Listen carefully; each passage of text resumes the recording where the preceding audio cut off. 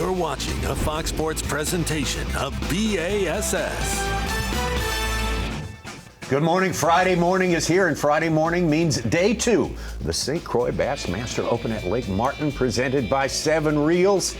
Oh, this is it. This is the big finale of a long, long season for these anglers who have been on this trail since back in the first week of February, most of them. That's our playing field right there. Lake Martin, sort of a last-minute switch from Lake Hartwell in South Carolina, where they're still dealing with recovery there, to this place, which was sort of seen as a good alternative, and I think it's a very, very interesting lake. A lot of bass fishing history here. We can't wait to bring you 4 hours of coverage right here this morning on FS2 of this very, very important moving day in the opens scene, because we have a lot of issues to settle before tomorrow is over. That'll be championship Saturday. But after day 1 of fishing, you see the man on the top, an Alabaman, Will Davis Jr. Will Davis is a very well-decorated Alabama angler. No surprise to anyone to see him with all of his experience right here on Lake Martin. That's very, very valuable. Ronnie Moore, I think you have to admit that he had a leg up on the competition. Yeah, I think if you take Will Davis Jr. anywhere in the country, he's going to do well. But in the state of Alabama, Tommy, we'll have to go through his resume. He has done fantastic in his home state. We have a whole list of guys, and it helps, Tommy, when your top AOI contenders are also catching them this week, and they're in the top 5 as well. And then we'll be with 9 anglers today, all day long, including many of our tournament's top performers so far here at Lake Martin. We also welcome our special guest, Bill Lowen, the Elite Series star for all the years of the Elite, and a man who is who is really in favor of these hard grinder type tournaments. Yeah, it's awesome when we watch grinders. You know, they caught them yesterday. It was exciting yesterday, and I expect today to be the same. We keep harping on how important one big bite is, and that's what Will Davis got yesterday. He got one big bite and put him up there to be in the lead, and I'm sure we're going to see that happen again today. All right, well, we're looking at a lot of things at stake during the course of this week. Of course, this tournament, winning this one gets the winner into the Bassmaster Classic, or if he's double qualified, he gets someone else into the Bassmaster Classic. Door open a little bit, and really felt like I get to 10, didn't get to 10, and I knew not getting to 10 was going to leave the door open. So I feel like I need 9.5 today, just because didn't quite catch them. The guys that I needed to around me to not catch them didn't catch them quite as good as I did. So need 9.5, 10 pounds today to get through it, in my opinion. I think 10.5 might still make the cut. Would really like to beat Scott, and win the division as well. So there's a lot on the line, and I'm anxious, I'm excited, nervous, a little bit worried because they didn't eat very good yesterday, and I know the back end of this tournament's going to be difficult. So we're going to go out and we're going to cast as many as we can and see what happens. I'm feeling pretty good about today. I really don't know exactly where I'm going to start. I know that I've got to start in a new area. These fish don't replenish on key areas. It takes a good long time because there's not a lot of bait in this lake, and the bait that is in this lake is real deep. So you have to start fresh every day on a new location if you're going to get a big bite. And to get a big bite, that separates you from 50th place to the top 10. And they're so hard to get. Yesterday, that 4.9 that I caught was the biggest fish I've caught down here in 3 years. And man, there's not many of them, and they didn't get big for no reason, and you just got to trick one of them to bite. Yeah, so hey, day 2, I'm excited about today. We had a great day yesterday. We had 11 pounds, 13 ounces. Really couldn't have gone any better, I don't feel like. We had a solid game plan. Went out there, we caught some bass. So looking forward to getting out here today. The goal today is to catch as much as we can, but we're gonna have fun. Really, there's no pressure. We go catch some fish. We're gonna fish the Bassmaster Elite Series next year. But right now, I'm just kind of focused on getting out there, hopefully catching them up. Really trying to win this tournament, going to the Bassmaster Classic. So that's a huge deal, but we need some luck. We need to put ourselves in position to do that. We got a lot of fishing to do. There's a real fine line between having a really good bag and just an average bag, and it's a couple good bites. So those bites we had yesterday went a long ways. That's what we're looking for today. We're going to fish hard. Hopefully we do not have a fog delay, but we're going to get started here pretty quick and hopefully get out there and find the right ones today. Big day. I mean, blasting off my whole dream growing up is right here on the line. I mean, it's at my fingertips today. So I got to go out there and catch them. It's tight. If it's meant to happen, it's going to happen, though. And I believe in myself well enough to know that I can do it. And I got the Lord on my side, so I'll catch them. I'll catch them. Go fishing. I mean, that's the deal. He knows. Seize the moment, you know. Somebody said it yesterday, pressure's a privilege. What, brother? I feel very blessed to be here right now. And we're going to go fishing. You know, well, God is good. He's made us a beautiful day. We're fishing the Bassmasters Open, the premier tournament league here. And again, haven't been fishing in a while. Came out here and practiced and did a lot of pinging a minute and decided to go fishing. So we're going fishing now. So I'm going to get through this gaggle of boats right here and get started up. But no, just very blessed and excited to be here, man. Very excited to be here. You ready for this morning? I'm ready. I'm dang sure ready now after that. I was going to drink my Celsius, but heck, I don't need it now. I got plenty of blood flow.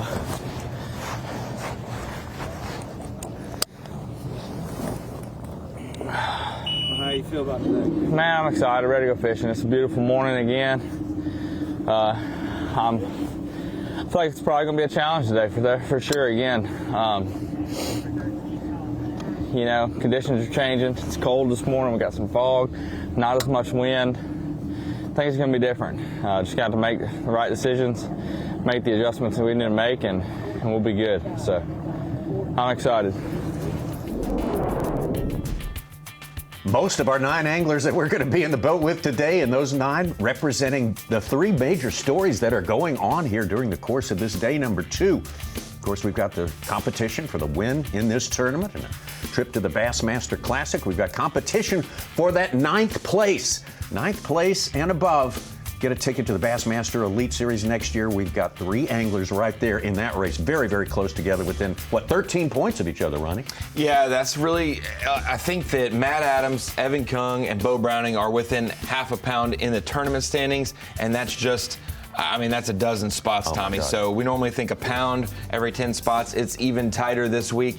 Bo's talking about it at takeoff. He knows this is the last day of the season guaranteed for most of the anglers, and for him, it's his Elite Series opportunity. Your whole entire season, you fished so well, and it literally comes down to if you catch a pound more than your competitor today, and you can have your dreams come true and make it to the professional aspect, the Bassmaster Elite Series. So much at stake at our tackle warehouse. EQ. Let's get out to third place, I should say, in this tournament. Dakota Eber, a great day yesterday, 12 pounds and 7 ounces.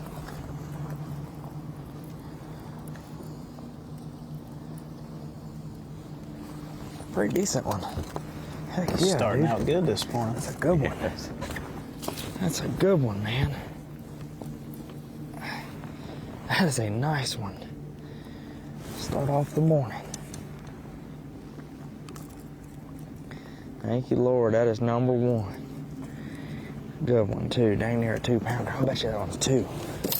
Piece of that.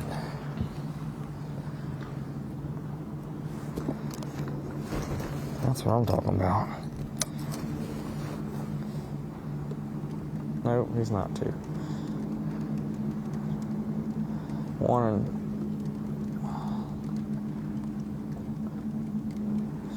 3/4.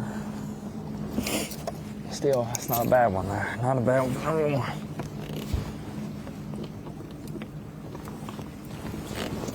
1. I'll take 5 of them.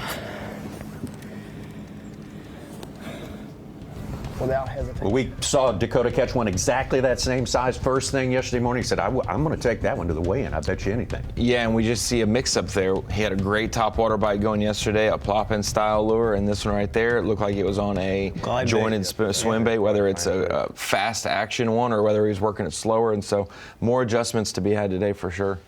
Out to Bo Browning, one of those 3 in that very, very tight race for the final position in the top 9. Get him into the Bassmaster Elite Series next year. And he said, boy, my whole career's on the line today. We're going to get rolling this morning. They're not big yet, but it's coming. They eat my little cricket. I'm in the same dang spot. That could have been the one from yesterday morning, I guess. I'm pretty sure that one yesterday morning was pretty good.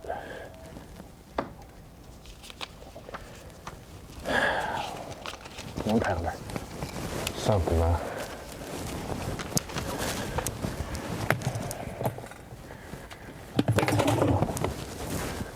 All right. Here's Bo Browning at the weigh-in yesterday. I just could not get the ball rolling, right out of the gate, and I feel like I'm around the fish. I had some good bites this morning, just didn't capitalize, and, I'm going to put my head down tomorrow. It's so dang tight. A half pound here can make or break you, so I like the pressure. Pressure makes diamonds, and I'm going to get out there and fight my butt off tomorrow. I know you will. Good job. Bo Browning finished college at Montevallo and went straight into the opens. I mean, no pause at all. He is going to get this done. I mean, the pressure's on, but it's really just me and a few other guys that are fighting it out today to see who can get that Elite Series berth. But I believe in myself, and I can do it. I know I can. I just got to get a few of the right bites today. But Lord willing, if it's meant to happen, it'll happen.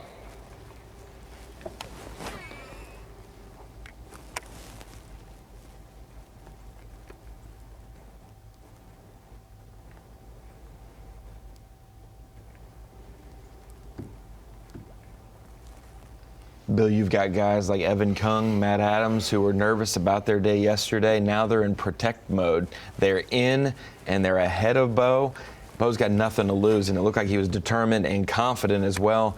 Already got 2 early ones in the boat, and so for those other guys protecting, they don't know the scoreboard, but now they have that uncertain feeling if their day starts to not go well. And the guy that doesn't have anything to lose, that's the guy to be worried about. He doesn't have nothing to lose. He's going to put it all on the line. He's going to fish till the last minute, and it's exciting to sit here and watch it all unfold. All the guys that needed to catch him yesterday caught him. So you watch them this morning at takeoff. You see the excitement. You see the anticipation, the unknown, and they're ready to roll. And I can remember when I was trying to qualify for the elites being in that kind of exact situation. And for those of you that never sat in a takeoff waiting to go, it's a feeling you cannot describe, and you can just watch it in these guys' facial expressions and things like that. They're ready to go. They're confident in what they're doing, and I'm honored to be here, and it's going to be exciting to watch it all go down. On the road again. Tommy, we see, Elite Series, the Opens, whatever it may be that we cover. When it gets to the end of the season, there are very few people who are comfortably safe. Or in the Opens, because it's such a big field, there are only a few people who are squirming. They're the ones who are on the... It's good to have this pressure today. That means something's important. You're not well out of the game, and there's very few who are well secured. I'm honored to be here. Back to Dakota E-Bear. Got one good one in the live well already. 1 3/4, 2-pounder is a solid keeper here on Lake Martin. That's kind of our baseline for size here. Every event has a sort of a different size that's a baseline, a gold standard, a game changer, and we'll get into that today. I'm surprised we had 110 limits out of 121 guys, and the average fish was 111. 1 pound, 11 ounces. Not too bad. Like I said, I might just not hit the right point yet. It seems like, without a doubt.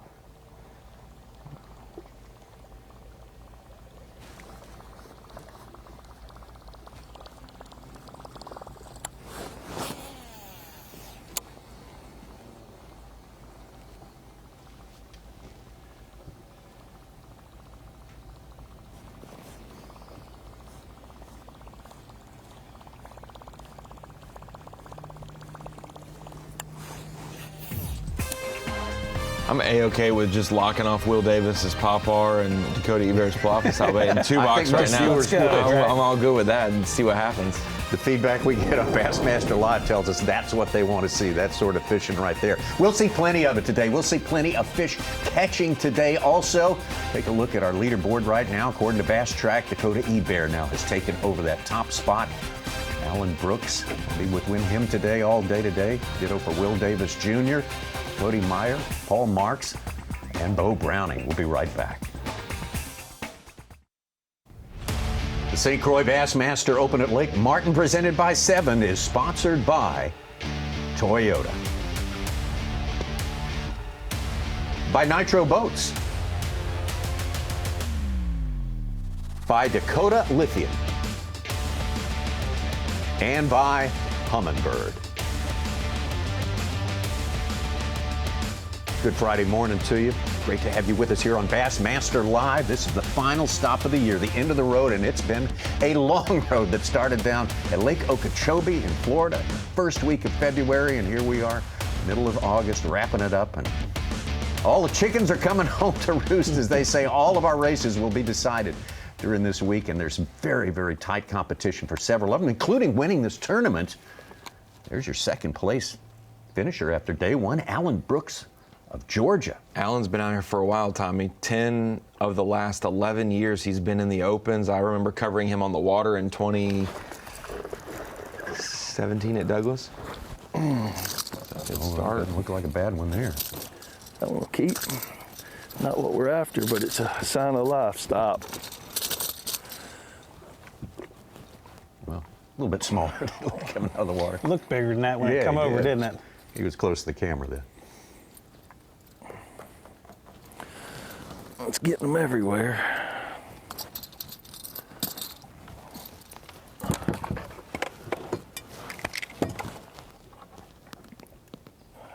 $15.5. All right.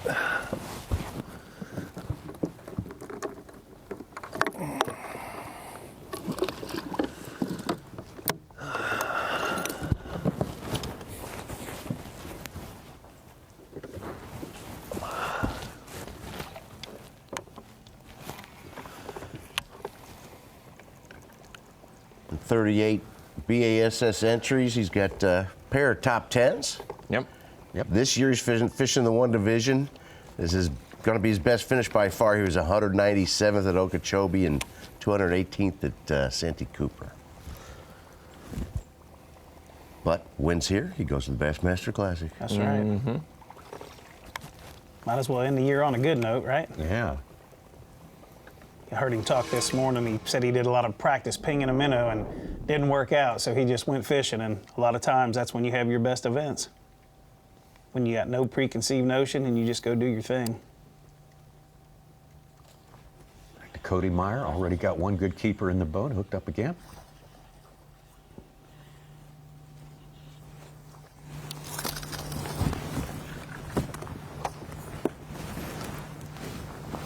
$12 inches for spotted bass, largemouth here. Length limit for keepers. Was shocked that Alan measured that and it was 15.5. So I was like, you know, he had a big bag yesterday. He's like, oh, this is just a little one. Right. Oh, it's actually 15 inches. Little fellow bass number 2. I got us a topwater bite. He had like the third biggest fish yesterday. Brooks did a 3.9. Our Phoenix Boats big bass is Will Davis, had a 4.9. This man right here caught that 3 3/4 yesterday. Oh yeah, he put it in his 3 3/4, 313 when it hit the scales. Got to start somewhere. That's one more pound closer to making the Elite Series.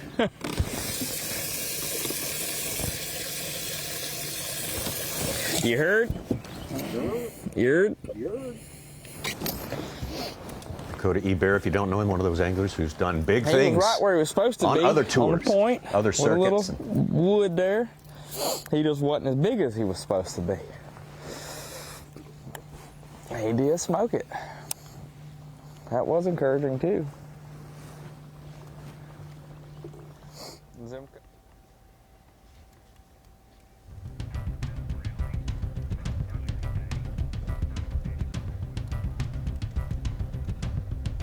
Take it back out to Bo Browning. Do or die day for him. Got to break into that top 9 if he wants to fish the Elite Series.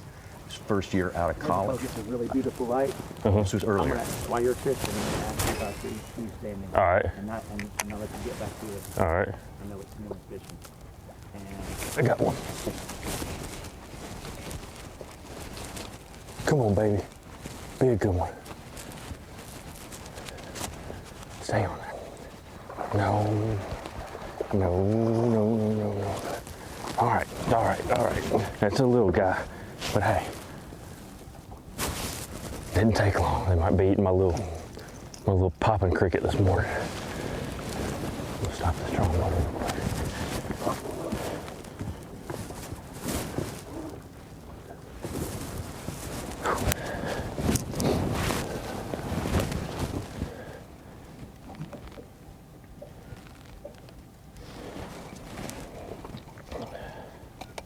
Oh, largemouth too. Stop that.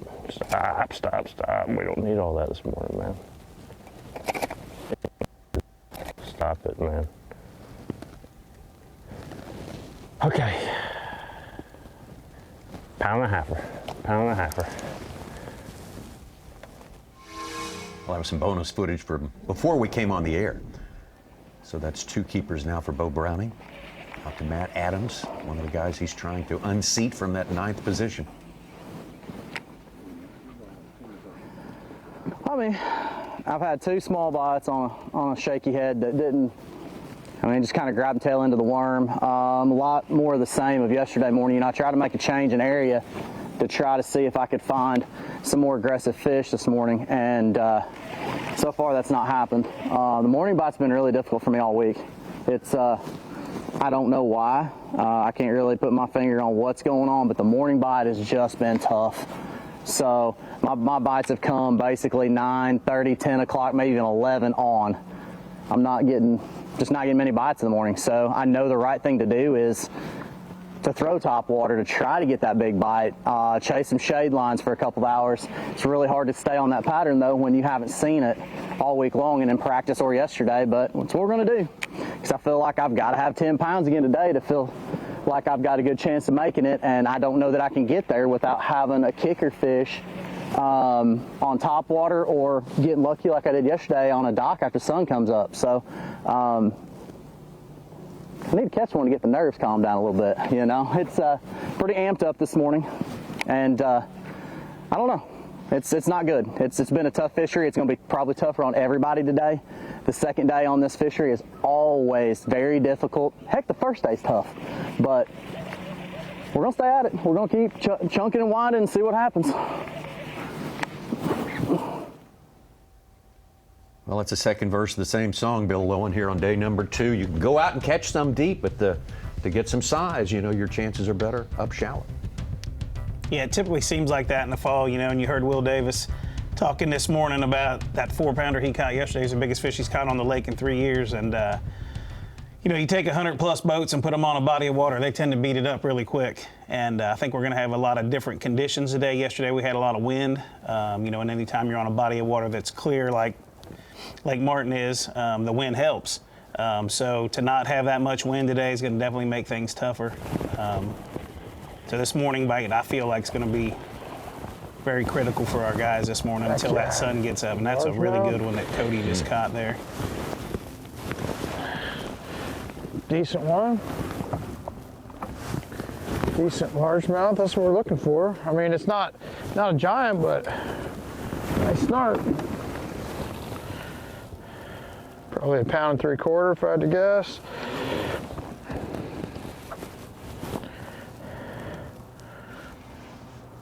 All right, let's see.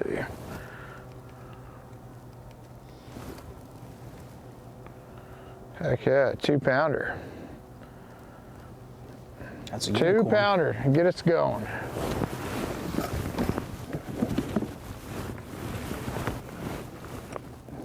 Red, there we go. 2-pound largemouth. Gosh, they look so much bigger when they hit, but we will take it. That's what we're gonna do, just run this top water, guys. See if we can get 5 like that. Or bigger, but I feel like for me, that's definitely my best chance of catching some big ones. You fish out deep, and I know there's some really big spots in here, but if you can get up on the bank and fish around some of these old bluegill beds and just fish for some of these big largemouth cruising down these seawalls, I feel like your chances go up big time of catching a better than average fish for sure. Guys, with that 2-pounder there, it'll put him at 14 pounds, 13 ounces, and a basic virtual tie for second in the tournament. And that is significant because these two gentlemen here, Cody Meyer and Easton Fothergill, are first and second in the AOI race. And they were separated by 27 coming in. So if Cody gets up to second place today and Easton stays in 30th, there's the 28 points that Cody needs to make up. So we'll keep an eye on that. It may come down to tomorrow. We may not finish AOI today. Yeah, so one of these two is going to make the top 10.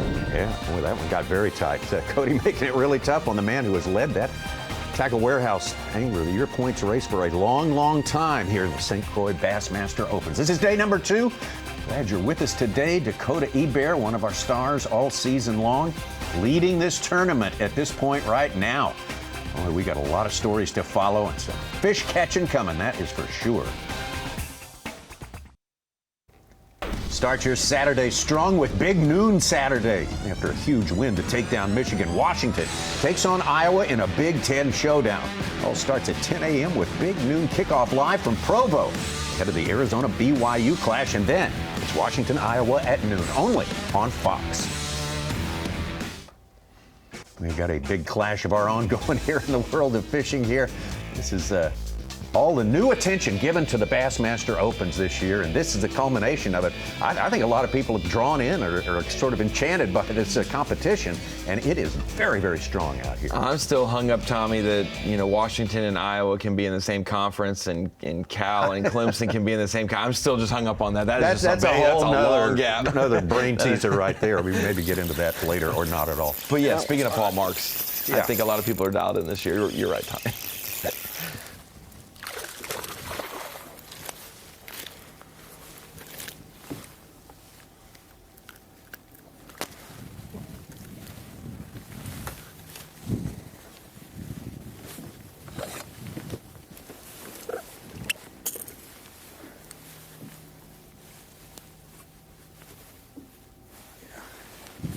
Easy.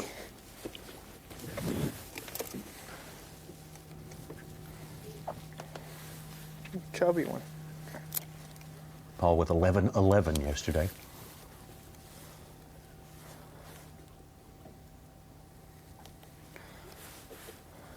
Yeah, I believe everybody that needed to do their job yesterday did their job. And as it looks this morning, ain't none of them letting off the gas, that's for sure.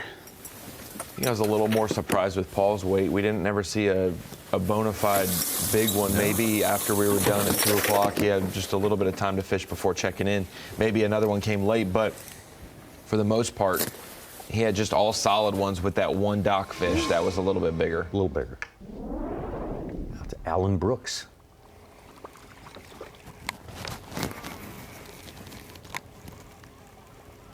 Alan, 12.5 pounds yesterday. 2 already today.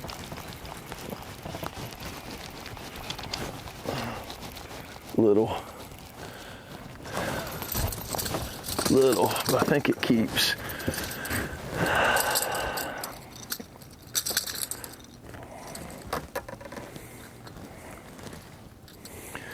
Not what we're after. That's tiny, tiny, tiny.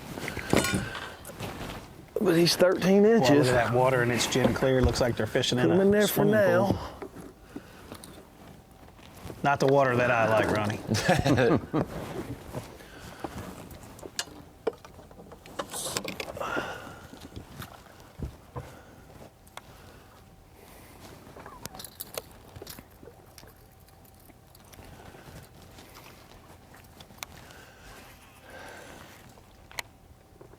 Does blow your mind. Yes, they can see it so much farther away and come and get a topwater bait in clear water.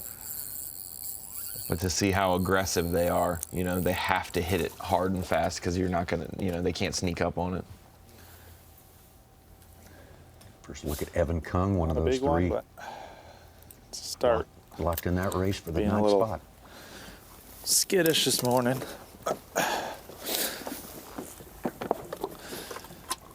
Hopefully put a few in the well, then find some bigger ones.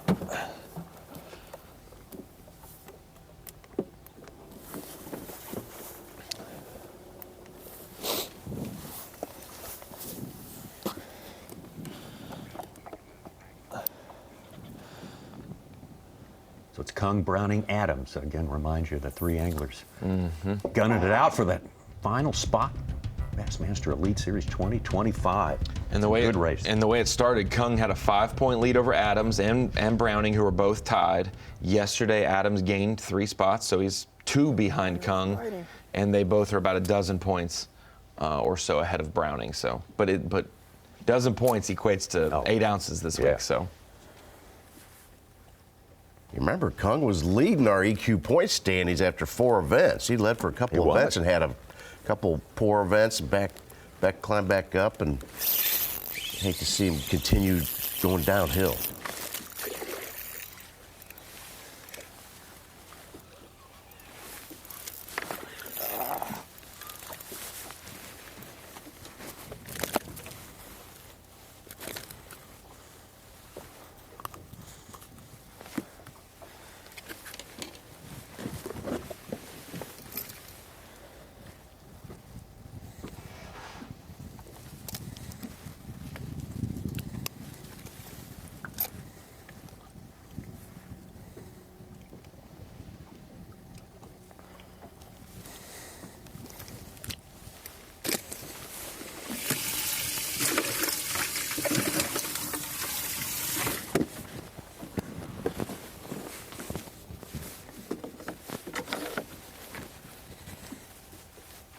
I find Mark's path even crazier, that he had 2 finishes in the hundreds and everything else. He's, started the year 4th and then an 8th, and then he's finished up strong with a 11th, 12th, and 10th, and now again he's in our top 10 this week.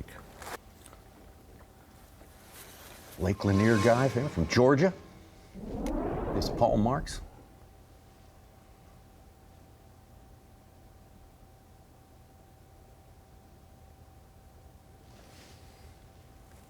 Browning 2 in the live well, so this could be number 3. Would put him a little bit better standing versus his 2 opponents for that vaunted last spot.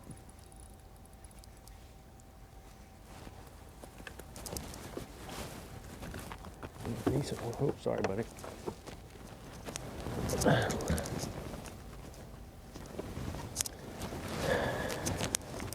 I have to say, Bo feels comfortable here in Lake Martin.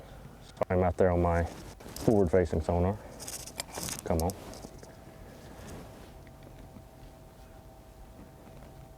What'd you catch him on? Just a little Nico rig.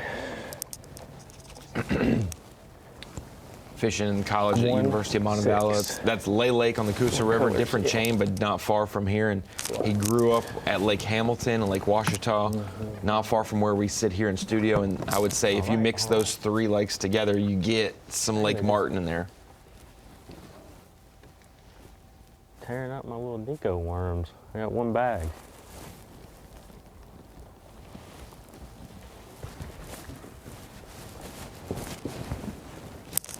Go from Hot Springs National Park, Arkansas. We saw his parents in our opening segment there. His dad, Stephen Browning, spent many years on the Bassmaster Elite Series.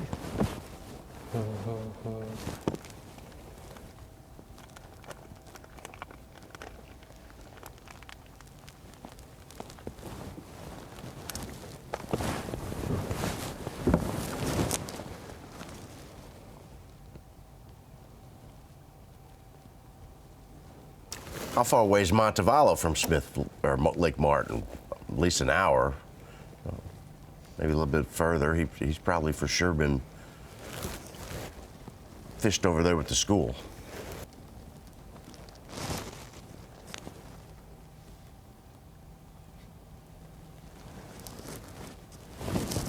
And that's the beauty of the college division. It puts them on so many different bodies of water that that an angler becomes a very well-rounded angler very quickly.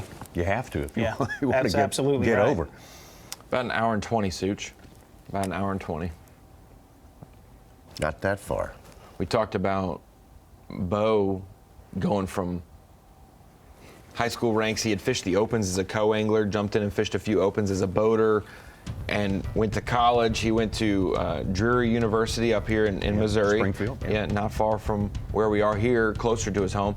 Then transferred over to Montevallo in the state of Alabama, and fishing and roommates with Easton Fothergill. Yeah. Both of them graduated college on the final day of Logan Martin earlier this year. So they both barely missed the top 10. And I guess good thing they did. They got to walk across the stage, get that out of the way, and then they can move on. Next the event, weigh-in Easton stage wins or the it. graduation stage, Ronnie? Hey.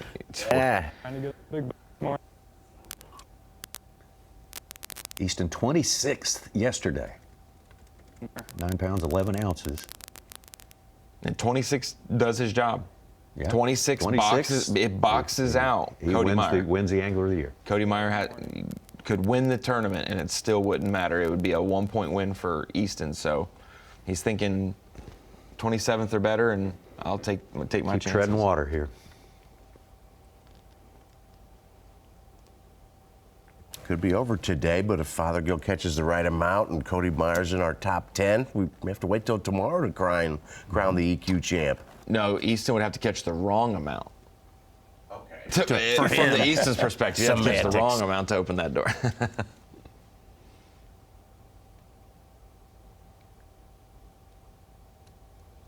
Or he could just put it away today. It's 12 pounds and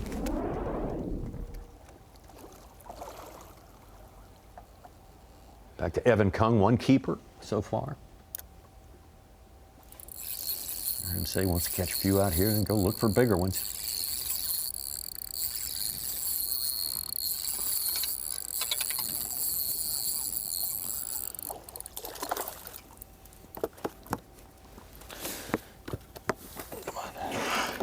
Yeah, I believe that's the same thing he said he was going to do yesterday, and I don't think we ever seen him leave. No, he didn't.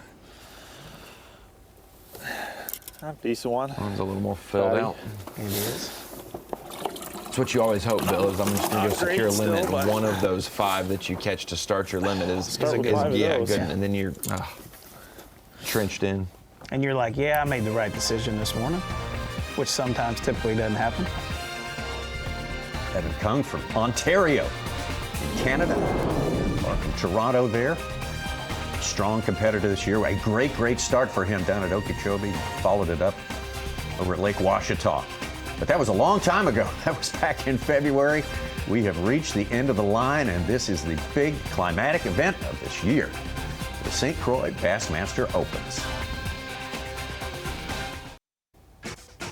Bassmaster Live. Today it's our live coverage of day number 2, the St. Croix Bassmaster Open at Lake Martin in Alabama, presented by 7 Reels. We have got the full field out here again for the second day. Tomorrow we will cut it down to 10 anglers. 10 alone will compete and probably settle a lot of races. Might settle 1 or 2 of the issues today, but boy, you never can tell. This is a tough one here. I mean, everybody's grinding just as hard as they can, and our leader to start the day, Will Davis, among that chorus who said, hey, the things I did yesterday were unusual. Everything came together for me. I don't know if I can repeat that again. This is earlier from Will Davis. We didn't get to show you live, but we'll pick it up right now. Huh? Oh, yeah.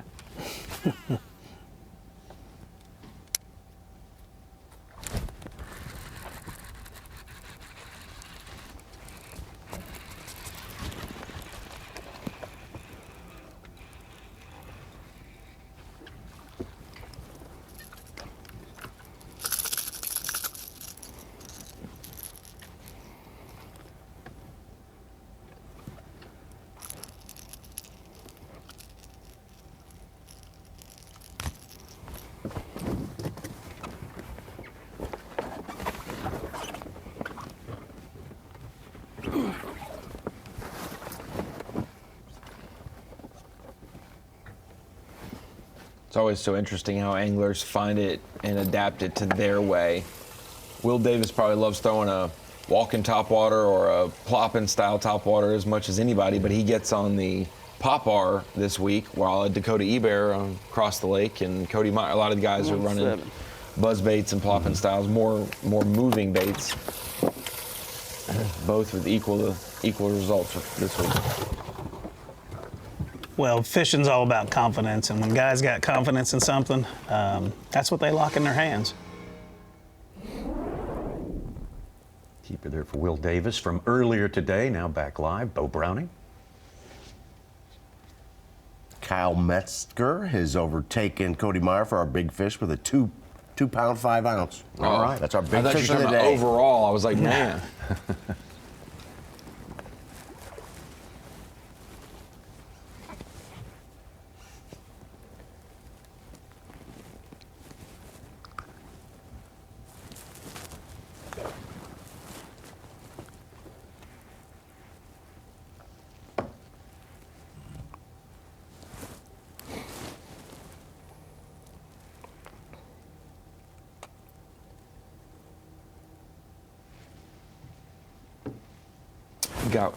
Got word that this is Bo's first week on Lake Martin. We were speculating whether he had fished there or not.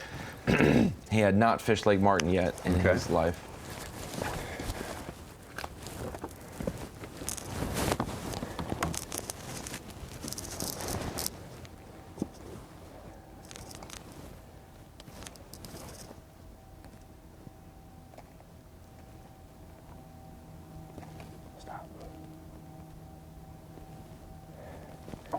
Pound 5.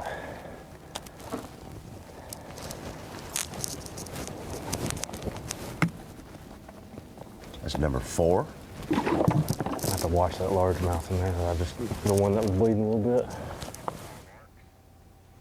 Bo Browning doing what he needs to get done on this day. He needs to catch him early and catch him all day long, as a matter of fact. We've been mentioning Bo's father, Stephen Browning, longtime Elite Series pro and one of the best opens anglers, especially on rivers. His mom might be more famous than all of them.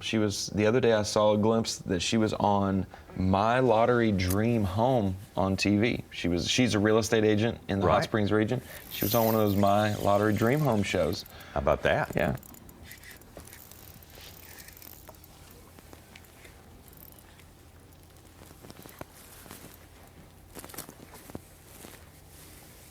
Hole marks again.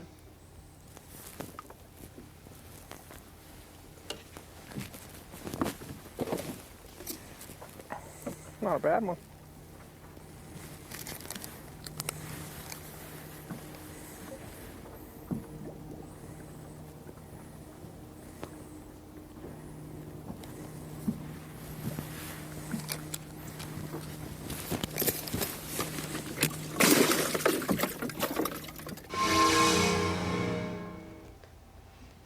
Tommy, this is no slight against Paul, but he's been on live quite a bit this year for us on Bass Live for the Opens. Yeah. I think, if my numbers serve me right, he has caught more bass on Bass Live than he has said words on Bass Live this year. He does not talk. He's caught quite a few he will bass, not talk but he your ear does off, so there's that. Yeah. He is all business. Guys on Lake Lanier, he knows how to keep those mean little spots from jumping out of the boat. That's an important talent. It's going to serve him well here.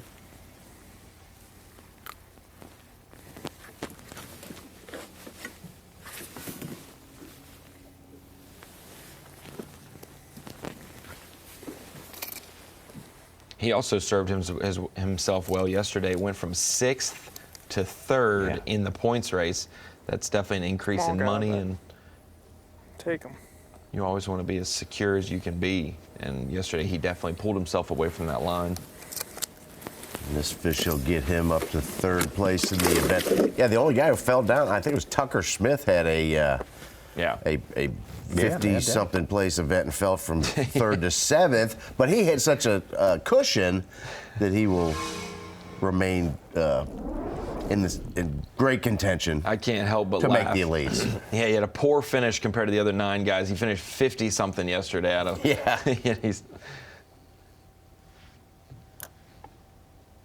Well, we always say you got to catch them every week, and though this year there have been guys in our top 9 who had some major stumbles. The 100-place finishes is kind of crazy. Evan Kung looking for number 2 here. That might do it. Another baby. Maybe. Come on.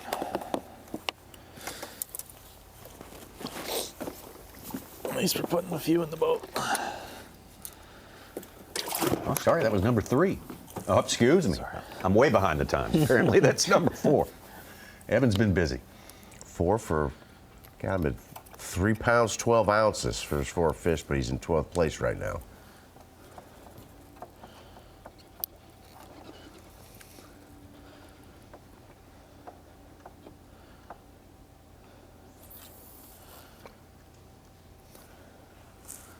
Somebody got that guy yesterday. Can we put a pound for each one of those or no? It's not your fault you're behind time. You hear the cameraman say, you want me to put a pound in for each of those, you know, because he caught them so quick back to back. Yeah, that was a flurry for sure. Let's get back to our tournament leader, Will Davis Jr. Back-to-back Bass Nation National Championships for this guy. He's also won an elite event on Lay Lake. Very talented angler.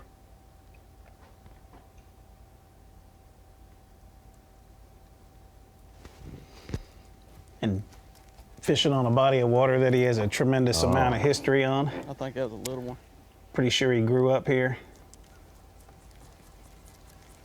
You heard him say before we started, Bill, I got to do everything new this week. He's got an advantage even at doing that because he knows where to go. It's like Lay Lake. He had so many places to fish. He never ran out. Absolutely. He's not going to run out of spots, that's for sure. You know, comes from a fishing family. I was jacking around with these His dad, Davis Bait Company, out of Sylacauga. Been around fishing his whole life, and it shows. Definitely an amazing angler, an amazing person. I've known him since he was a little kid. Oh, really? Yeah. Oh, yeah. Davis Bait Company was actually my first, what I'm going to call, true sponsor on the Elites when I started in 06 or 07. I forget what year it was, but yeah, so I have a really good relationship with that family, and they're great people. So you're the reason he had to eat Frosty-O's growing up instead of Cheerios. Absolutely.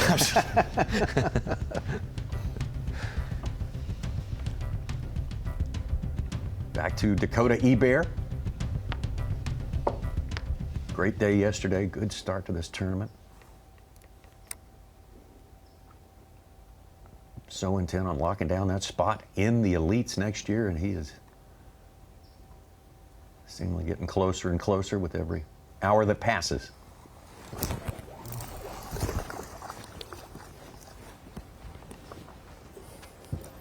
Or a game hog kind of day. Flip that thing around all day, I'll be good with it.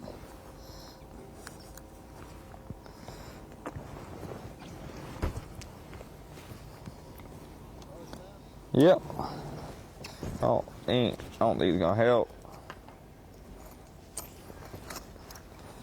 Most are still filling their limit. Dakota is now looking to cull. That's why he said that one might not help. He is now in the process of, he can't add to his sheer weight if you're just joining us. He has to now upgrade, you know, and replace one by a few ounces. He would love to replace him by a few pounds, but not quite the time where he caught his kicker yesterday. So we still got 45 minutes for him to do that. We're in our battle for the It's been a final slow morning, but that was sort of expected. We been running up the river and doing some river fishing to start with, but I've been culling everything out here in practice and in the first day of the tournament. So just decided to start here. In a little bit there'll be a hard shade line here, and these are spots. And just hopefully get a couple of good spots and then land on a largemouth. Ton of water stained up a little bit more here. Ton of more largemouth bites here than anywhere else in the lake for me. So again, just made 2 lucky casts yesterday and got 2 largemouth out from underneath some hard cover. So we just got to get lucky. Again, we haven't been here in the morning, so just giving it a different approach today. Alan was delighted to hear that the venue change was to Lake Martin here. He fishes a lake called Lake Nottely, North Georgia, up close to Chattooga. Yeah. He says very much compares to Lake Martin. Wow. Dakota Ebear, though, the man on top. Joey Nania, the Alabaman, making a big move on this day. Up into second place, Cody Meyer. Man, he has been rock solid through this one. Done his world a whole lot of good during the course of the first day and part of a day here in the middle of the morning on day 2.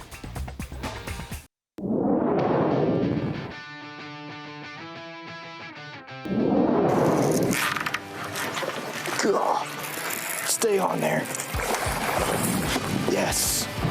Lake Martin is way bigger than it looks on a map. This place is huge. The creeks are really expansive and they all go separate ways, and it fishes really big. Like I only saw like maybe five people in the tournament today. It was wicked. When they changed it and put it here at Lake Martin, that really excited me because I made the Bassmaster Elite Series. One of the steps of making there through the Federation was here at Lake Martin.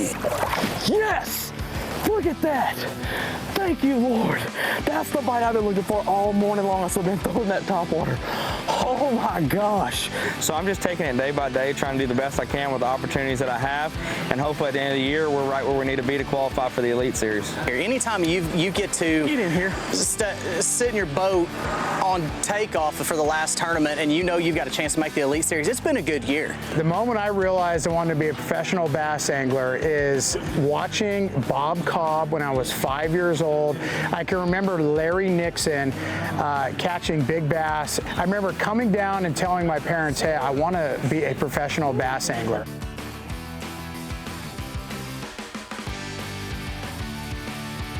Tackle Warehouse Dock Talk. A lot of the main stories of this event covered in that episode of Dock Talk for sure. Chance for some of these anglers who've overachieved all season long to reflect on what's driven them here, what's driven them through the season, and where they're standing right now. It's very interesting.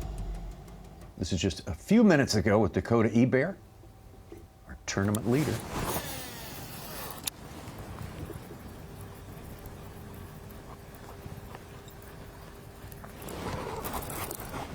What we got here?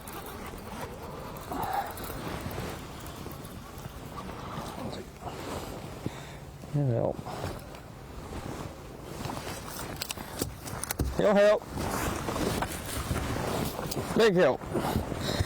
That's a 1.6 right there. A 1.5. Oh, well, he was. He done made a mess of my boat and done lost a couple ounces. He's only gonna weigh 1.4 now. Man, that was really nasty what you just did. All over me and my boat.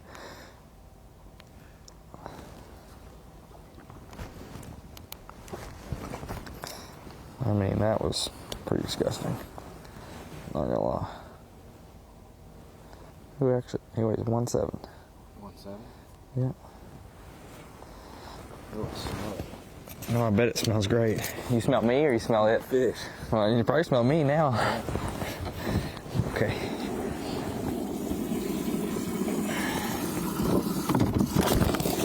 Hey, I'll take you. Good catch. That worked out great.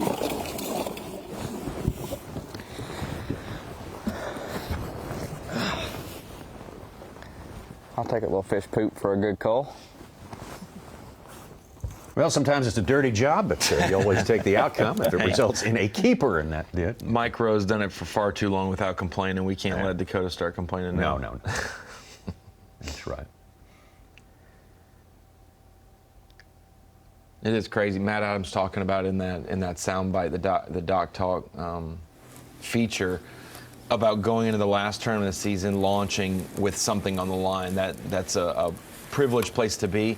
It is absolutely amazing, Bill Lowen, that at 3 o'clock, 3:30 today, one of our 3 or 4 anglers at the bottom of the cut line could catch one fish.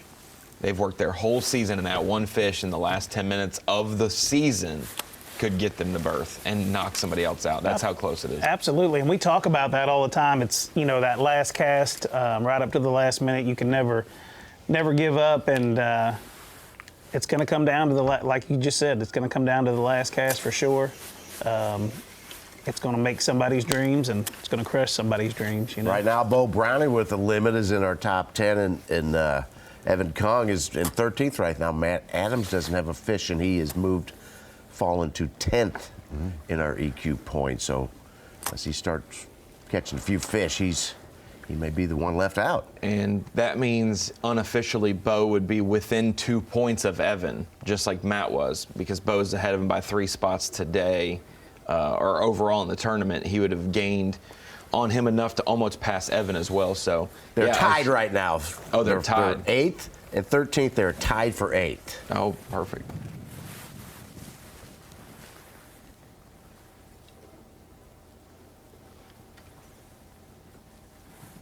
And Daryl Gleason just got between them and pushed Evan Kung down to 9th. Yeah, that's the other factor. It's not about, like Matt Adams said on the phone last night.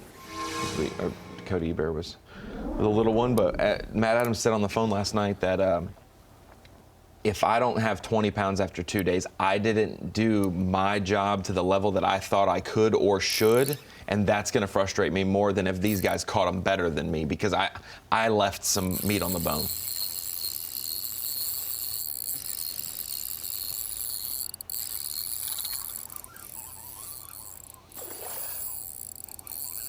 And Kung looking for number 5, we think.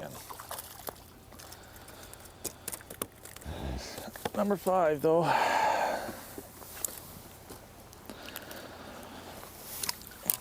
You gotta get a lot bigger.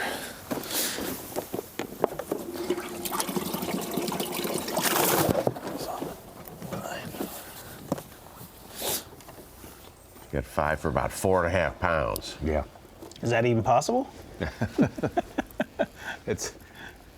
It's pushing the edge of impossible. It's definitely possible. We got a new Phoenix Boats Big Bass leader, Danny Ramsey, with a 2 3/4 pounder. I will give Lake Martin credit. The smallest limit yesterday was 5'10", so I'll have to say he's fudged a little bit. It's probably 5 for 5 instead of 5 for 4.5.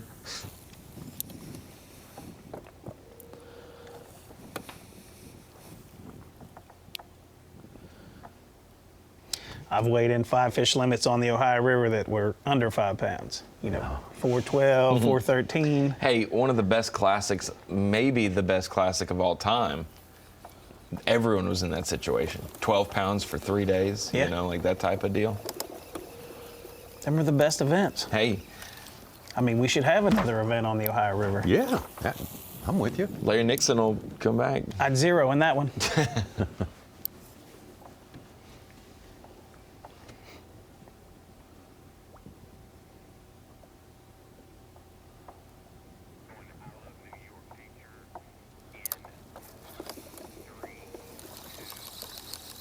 So great to be able to hold this final event of the year in such a historic lake, one of the oldest man-made lakes in America, Lake Martin. You want some historically great fishing spots up north? Well, I love New York is what bass anglers say when they think about this state. But when you think about it, you can go catch them out west of Erie and Ontario, go back up into the mountains, the Adirondacks, and catch great bass on Saranac Lake and places like that. Just so many different environments, 7,500 lakes and ponds, and 70,000 miles of rivers and streams, coastline, world-class fishing all over the Empire State of New York. That's why we don't mind at all.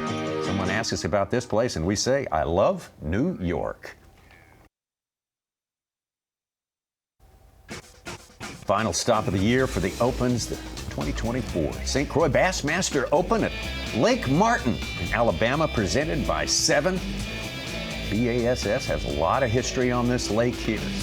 Great anglers have really perfected their craft here on this lake, which is a challenge. I mean, we go places where people are complaining about 5-pounders. I need a 7. Well, this is a different yardstick here, different baseline. The competition is still the same. If you're going to be a top pro angler, you got to catch them where they're big, and you got to catch them where they run a little small, and catch them better than anyone else. Paul Marks has done a great job toward that end this week, and stands in 5th place in this tournament so far. He's had a great season, had a great start down in Florida. 4th, backed it up at Okeechobee, backed it up with the 6th place at Ouachita.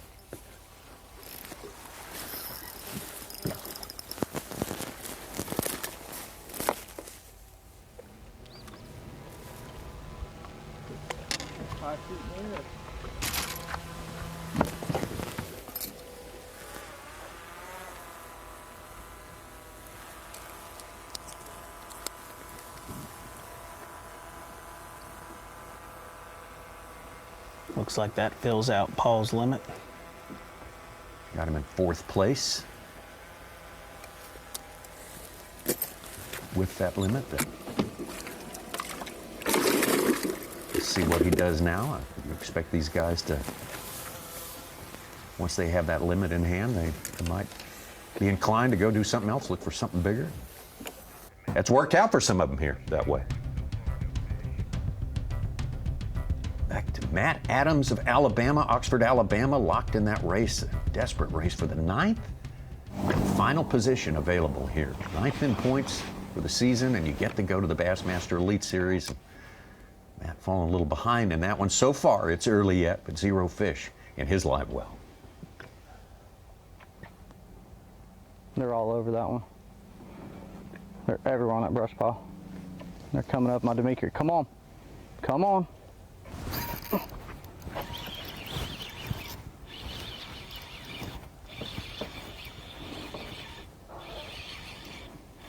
Little one. Dang crappie. That's about the way my day's gonna go right there. Kidding me?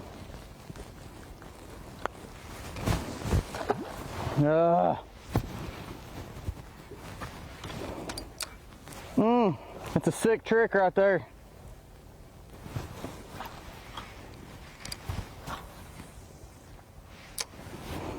I knew it wasn't very big, but I was hoping he's a spot. Hey, something going that dang live well.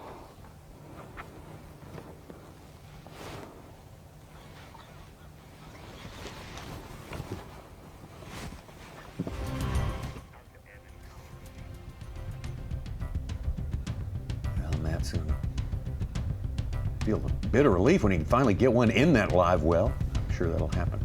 So frustrating when things aren't going your way. No. You need that one bite to just settle you down. Matt needing to run down Evan Kung right now. Should catch one. With a limit in his live well, very small limit though. Hopefully it's a big one.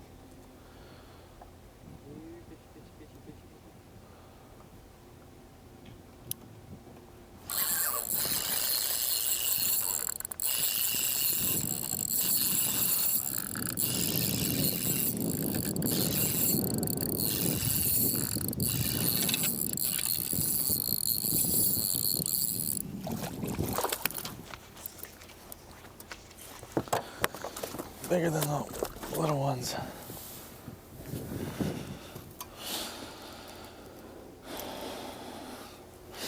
Little call, I don't know which one.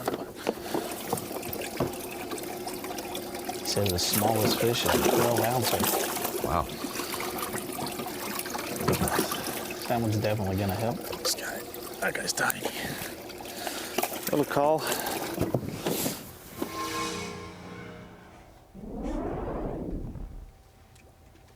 Bo Browning.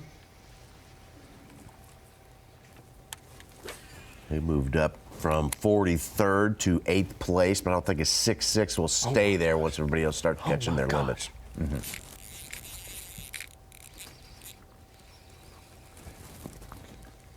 I see upgrades. It's a big one. He does What the have a heck? good I got one. her in the tail somehow. Oh, don't do anything stupid, baby. Golly, there's giants with her. Oh my gosh, don't do anything crazy. Please. Oh my gosh, there's freaking 15 pounds swimming behind her. Don't do anything crazy. Don't do anything crazy, please. Please, please, please, please. Please. Oh my gosh, Bo. Golly. What the heck? Oh my gosh.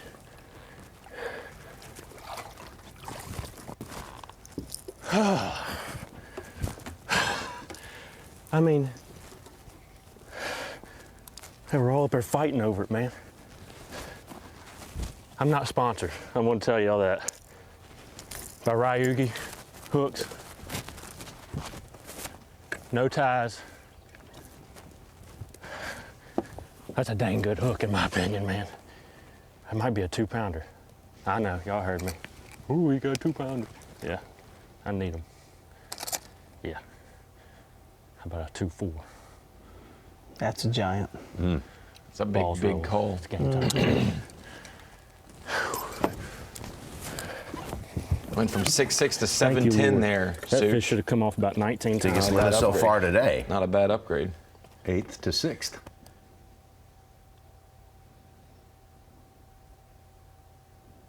He should hold in the top 10 a little bit longer. Some of those topwater fish just have poor aim, and when you have multiple fish with it, Bill, man. We made the comment there was 10, 10 or 15 with it. And Brownie didn't have a bad weight, 815 on day one. These fish are going to eat at some point. I just got to be in the right area when they do.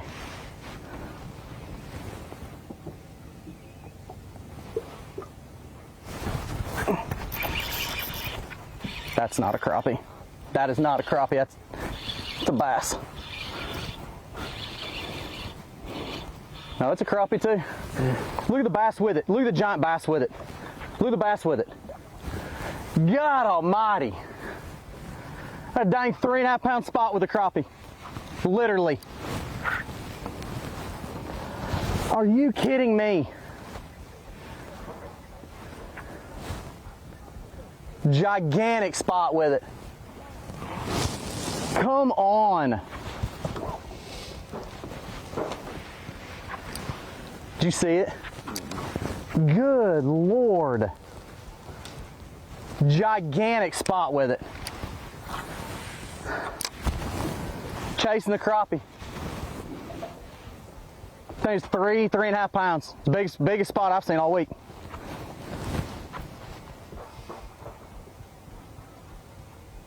Unbelievable.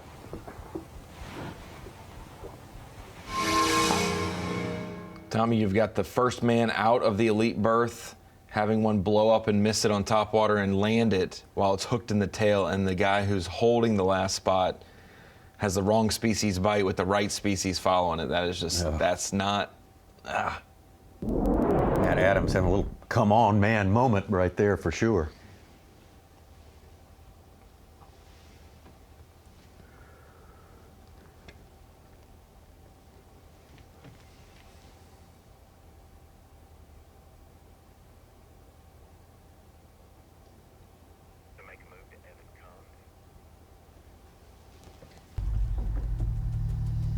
Slow to start yesterday also for Matt Adams. He said it's been that way all week for him.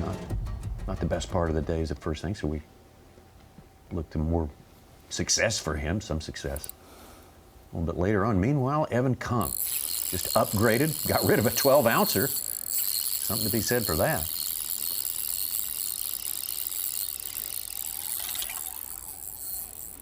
He's got 2 more of those, Tommy. 2 more 12-ouncers. Well, I don't know if that's going to do the trick right there. That's a 13-ouncer. Yeah, could be. Could be. Every ounce more. counts. That's right. Maybe 14.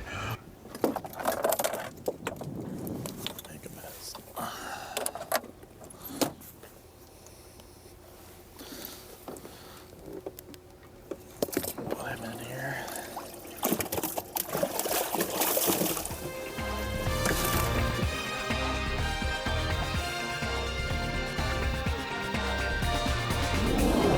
Sometimes it just takes a long time. You go ounce by ounce, 3 at a time, 4 ounces at a time. But if you keep doing it all day, you can get results. Dakota Ebert, best results so far in this 1 day and 2 hours plus of fishing here. The St. Croix Bassmaster Open at Lake Martin. He's the leader right now, and Cody Meyer right behind him. Those two fighting it out for the top spot. We'll be right back.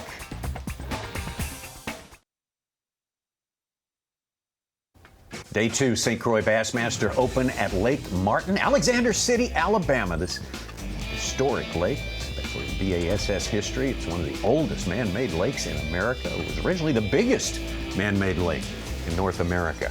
Dakota Ebert, the man on top, having a great tournament here. Cody Meyer, 2 of the big-time overachievers throughout the season here with the Opens. Really finish it off with flourish, with a flair today. But let's take a look at our Mercury move of the day, and that is going to be Bo Browning. We'll set you up on Bo again. He came in just out of the ninth spot there, just below that, as we started this event here. Needed to make it into the ninth so he can fish the Elite Series next year. Yeah, absolutely, and he needs some help from other people. He was a guy who did not control his own destiny necessarily. He could do very well. He has to win this event to, guarantee anything, but him moving up from 43rd yesterday to 6th unofficially gains him 37 unofficial points. And what it does, Tommy, is it makes up his deficit on Matt Adams, and then he jumps over top of Evan Kung. Now he is the one who is technically safe as it stands now, and those other two guys have work to do. Moved all the way up to 6th place in the tournament and 8th in those EQ points. Still a lot of fishing left today, but he got a good one on there. Stop, please. Come over, sugar. That's a call. Yeah. Give me some, baby. Bam. I'm coming for him today, man. Coming for him. I love the excitement. Oh my gosh. That's huge. I'm shaking like a freaking leaf, dude. Oh, man.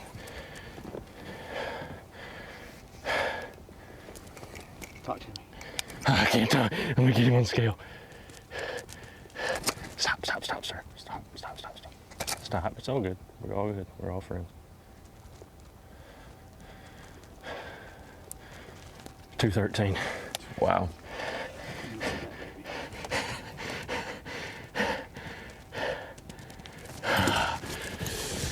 Whew.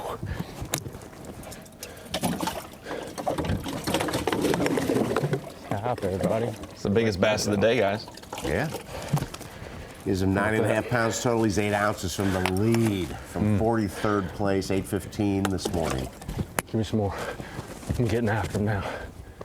I'm back.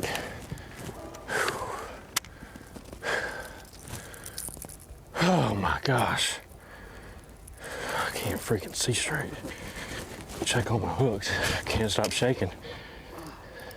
I had my jacket down all the way too, and I was like, what? Actually jumped him ahead of Tucker Smith in the 7th in the EQ point That was the most standings. unbelievable fight I think I've ever had on a bass. Did you see all that crap? So the thing that you want, Bill Lowe, and you've done this plenty of years, you always want your weight to go up on day 2, especially if it wasn't where you went on day 1. He had 8 pounds, 15 ounces on day 1. He has 9.5 pounds unofficially on day 2, and 9.5 is what his nearest competitors that he needed to beat out had yesterday. So now he is guaranteed they have to do at least what they did yesterday to keep pace. Absolutely. Not only are we fishermen, but we're also mathematicians out there trying to figure out what we need every day to make the cut, get paid, what points we need to finish where we need to finish. He's got it. It's always about those numbers. That's a good one. Matt's hooked if up. I get him out of the brush. Maybe not.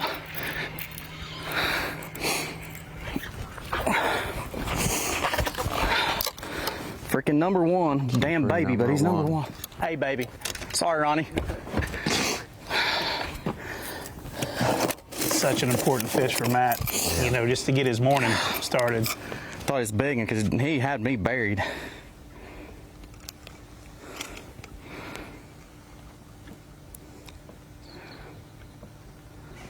$1.5. Put him 1.25. Oh, mighty. What a struggle, man.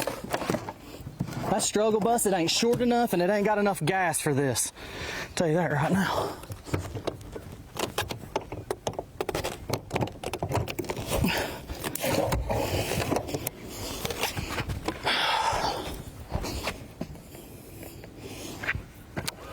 Matt's experienced all the ranges of emotion this week. He's caught a heavy 4 and a 5-pounder out of the same brush that he's been fishing, and yesterday turns out to be his toughest day of the week. And then he's had the toughest morning of his week so far this morning. And so he is trying to keep he's got 2 flat tires and he is going, well over the speed limit right now. He's on the board though now, right? But he's just trying to keep it on the race, trying to keep it on the road. Austin Cranford's got our Phoenix Boats Big Bass, a 3.5 pounder he just caught. moved him up to 8th place. That's good.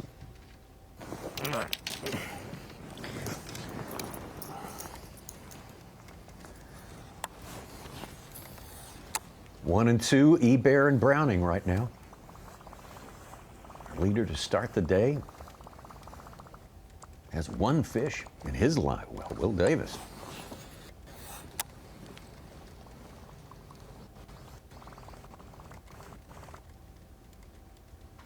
Up back in here.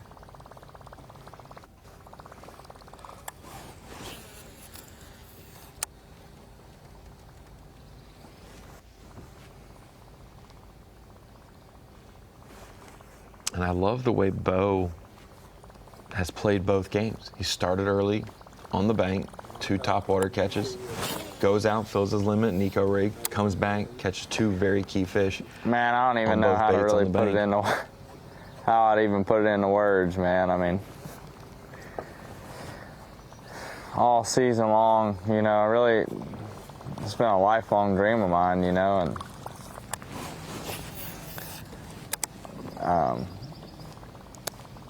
I was very fortunate to be in the position I was in at Major League Fishing, and that was from, I believe that was Dakota E-Bear we were hearing. I heard the plopping in the background. Bo would probably echo the same sentiment, that this is a lifelong dream and he's right in the position he wants to be in. Living the dream. Yes, indeed. Both cases, right? Yes, indeed. He could potentially be one big bite away from making that happen as well. And wouldn't it be something if you needed a huge comeback on Tay 2 and you had such a good comeback you made the final day cut? Like that, he's getting in that territory of let him catch another good one. Yeah.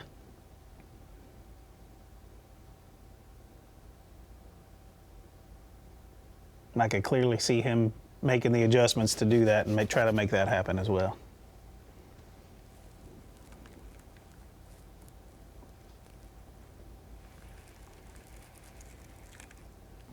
Browning started the season with a top 10, then he didn't make the cut in the next 5 events. But he was close. He was in the 50s, 40s. The worst was 76th. And he had a 12th place finish and a 20th. Climbed back up from 16th into the 10th place spot in our EQ points. And now he is in position. Matt Adams doesn't catch him, and Evan Kung to become an elite. What's Bo's smallest fish right now, currently? It's about a 1.5.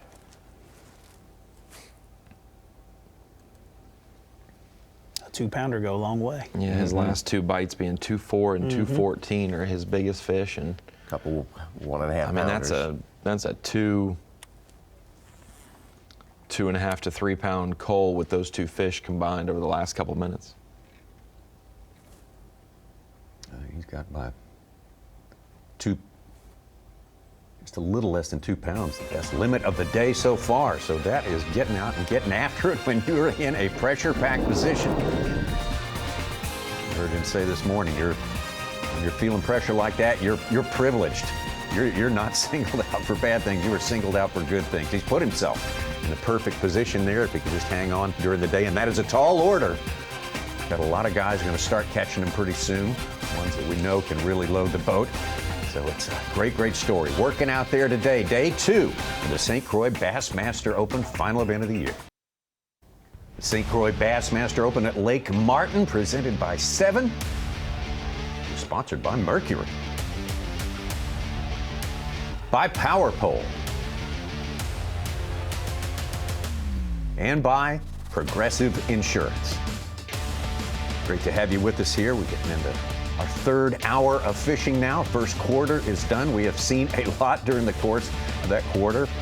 One of our main stories out there is a lot more interesting. Another top story we are following, of course, all year long has been this man, Easton Fothergill, an amazing 18 months fishing at all levels. And we're going out to Paul Marks right now, it looks like. Who's also had an incredible 18 months. I mean, he has been on a roll since last year. 18 months of 100%, good Tommy. Stuff. Yeah. There's Easton Fothergill. This has been his worst worst, fishing rate that we've seen, and he's still in the top 30 of this tournament after day one. Like it didn't seem like Easton's on anything, yet he's still finding a way to succeed, which is going to translate well to the Elite Series. Like when you don't know what's going on, when you're not dialed in, how are you going to catch him?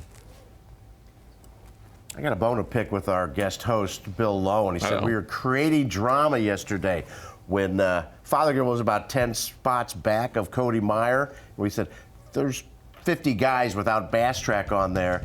We like to call it postulating the possibilities. We thought maybe some guys should climb in there and make it a race for the EQ Angler of the Year, and it happened. So, Bill, we'd like to call it postulating the possibilities, or more simply put, creating drama. He's trying to throw me under the bus, isn't he? That's a big word, and he said we in there. I've never postulated nothing, I don't think.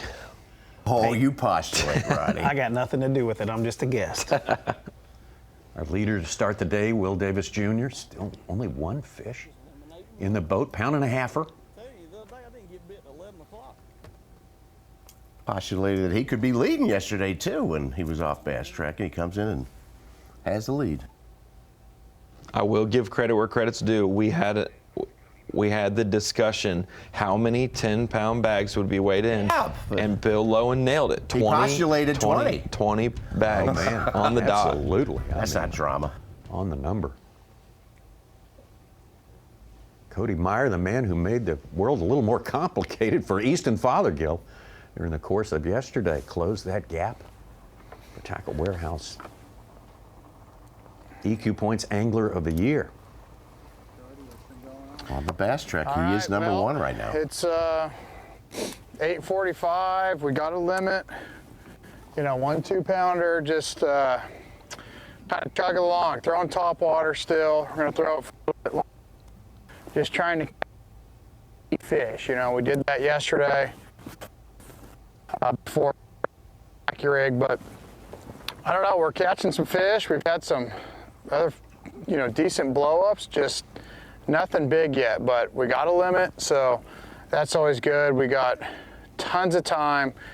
I feel like we're going to stay in this area for another hour or so, see what we come up with, and then we're going to go back, out deep on the main lake and fish for spotted bass and see if we can get some of those, quality pound and 3/4 type spots. But, to do really well, we got to catch a big one. So 1 or 2 fish goes a long ways. I feel like the biggest fish right now are up on the bank, some of those bigger largemouth. We had 2 of them yesterday that were really nice, over 2.5 pounds, and that's what we need to, to stay in it for sure. So that's what we're going to fish for a while, and then if it doesn't work, we'll go out deep and see if we can get a good limit. But right now, we're just going to stick with this and see what happens, and at least have some fun regardless.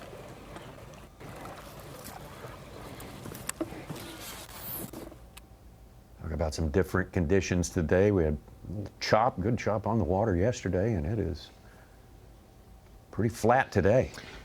And Bill, you can speak to that. When you look at the weather, someone at home tuning into FS2 looks up the weather in Alexander City, Alabama, and they see 9-mile-an-hour winds yesterday, and they see 4-mile-an-hour winds today, and they're like, that's not a big difference.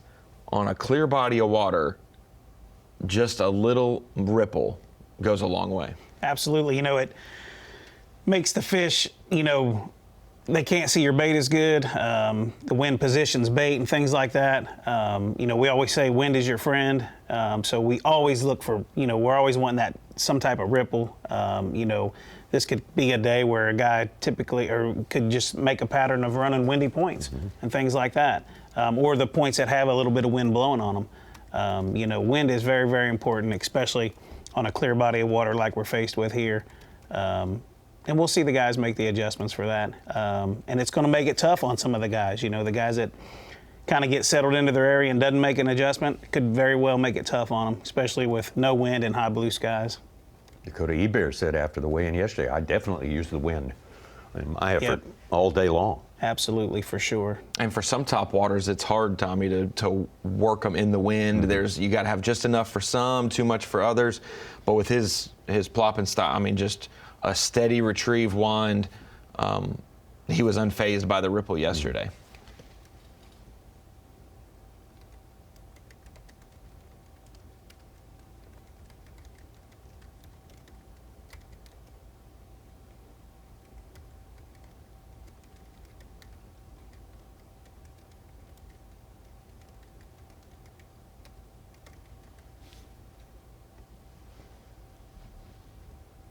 Clear, high blue sky, no wind day sets up for somebody to catch a big one off of a dock, you know, just a dock itself, or maybe an isolated brush pile sitting on a dock or something like that. Yeah, we talked about the afternoon and the Absolutely. shade development. It's going to be even more crucial today. I will be surprised if we don't see Cody Meyer's dock, the one he caught 3 or 4 fish off yesterday Absolutely. on live, if he doesn't go and visit that today. And he's going to probably run this topwater, which has been successful this morning, as long as he can until going there. You don't want to go run a place that has too much shade too early, and they're not concentrated in a specific spot. They could be anywhere. So might as well cover water with topwater and then go hunker on the docks later.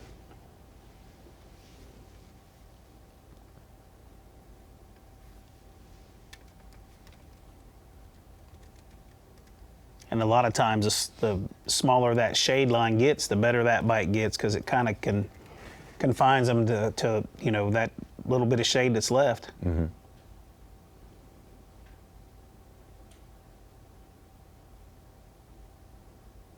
Did a video with Logan Latuso, Elite Series Pro, it went up in late July, early August. And it was talking about how one of the most underrated structures or the underrated pieces of cover that we have as bass fishermen available to us is shade. People think of vegetation, rocks, docks, laydowns, wood, you know, whatever, timber.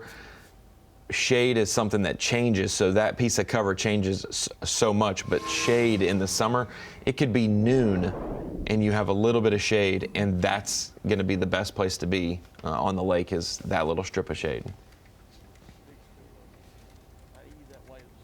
Will Davis still stuck on that one fish in the live well. Here we go, hooked up.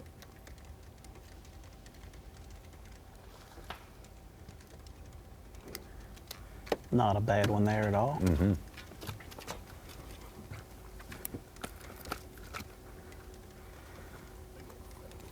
Mm-hmm.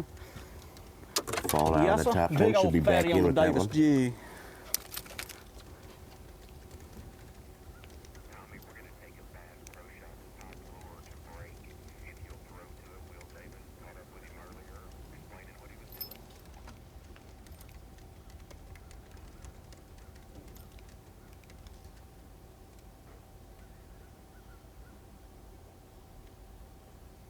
Two.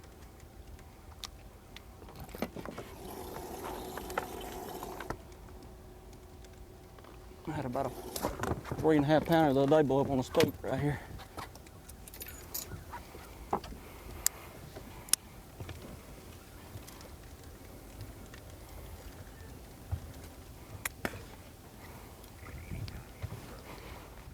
Will Davis, yesterday, of course, that great day, 13 pounds even, and he acknowledged what a good day it was, but he's also humble about it, talking about all the things that had to come together to have such an extraordinary day here on a very tough Lake Martin. But how did he do it? Well, let's take a look. We'll throw it to Will Davis for our Bass Pro Shops top lures.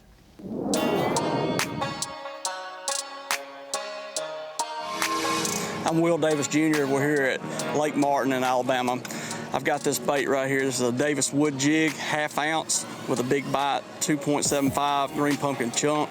It's a phenomenal jig, skipping, dock fishing machine. And using forward-facing sonar, if you scan up under there and they're not there, there's no reason to cast. So that's the beauty of that. So that's been my 1-2 punch today.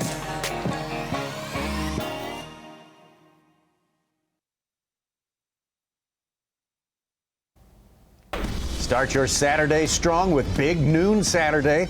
After a huge win to take down Michigan, Washington takes on Iowa in a Big Ten showdown. It starts at 10 a.m. with Big Noon kickoff live from Provo ahead of the Arizona-BYU clash, and then Washington, Iowa at noon, only on Fox. Well, we got big doings going on here at Lake Martin in Alabama here, one of the legendary Bassmaster destinations through the years. Not so many visits in recent years for the Bassmaster Elite Series, but a lot of other trails heading here. Boy, we get a lot of traffic on this lake, a lot of fishing, a lot of pressure. These guys are fighting through all of those elements to really put up some good numbers, especially Dakota Hebert, best of all so far. More than a quarter of the way through from day number 2 of this 3-day tournament. Cody Meyer, Bo Browning. Bo Browning, a big move today to help solidify his place in the top 9, but work's not done yet. Top 9 in points will remind you to get entry into the Bassmaster Elite Series. Let's welcome an Alabama angler who got to do that last year. Fished his way into the Bassmaster Elite Series and proved he belonged there. That is Wesley Gore. And Wesley, we enjoyed talking to you yesterday. Congratulations again on your great season. What are you seeing today? Anything different today, or just still a tough assignment for all our anglers today on Lake Martin? Lake Martin's never an easy assignment. I mean, a 2.5 or 3 pounder like we talked about yesterday, every one of those bites you can stack is ones that it's almost like weighing in 2 fish there. So every one of those bites will separate people, but with the lack of wind today, I think it opens up a little bit different, opportunities. We talked about it yesterday, the wolf packing fish. I think the wind blew a little bit harder than expected yesterday, and you wasn't able to get up there and see those fish. And if they were swimming on mud banks or something that the wind would affect, it dirtied up the water where you couldn't see them. So you could see some people today take advantage of that late day bite. Obviously, the dock bite, it'll reestablish itself like it did yesterday with the shade lines, and it should be a little bit easier to fish them. So hopefully the weights will increase today instead of decrease. I know it's a still day and high pressure, which usually doesn't line up to be better, but with the way that lake fishes, that it's just a matter of getting your bait to where the fish are, and you should be able to do that today. Wesley, we saw you obviously on Bassmaster Live at the end of the Opens last season at the Harris Chain, and you had a great day 1 and then a really struggle on day 2. Walk us through the mentality that some of these guys like Matt Adams on the bubble for the Elite Series, very tough morning. We're seeing him catch his second keeper right here.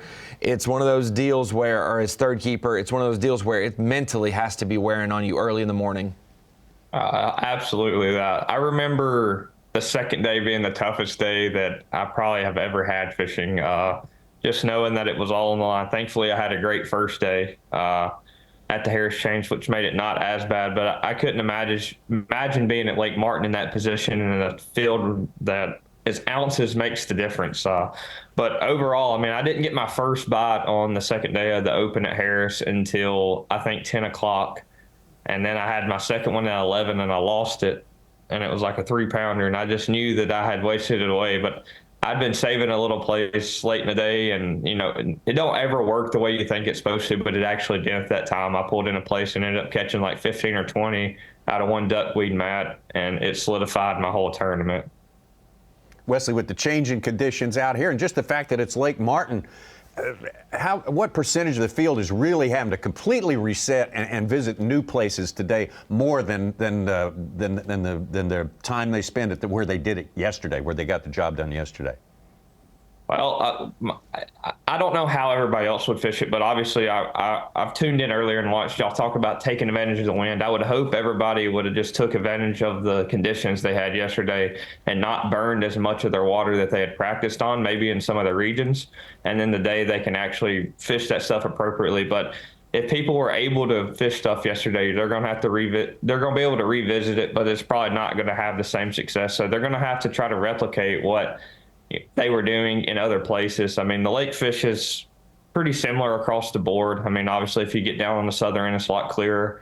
That's where the herring are, what's left in the lake. That's where the bigger spots are and whatnot. But the shallow stuff probably isn't going to replenish a whole bunch. So you're just going to have to continually run that pattern. I mean, I imagine some of the people are fishing the back quarters of creeks. I mean, I would think that you would just fish the established shade line back there as long as you can and a zone instead of an area. So hopefully people can run around and continue to do that. Wesley, Bill nailed it on the head perfectly yesterday. Said there would be 20 anglers over 10 pounds. He hit it perfectly. Were you shocked to see that? Did you think maybe it was just going to be exclusive to the top 10? Because 10 pounds is hard to duplicate, that may go down today, but were you impressed with it on day 1?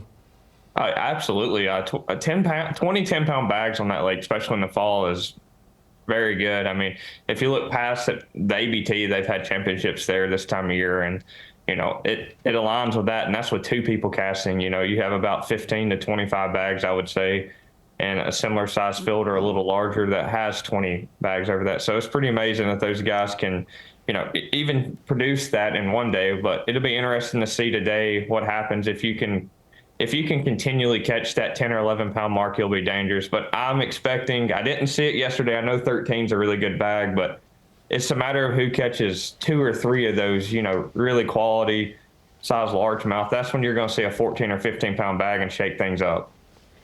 Wesley, we know Lake Martin has a ton of boat docks there. Not all boat docks are equal. So in your experience, out of every 10 boat docks, how many of them are really worth a visit? That's a tough one. I mean, the dock owner obviously helps you a lot of times, make it worth revisiting more than anything, but not many of them. If you take away the aspect of people putting brush or structure around the docks, I mean, it's obviously based on, where the dock is located in itself. Is it on a channel swing, a point, the start of a flat? Is it the last dock that's isolated in the back of a creek? I mean, there's only so much of that stuff that you can truly consider to be repeatable. So not very many. I would say 1 in 10 would probably be worth a revisit. I mean, I rarely find a stretch where I just catch them off every single dock. It's usually I pull up and catch them off one dock, and then you have to move to a similar place that has one key dock on it as well.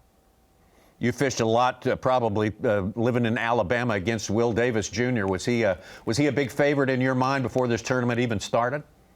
Absolutely. He's been notorious for catching them down there in the past. He has a little more experience than I have, but he's always competitive on Lake Martin. So knowing that he was in it, he's one of the ones that you could expect to continue to catch him. He's doing something a little different. I think if you can hold a jig in your hand all day, that you will. I mean, the topwater obviously is a great way to catch them, and it catches big ones, but you're going to get a lot more numbers out of a topwater and possibly produce a real big one. But if you can get 8 to 10 bites a day on the jig, just in various depth ranges, you're probably going to be catching better quality fish than the rest of the field. I mean, if I would have had fished it, that's probably would have been my approach, was just to fish.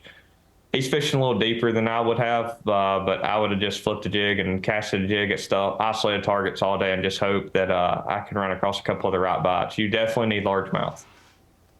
Wesley, when we hung up with you yesterday, we talked about your path from being a high school All-American to the College Series with Montevallo, stepping away from that, doing well at the Alabama Bass Trail Opens, and now you're on the Elites.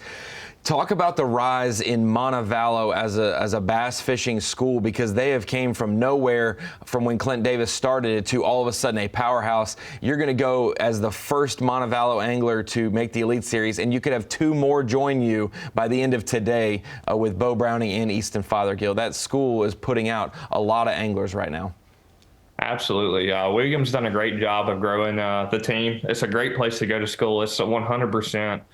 You're dedicated, obviously, to learning too, but he gives you the opportunity to fish, travel the country, and learn stuff and be competitive with these other schools that are bigger than you, because Montevallo is actually a very small school compared to a lot of these bigger schools that are considered powerhouses in fishing or anything. But William's done a great job. He allows you the opportunity to continue to go. He recruits correctly.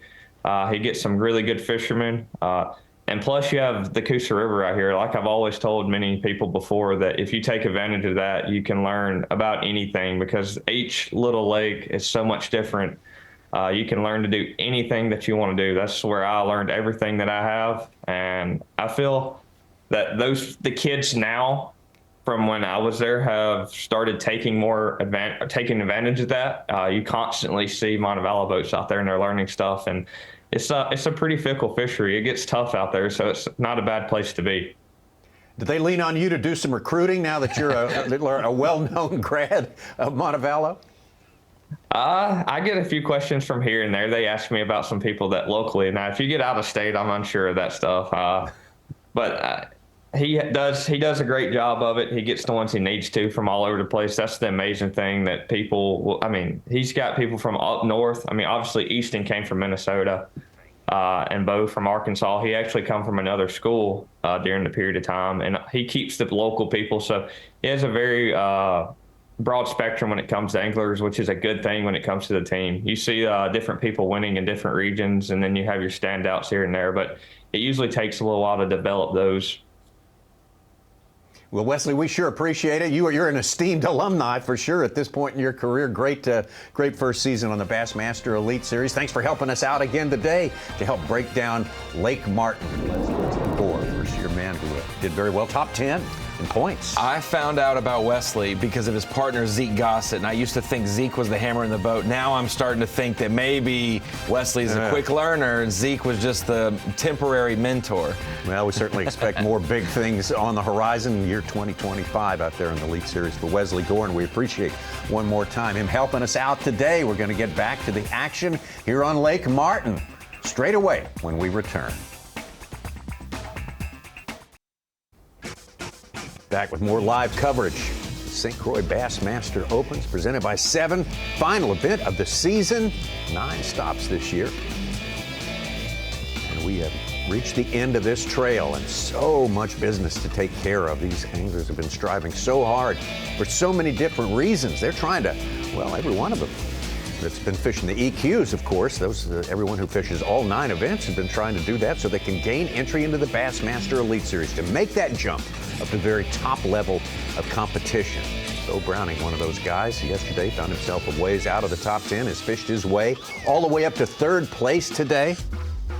Dakota B.A.S.S come from 3rd place to take over the lead, so things are changing, and we expected them to. It doesn't take a whole lot of ounces to move the needle around here, such as the nature of the fishing here on Lake Martin, so every keeper that you can get an upgrade out of helps the cause. Bo Browning has certainly helped his cause today. Yeah, we've been off to a good start. Yesterday, I felt like I just fought it till about 10 o'clock and got the ball rolling. Actually able to get out to a good start this morning and get me 8 or 9 pounds right out of the gate, catch 2 good ones. So 1 big one and another good one. So I still got plenty of room to upgrade. But no, it feels good to be off to a good start and kind of breathe a little bit and golly. Kind of breathe. Golly, please eat it. Please eat it.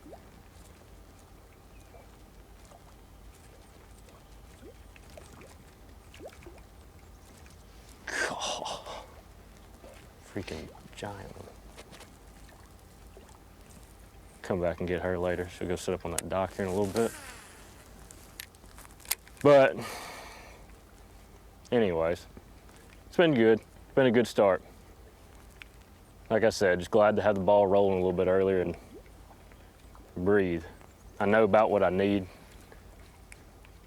So I'm close. I'm honestly really close to be this early in the day. And I feel like I can get me a couple more good ones before the end of it.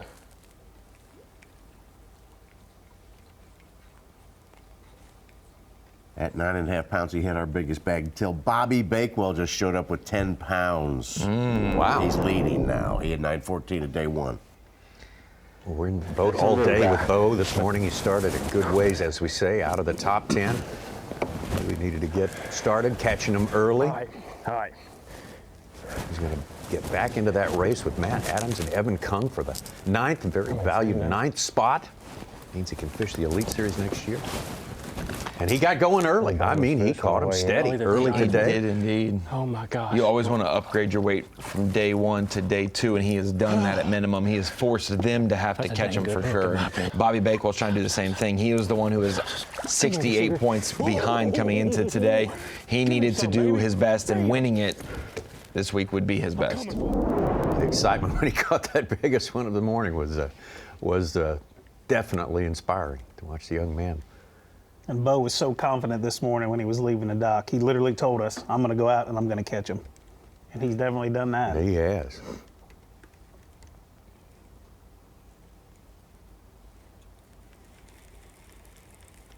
Started the morning 10th in EQ points. He came in this event tied for 9th and final spot.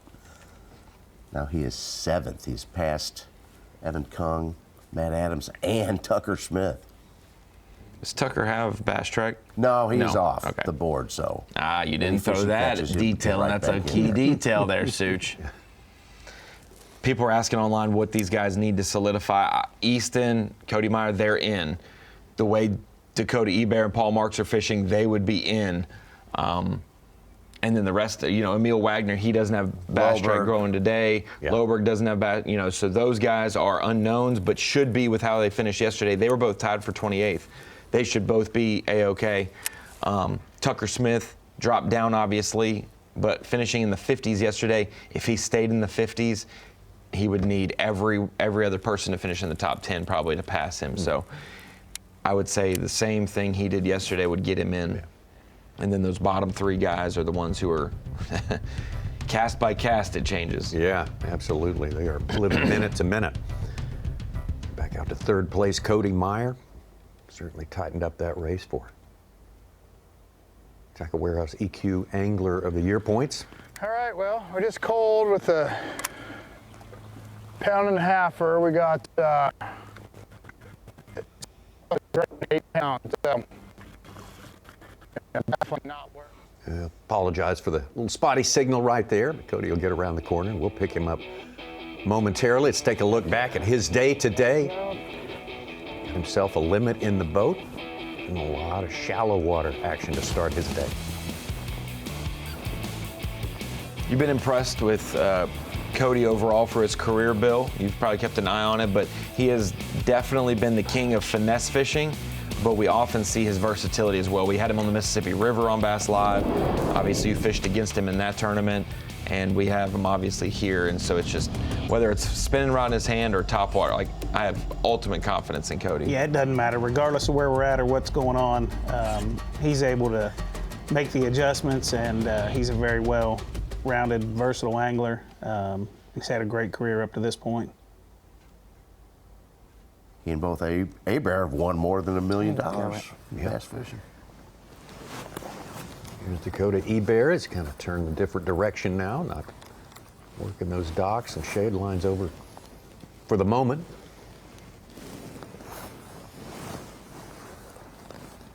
Up until moments ago, he was the leader, and had been for a couple hours. Good, fast start for him today.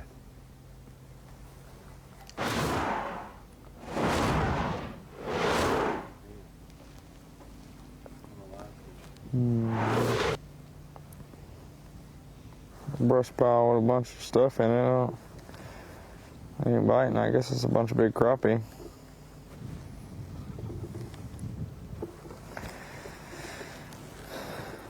All right, let's move.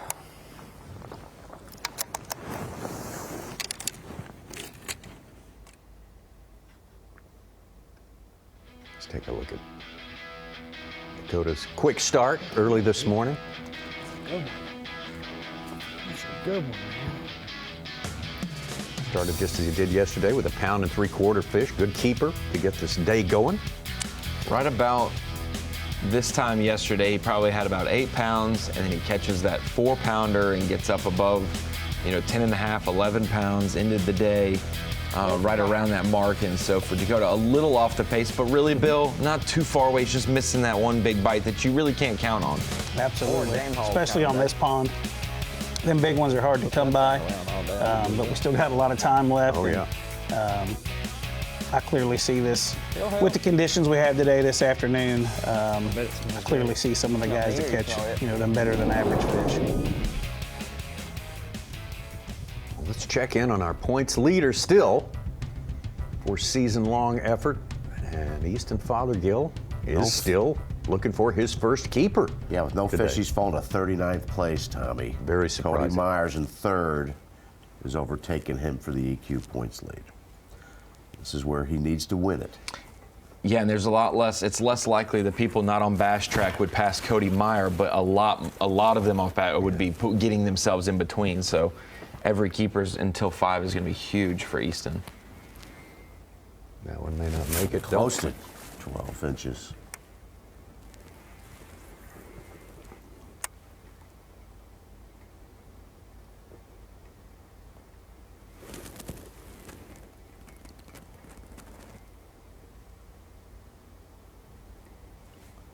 Bill Owen, you want to say it? I can't wait. Greaves!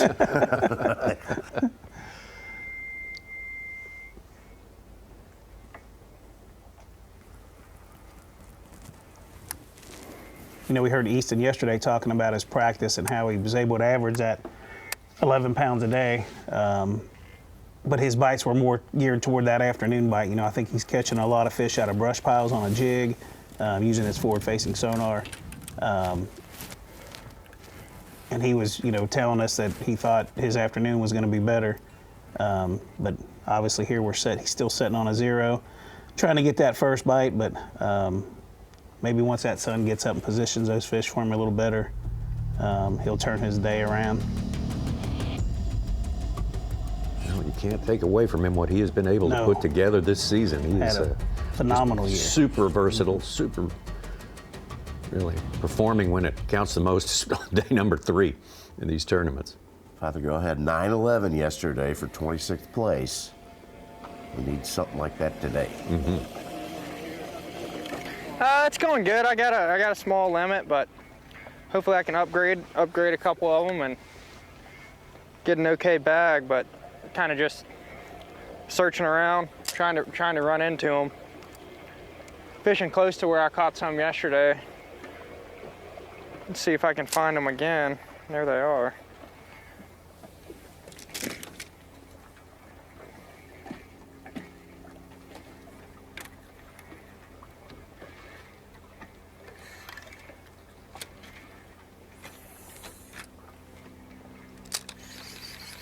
Paul has been super steady through this tournament. This is the first time he's fallen out of that 6th or 7th place spot. He's down to 9th as it stands right now.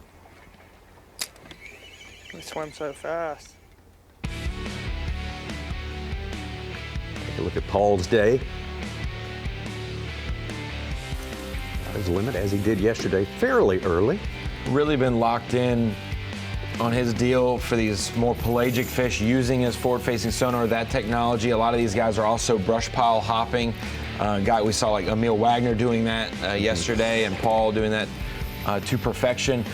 This is exactly the way he fishes back home at Lanier, off the bank, around maybe a little bit of cover, but a lot of pelagic fish.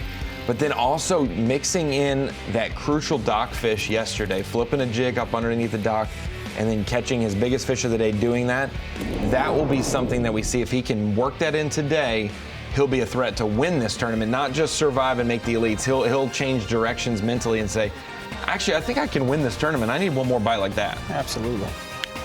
Paul March, you see him right now, sitting in 9th place, just ahead of Austin Cranford, Joey Nania, Kyle Weisenberger. Bill pointed out a guy from his part of the country, the Ohio River Valley, probably doing some river fishing up there.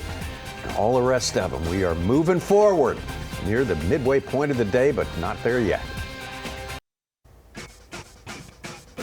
Great part of the country here, Lake Martin, sort of just north of a line from Montgomery to Columbus, Georgia, in the east central part of the state of Alabama, not too far from the Georgia line. There's a pair of local residents there, husband and wife, making their way around the lake.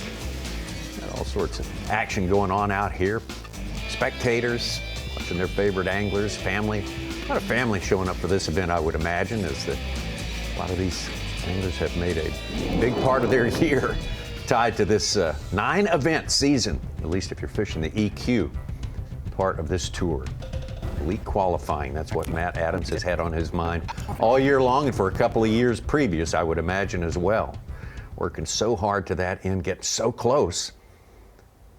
A little slow day today. Needs to pick up the pace just a little bit.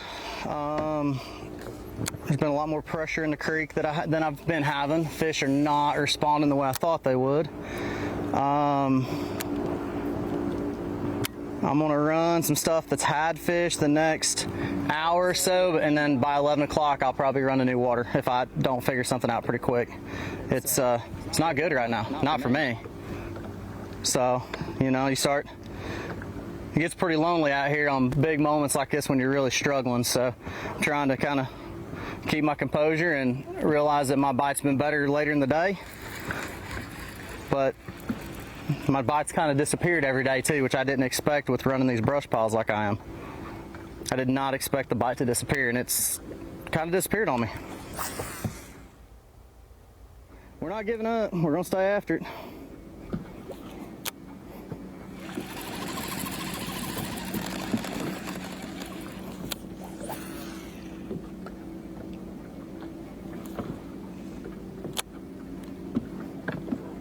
Matt Adams spent a lot of years of his 41 years. They're just not in them like they were. I might have to make a change here very shortly. Took a few years off to build his business up, and now he is back, and his plan is to get to the Bassmaster Elite Series. There was multiple fish in there. They're not there.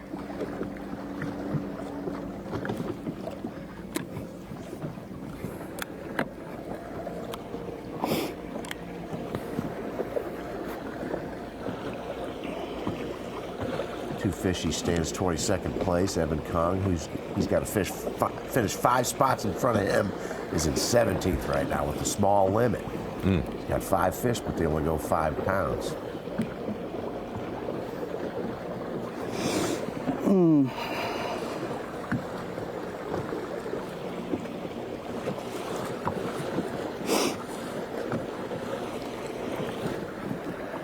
Did I hear Matt yesterday say he has a lot of experience on this lake, or is it 50 to 60 tournament or tournament prep days? Okay. Yeah.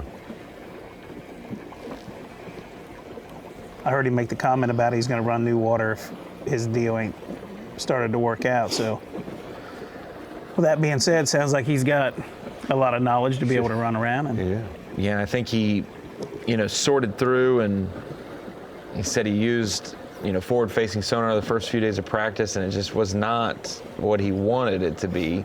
And so he got more around the brush piles in a shallower depth range, the 10 to 15 range, utilizing the technology there, not on pelagic fish, but on structure or on cover. And so he obviously knows he's got to change gears, and he knows that there's probably a topwater bite that he has not explored too tremendously well. yeah, I just heard him say the last 2 brush piles he looked at that had fish in them in practice, there's nothing in them right now. Yeah.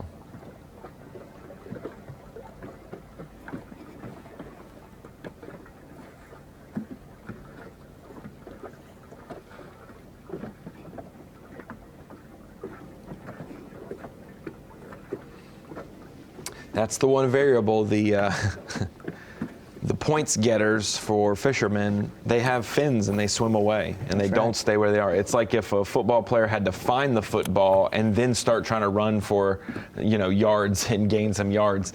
That's kind of you gotta find them, and then you gotta even figure out how to get them to bite. And then you got to find them again once they move. Yeah.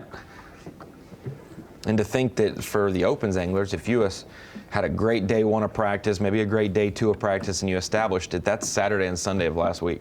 We're now getting into Friday, final day tomorrow, Saturday. You're almost a week away from the pattern that might have been going full-blown awesome over the weekend. Every day it's gotten a little tougher, and now you're 5 days away from when it was good. You're just, trying to put a sandwich together with a few crumbs. Well, it's hard enough to stay with him for 1 day, let alone Would you please eat it? 5 days. No, you're going to pull off of it too, like every other fish has this morning. Come on.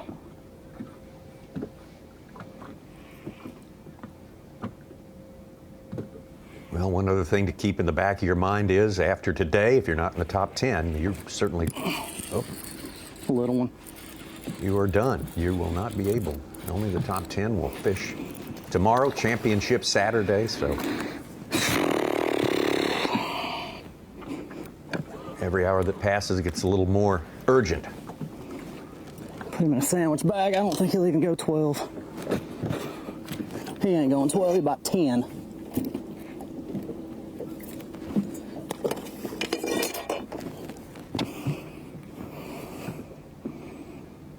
Got one in the live well for 1 pound. Okay. There's some better fish in that pile. I mean, you can see them, they're just not cooperating. It also hurt this morning. I caught about a 1 3/4 pound crappie and watched a 3.5 pound spot swim right underneath it.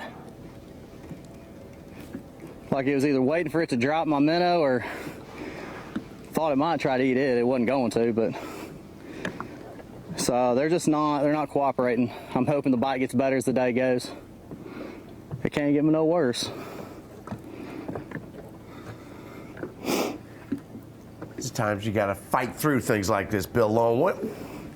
What's your most stressful time on the water fishing a tournament? You know, times like this when this are happening, and you know, I hate to keep harping on the Ohio River, but that's one thing that the Ohio River done for me is taught me how to stay focused 100% of the time and never get discouraged. You know, because you know, I grew up fishing for 5 bites every single day, and once you get them demons in your head and you start, you know, straying from your game plan and things just start falling apart, it's hard to overcome that.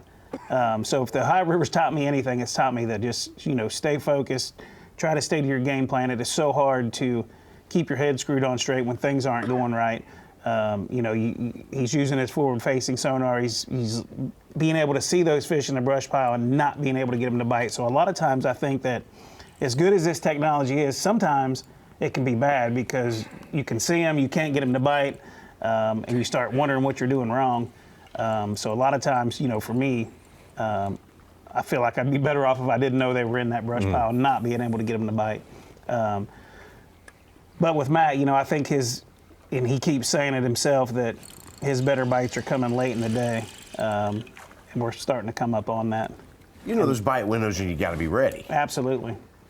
You know, Ronnie and I believe we're here with Cody Meyer now, and I think this is his dock. We're back to his dock. It's my favorite dock on Martin, too. I just need to figure out where it's at. He caught a good largemouth off the walkway yesterday and then turned around and caught a good spot off the face of the dock. So that's the cast. We will see if we have a moments ago when we come back, Tommy. We know during the break, Cody Meyer caught one off his special dock. Cody Meyer, strong performance here, holding steady in the top 3 as he has been for most of this tournament. Dakota Ebert now surrendered the top spot to Bobby Bakewell of Orlando, Florida. Probably had a lot on his mind this week, that is for sure, given all the weather events around the country. We have got a lot more to show you from Lake Martin. St. Croix Bassmaster Open at Lake Looking It's a weird-looking dog. Are awful foxy around here, and so are the foxes. And this beautiful spot in the southern Appalachians here in Alabama. Lake Martin, a place of beauty, a lot of history here. Very mature lake, going to celebrate the centennial. Just not too many months. And Will Davis started the day with the lead. Will Davis is certainly someone with plenty of experience on Lake Martin, a big hand at bass fishing. We got to know him last year. As a rookie on the Bassmaster Elite Series, we came to Lay Lake on the Coosa River, and Will Davis was definitely one of the favorites coming in there, but boy, he had some big-time competition in the form of, say, Brandon Polnick, Jason Christie, a very tight tournament down to the last minute on that day on Lay Lake. He took down some of the biggest names in the sport, Tommy. Like you said, Polnick, Christie. Hook in the hand, doesn't matter. 30 minutes left, grabbing one of the biggest fish of his week. Upgrading late in the day. And Tommy, there was 8 or 9 anglers that called Lay Lake home or were very familiar with it. It wasn't like he had a major advantage over everyone. A lot of people called this place home. He dominated it for an elite win. It was a furious final day for him, visiting every spot he thought could get the job done. And he knew many of them on Lay Lake and wound up with a 2-ounce victory. About as close as it can get. Any less, and it's Will Davis. Pour down, an instant rainstorm happened. Yeah, forgot about that. But everyone from his hometown were there. Father of the band. Born to a fishing family, the Will Davis Jr., the Davis Bait Company. It's been around for a good while. Bassmaster Elite at Lay Lake. Proven he belonged on the Elite Series, that's for sure. Yeah, absolutely, Tommy. I wanted to bring it into the Dakota Lithium Screen of Knowledge to talk a little bit more about Will Davis.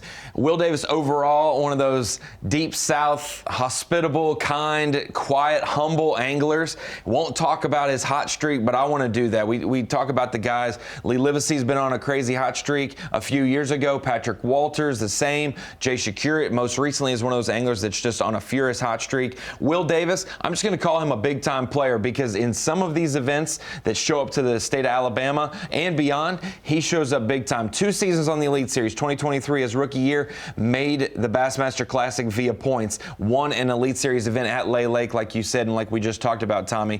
Then 2024 follows it up. Sometimes there's a sophomore slump. Not for Will Davis. Made the Classic again for next year based off his points, which is no easy feat. Bill Lowen, our guest today, knows how hard it is to be consistent. He's made a career doing that, and Will is off to a great start. But when it comes to winning in the state of Alabama, 2022 Bass Nation Regional, Bass Nations for the grassroots anglers, Will Davis from the Coosa River said, I'll go and fish the Southeast Regional at Smith Lake in my home state. Goes over to Smith Lake, wins that event, qualifies for the national championship. That happens on the western side of the state at Pickwick. He wins the national championship, gets an elite berth, makes the Classic, and obviously a big trophy, the Brian Kirchhoff Trophy.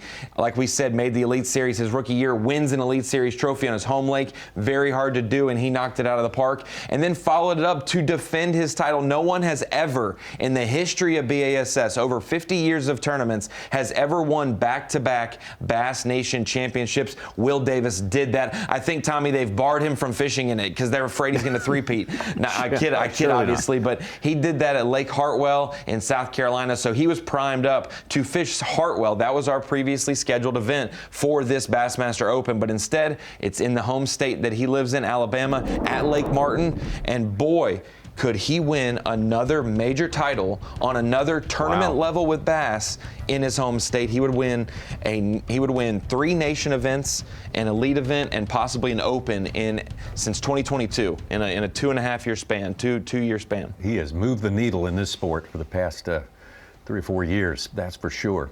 Got another guy to contend with. Kyle Palmer just took the lead. He's up to 8-12 today, had 11-7 yesterday. Want to know what Kyle and Will Davis have in common, Such? Both anglers from Bethel University. Will Davis, one of the early anglers of college fishing. He has so many accolades, we forget that. We didn't even do the college part. And Kyle Palmer's one of the youngest anglers from Bethel to now step into the Opens. And definitely what I need. And I've got two good ones, over 2s to go with them, a 2, almost 3, and then a 2 1/4. So if I can fill out a limit of 2-pounders with that, I should be sitting right, but I feel like I should be able to get 3 opportunities off these docks. I've got enough good docks to run that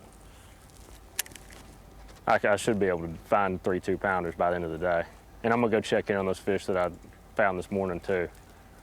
So it'll happen. It'll happen.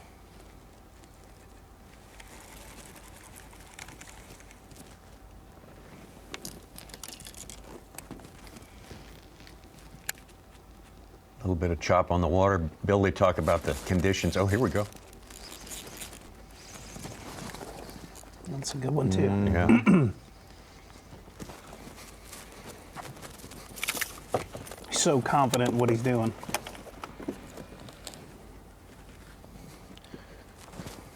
He keeps telling us everything he's going to do, and then he turns around and does it. You can feel it. A lot of anglers feel absolutely. confidence, but not many say it out loud, and he said, we're going to do it. It's going to happen today. Pound 9. Cold 1/6. Quarter-pound upper end. Black. How old is Bo? 23? 22, 23, yeah. I don't know when his birthday is. I believe. Been fishing. He fished high school tournaments with him. Was 8 years old. Oh yeah, That's just unbelievable. Honestly. He'll turn 23 right after Thanksgiving. His birthday is November 28th. Yeah. I'll take a bonus popper bite though every once in a while. You know what I'm saying? Yeah.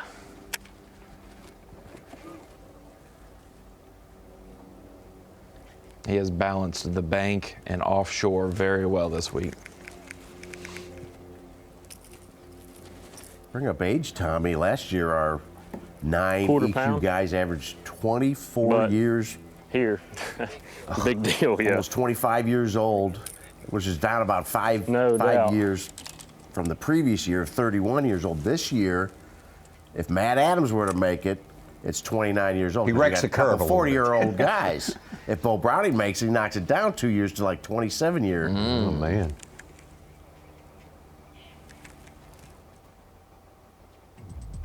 They're definitely better, younger, each and every year, it seems like, in this sport. That's a trend that probably is not going to change too much.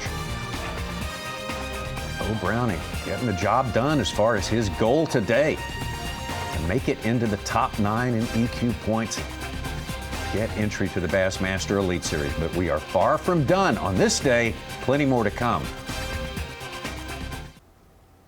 Start your Saturday strong with Big Noon Saturday. After a huge win to take down Michigan, Washington takes on Iowa in a Big Ten showdown. All starts at 10 a.m. with Big Noon kickoff live from Provo ahead of the Arizona-BYU clash. And then it is Washington, Iowa at noon, only on Fox. You know, Tommy, you've been done that promo 2 or 3 times now, and the more you do it, the more I realize Lake Martin is kind of like an Iowa football game. It is one of those tough grinders. You may punt a bunch, but it doesn't take much to pull ahead and win. There you go. See, there's always a comparison to be made between a great playing fields and some great players. That's what we've got here on Lake Martin.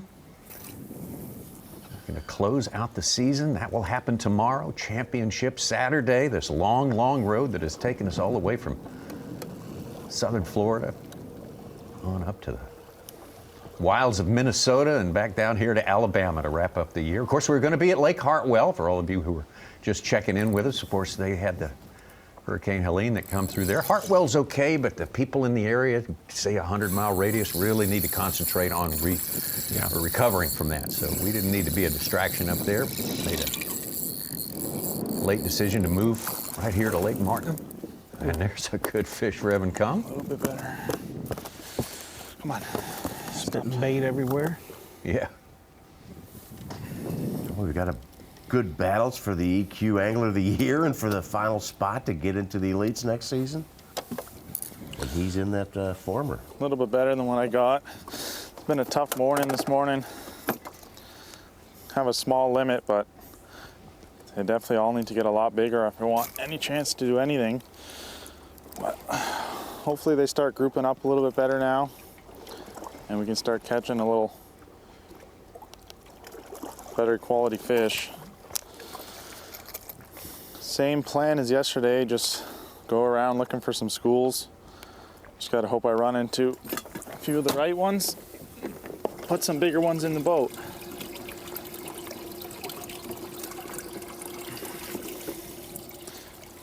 Decent call.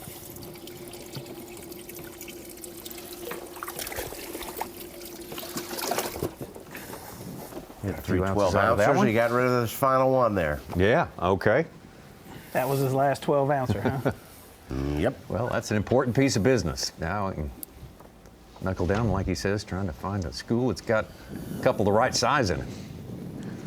Looks like he needs to take about 5 minutes and fizz a few fish that he's caught a little deep. That would be probably the best thing to do.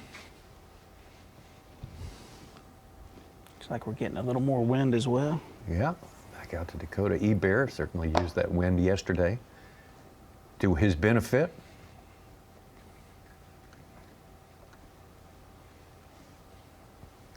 I'm really hoping that one bites it.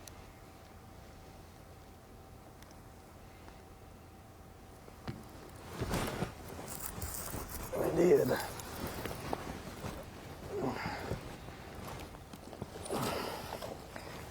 Yes, sir. That's a largemouth, dude. What has he got room to upgrade? Nothing Help. larger than a 1 3/4 pounder.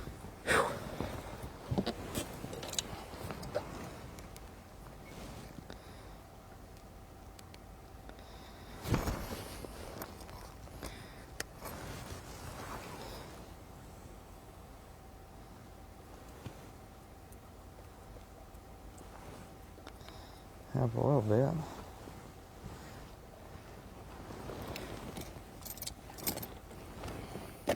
Yeah, that's the theme of the week. A 4-pounder yesterday, gave him a 3-pound coal. If he had that same 3-pound coal right now and got rid of a 1-pounder, he would be right around 10 pounds again like he was at yesterday, you know, at that point in the day. Because later, remember, we saw Dakota catch another 2.5-pounder or so to get up to that 11 and change. Really too good. 12 pounds.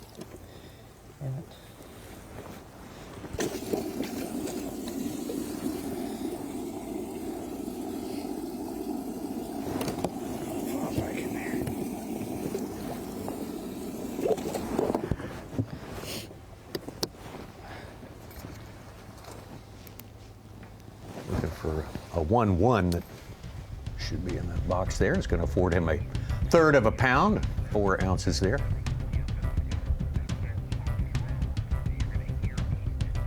Let's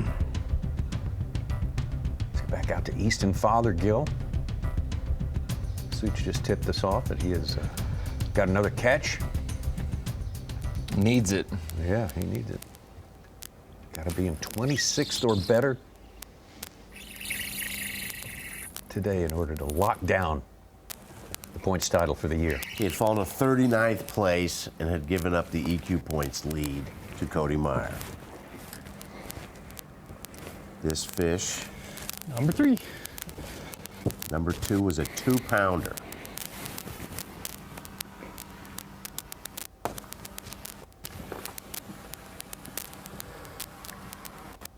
A little bit spotty service there, but the drone kind of saving it for us.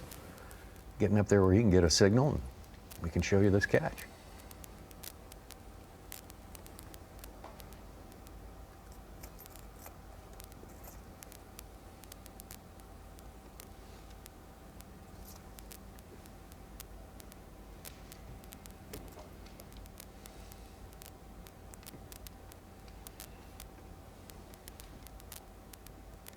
He's going to weigh it carefully there.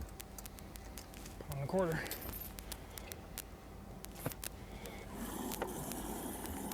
That's his third fish.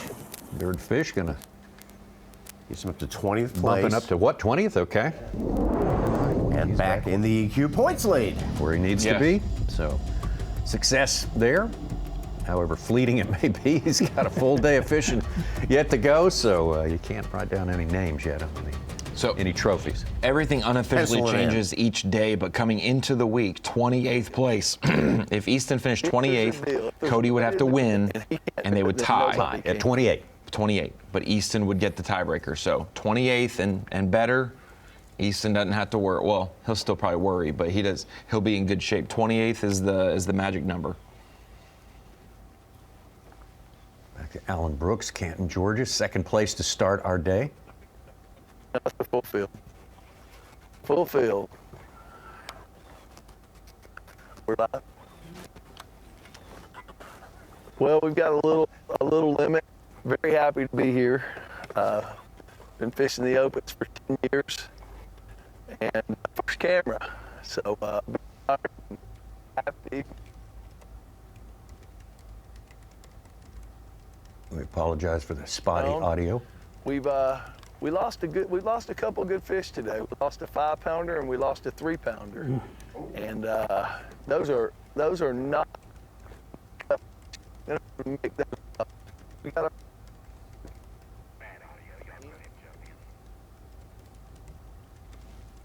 Yeah, we just heard him say he lost a 5-pounder and a 3-pounder. 3-pounder. Them are That's like that's a big unicorns loss. right now. Absolutely. That is losing a lot right there. I mean, 2 bites, you're looking at 8 pounds. That's some people's limits. Absolutely would have him top spot for sure. As it stands right now, he's got his limit, but boy, they are all small. 5.5 pounds is what it's listed as unofficially. Angler from Georgia who spends a lot of time at a lake up in North Georgia that says reminds him very much of this Lake Martin in Alabama. It's called Lake Nottely up north, just south of the border with western North Carolina. Excuse me, eastern North Carolina. No, you were right. Western. Yeah, you're right. Right. We got a North Carolina expert here. Thank goodness. We fished while we couldn't fish Chattooga those years when we had back-to-back championships there. We would fish lakes around there, you know, like because they are so unique and so special.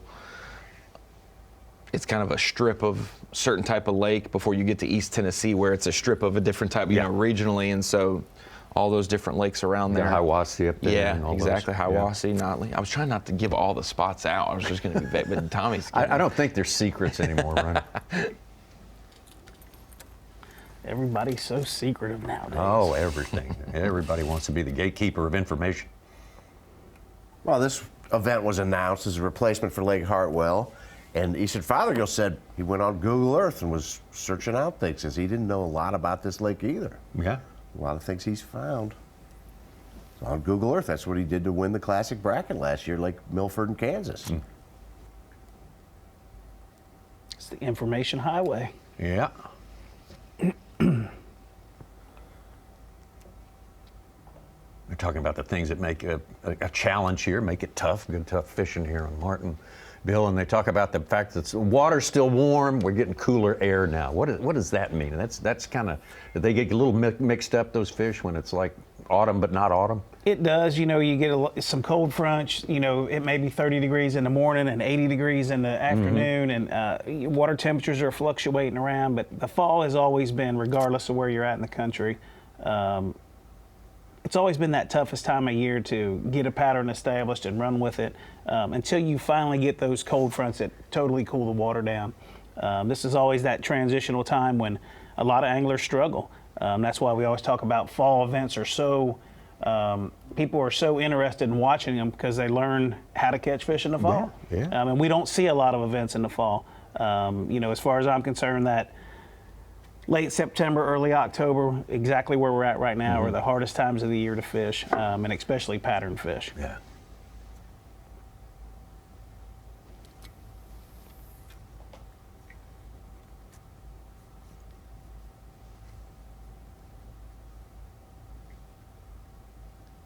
Paul Marks is down to 10th place right now. Paul would definitely like to stick around for the fishing tomorrow, but you got to be in the top 10 to do that. He's been pretty steady throughout the course of this tournament.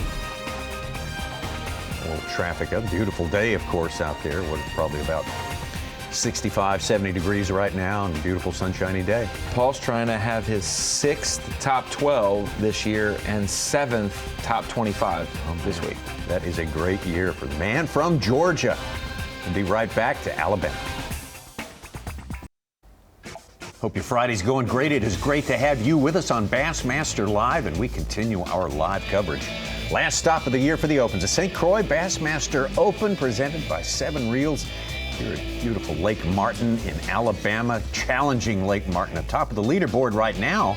Kyle Palmer of Winchester, Tennessee, where our last event on Bassmaster Live came from. Tim's Ford Lake in Tennessee, south of Nashville there. So all kind of fits together. Bobby Bakewell of Florida now moved down to 2nd place. That pushes Dakota Hebert into 3rd place right now, but still a great effort for him so far. But he would like to be a little ahead of where he is right now. He is a little behind his pace from yesterday. Also behind his pace from yesterday a little bit is Matt Adams in a struggle, but he also always has had in this tournament a less productive early mornings than later in the day. So he's looking for things to pep up for him a considerable bit out there on Lake Martin.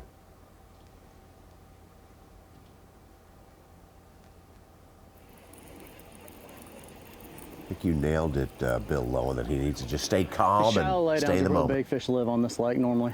Shallow laydowns are seawalls. He definitely made a change right here, now, you can tell. I do not see myself being able to catch 5 2-pounders today. Water's the way a they're lot. Acting, I don't even think even if he got better, I could catch 5 2-pounders. It just doesn't look right, doesn't act right, and I'm getting ready to run over top of a really good laydown right there. And so I'm almost taking a gamble that I can catch a 3 or a 4 doing this and fill out my limit. If I can catch a 3 or a 4, and a 2, then maybe I'll have a chance. They give me 6 and what's that? We're live.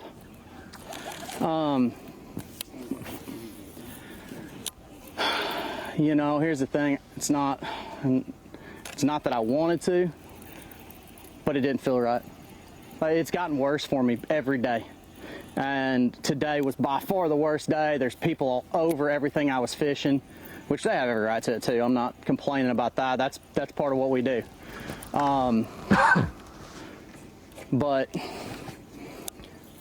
right now, if I don't do something different, I'm gonna be on the outside looking in, and I would rather make a change, swing for it a little bit of a go big or go home, and if I don't make it, I don't make it, but I'm not gonna sit there and die doing the same thing that's not working.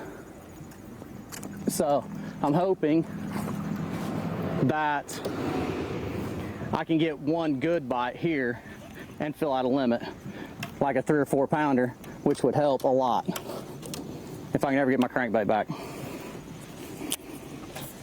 So the fish on this lake, the big ones, live shallow. They always have. They're just really hard to catch. But right now, the ones that I'm trying to catch out deep are really hard to catch, so it's all the same. So I'm gonna run absolutely as much water as I can for the next 4 hours, roughly, and hope that I stumble and hit 2 good ones in the head.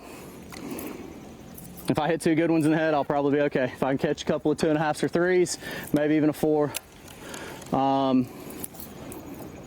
maybe pull up on a laydown that's got multiples. This lake's known to have laydowns that will have 10 or 12 fish on them.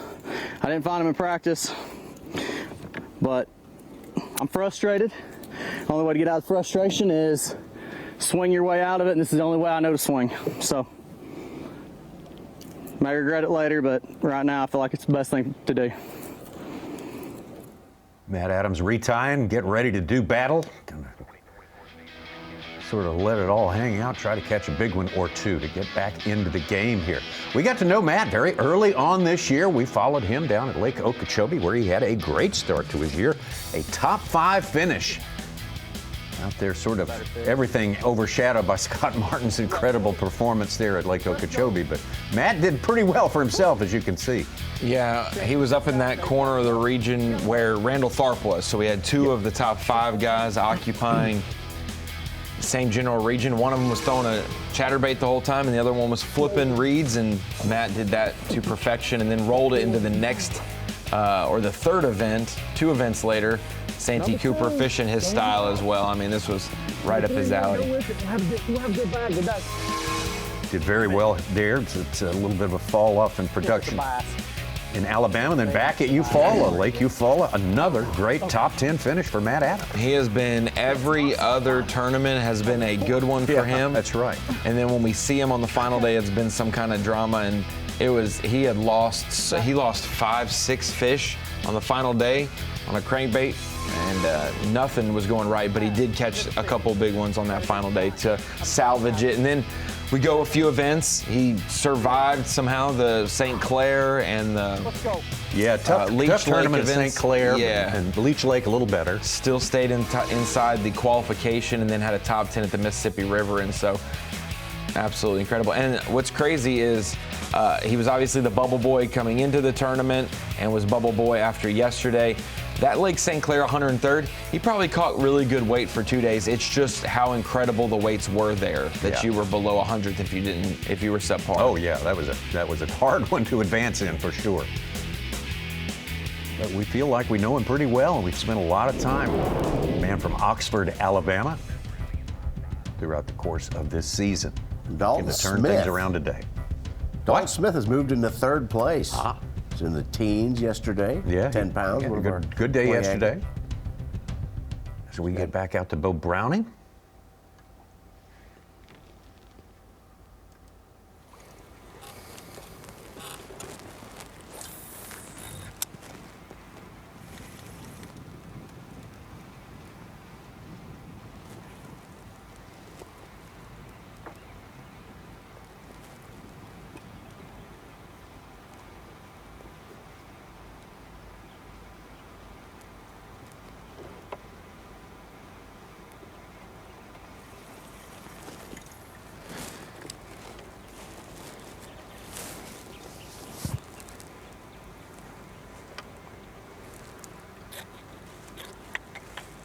Browning, one of our great stories of the day, started considerably out of the top 10 and has really put on a great morning. Just under 10 pounds for him today. Unofficially may have 10 pounds, as a matter of fact. 2nd best on Bass Track. Yeah. 9-12 from 43rd to 6th place right now.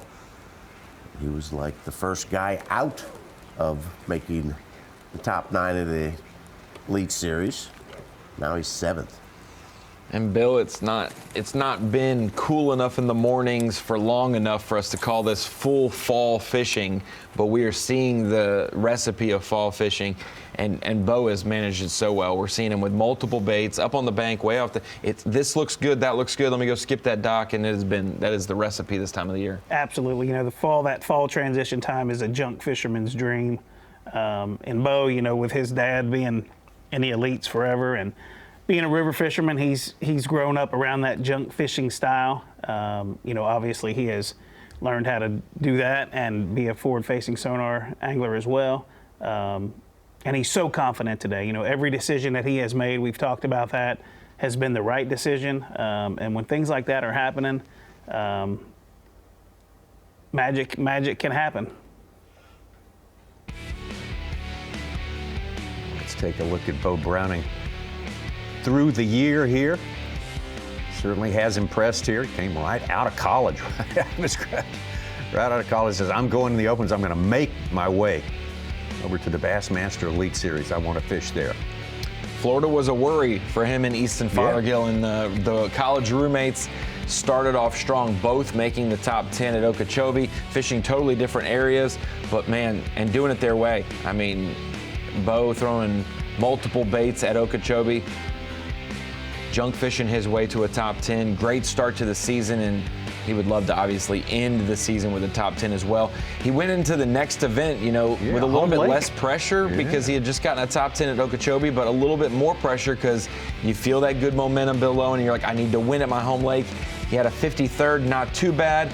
Overall, he's just been riding that check line, unfortunately missing checks by less than 10 spots throughout the year, but these last two events and this week have all been in the right direction. Kept those triple digits off the card. Yes. That's always an important thing to do. That helps you secure a better spot in total points when you come to this final stop of the year. I think he just needs to ask Easton, what was the deal at Eufaula, man? You won the event. You didn't even throw me a bone. I got 76, man. I could have been 60th, and I wouldn't be sweating I had this a week. 2-pounder. Yeah, you could come on. I needed a couple more spots. Yeah. Paul Marks also very successful at keeping the big numbers off of his card through the course of this season. He is one of the 4 anglers who has finished lower than 100th in events. In fact, he's got 2 of them, but his other 5 were so good.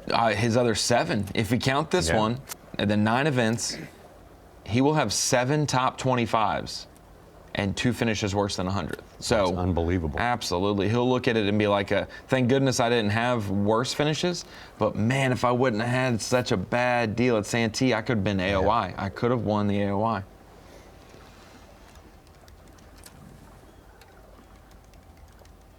Well, 12th place or better in 5 events, 23rd in the other one, and then 118th and 105th.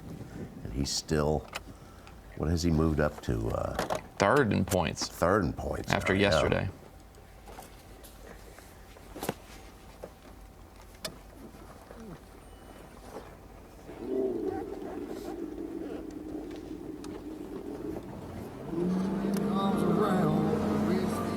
Did we say Santee Cooper was one of his low finishes? What was the other? 118th. He did get triple. Was Eufaula his other bad one? Yeah, and both of those. Yeah, 105th.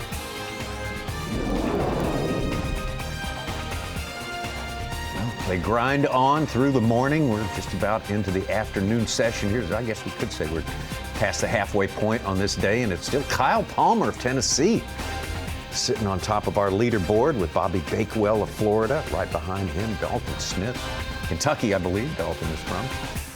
We got a lot more changes to come, as we always say. Bassmaster Opens, St. Croix Bassmaster Opens are sort of the next level of competition right under the Bassmaster Elite Series. This is certainly the gateway to that. Will be for 9 anglers at the end of it all here today. The St. Croix Bassmaster Open at Lake Martin, presented by 7.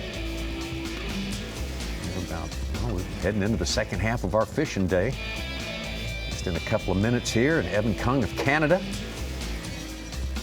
Knows what he's got to do. His goal, make it to the Bassmaster Elite Series, as we just mentioned, and he's maybe a little shy of that right now. Bo Browning It's the man who has moved up in that three-person competition. Matt Adams, Evan Kung, and Bo Browning all vying for those last spots.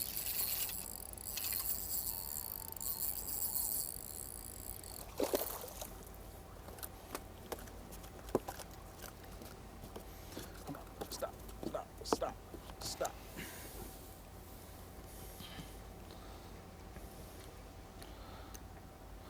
I think it'll help a little bit. Not very big.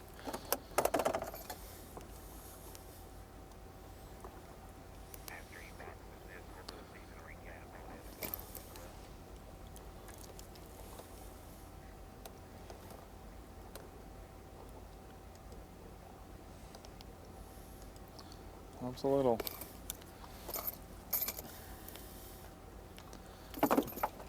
Every ounce is going to count in this tournament, so.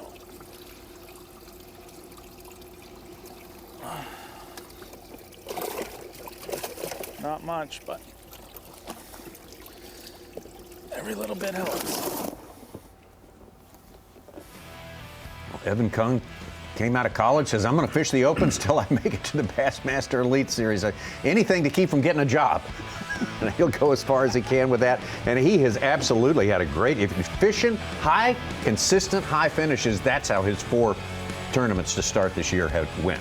Yeah, I talked to him at Ouachita before that final day. I actually went down each day to the weigh-ins because it's not far from our studios here. Got to talk to some of the anglers in person, called him on the way home back to studio, and he talked about the lessons he learned the first year doing the EQs last year. So last season, took his lumps. Obviously from Canada, they're not just smallmouth anglers, they fish for largemouth too, but it's just a little, southern largemouth just act a little different.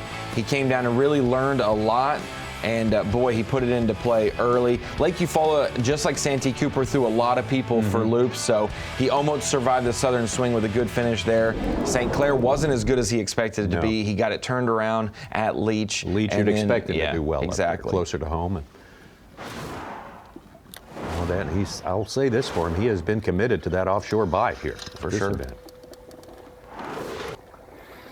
I think there's a comfort to numbers. Even if you know they're not bigger, if you're getting a bite every 30 minutes to an hour, you feel like you're making progress, and especially when you're guarding something like a points lead for a cut line, whereas other guys are, hey, I got to sell out. I'm going to go up on the bank, catch some big ones, try to do that. If I catch 3, I'm already out anyways, that type of deal. So Evan's trying to protect his territory. Remember, he had led our EQ point standings after the 3rd and 4th events.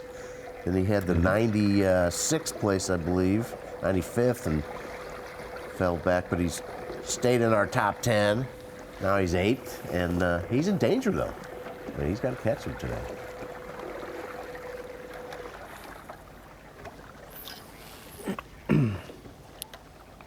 Really appreciate you being with us on your Friday here today. This is some rare Friday FS2 fishing for you. We love that here on Bassmaster Live, and welcome to the Bassmaster Studios, sponsored by Marathon. I'm Tommy Sanders, of course, here with Ronnie Moore and Such, and our great guest this week, Bill Lowen, perfect guy to follow the action here. Bill is a fellow who is a great connoisseur of tight, tough fishing conditions. Grinders is what you love in life. Yeah, and that's exactly what we got going on. And, even though it's a grinder, these are the tournaments that make it exciting. There's a lot on the line here, guys qualifying for the Elite Series, and they're all doing their jobs. It's amazing to watch, and it's exciting because this is that time of the year, that transitional period where it even makes it tougher. It amplifies it, and then to throw that on top of a stingy fishery where 10 pounds a day is huge, anything can happen. The guy that gets that better than average bite is going to be the guy that excels. We're starting to see and we're starting to notice guys like Matt Adams making adjustments, trying to get that better than average bite. So I think we'll see that happen this afternoon.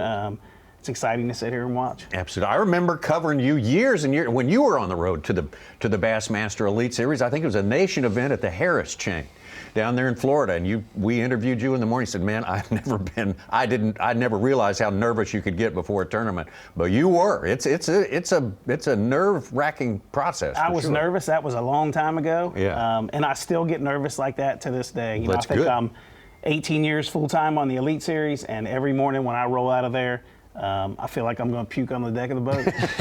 It is the fear of the unknown, but that's what I was talking about. We do the same job every day. We come into studio, we watch bass fishing live, but it's very cool, Tommy, because you just don't know what's going to happen. You could be on a rock solid pattern, and tomorrow something changed slightly from the north to the west, whatever the case may be with the wind, and that changes your pattern. It could be cloudy one day, sunny the next. You have to adjust again, and it could just be an execution problem. You could get the right bites and lose them, and that's another aspect of our sport. But I have that uncertain feeling in my stomach right now from studio. One of our guys, Evan Kung, Matt Adams, or Bo Browning, in the last 30 minutes of this tournament, they're going to catch a key fish that's going to vault them not only 10, 20 places in this tournament, but possibly one more spot in Angler of the Year and make the Elite Series. And it could come down your whole 9-month season.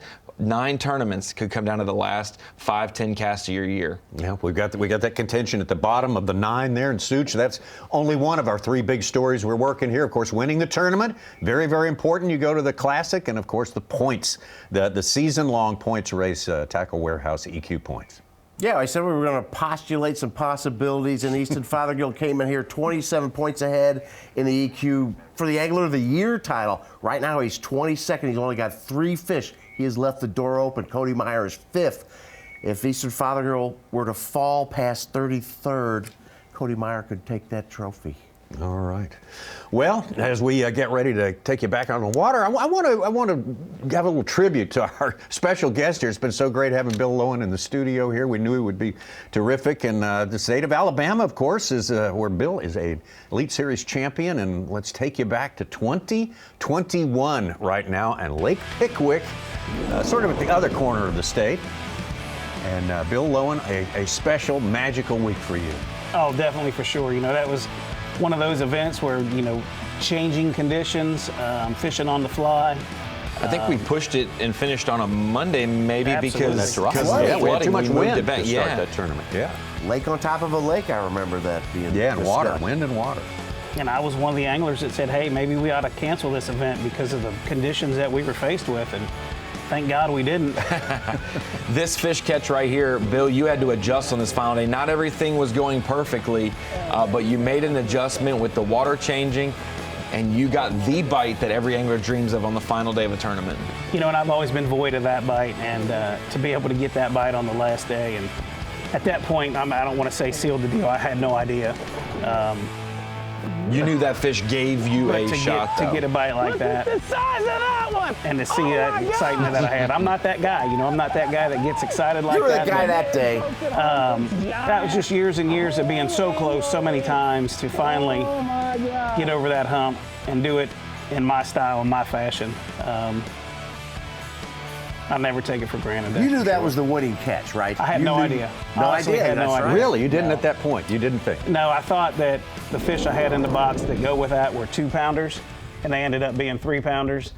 So all the way up till the final weigh, and I thought I had 18. I ended up having 20. So How I had about no that? idea. I had no idea. I had no idea it went down in your mind like that. And that is interesting. Very special that you caught that fish and a lot of your fish on that final day on a black and blue jig, just like your mentor, Denny Brower, somebody you look up to, and that having that whole interaction, talking to him on the phone the night before, and saying, you know, I'm going to win this for you on something that you made famous. Yeah, he said, catch me a 7-pounder on a black and blue jig for old time's sakes, and I ended up catching an 8-pounder. You know, when I caught it, I thought it was a 10-pounder, but yeah, it's you know, them blue trophies are hard to come by, and never take it for granted. And like I said, to be close so many times to finally be able to seal the deal, yeah, I'll never ever forget it.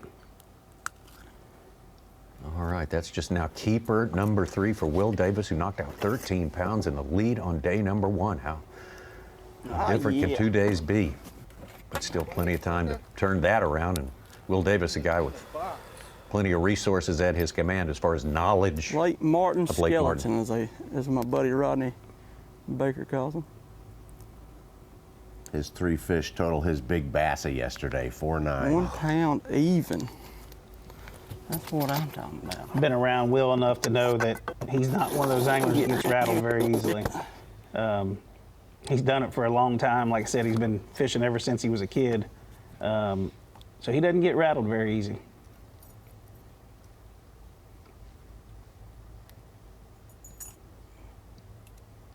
I mean, even when he boated the fish and got the treble hooks in his hand, he didn't get held in. You know? He just looked at Jake and said, "Hey, can you get these out of here?" This is a place where he is definitely at home. Certainly don't want to write him off on this day despite a slow start in the morning. We're in the second half of the day right now. And once again, a look at the Bass Track unofficial leaderboard for right now with Kyle Palmer, Tennessee on top, Bobby Bakewell, Dalton Smith, Brent Shores busted his way into the top 5. So things, as always, moving as we move on.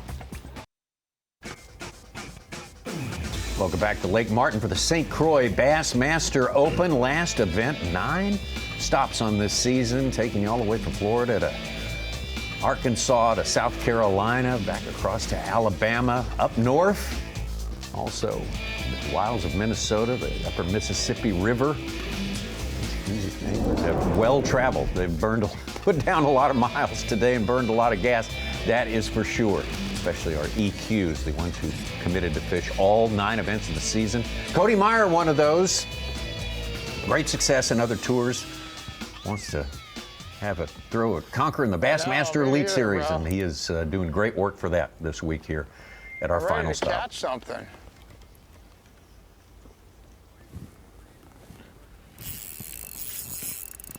I'm about sure that's the same dock. No, I was going to say, I know on the map where that dock is now, we've gone to it enough, but doesn't mean you can't find another hot dock, right. You know? No. This one might actually have some weight on it. Or some fight in its heart.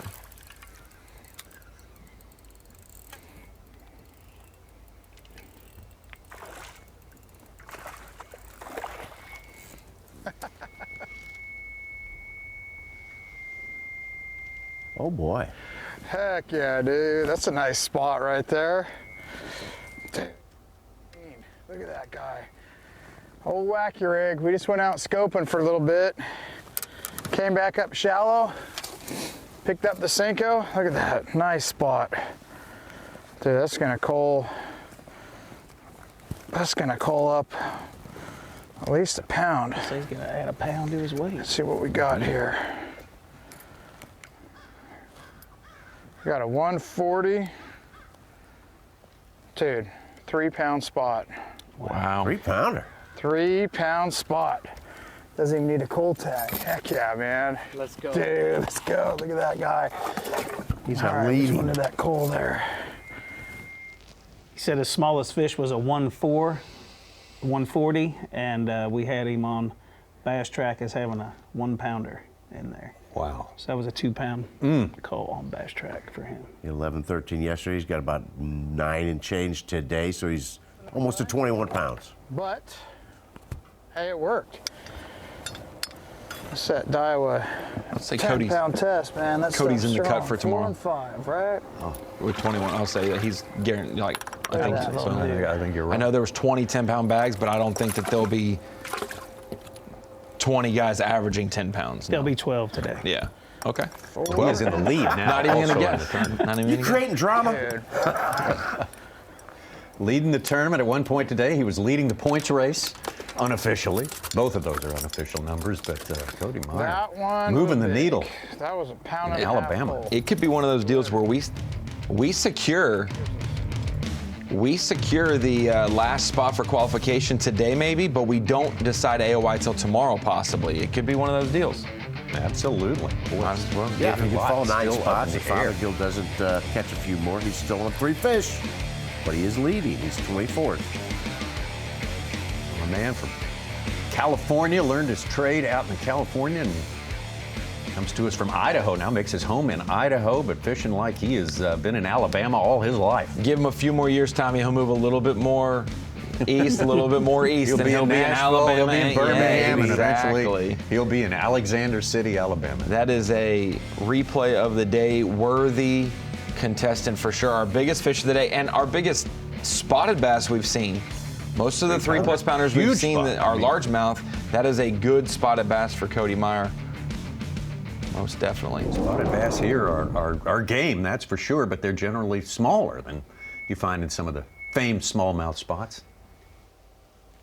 And Ronnie, he told me he loves Idaho. He drives here once leaves the truck at different spots and flies home when he's got some breaks. And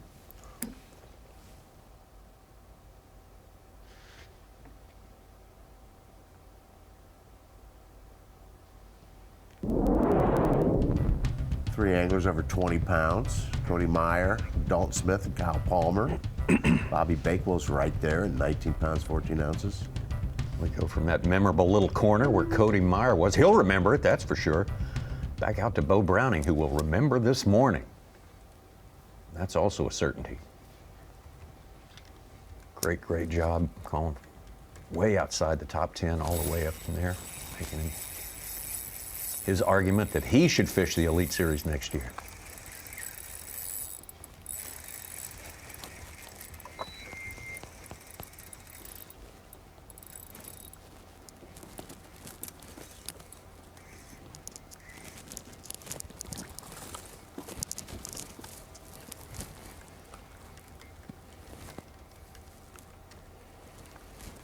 Should help.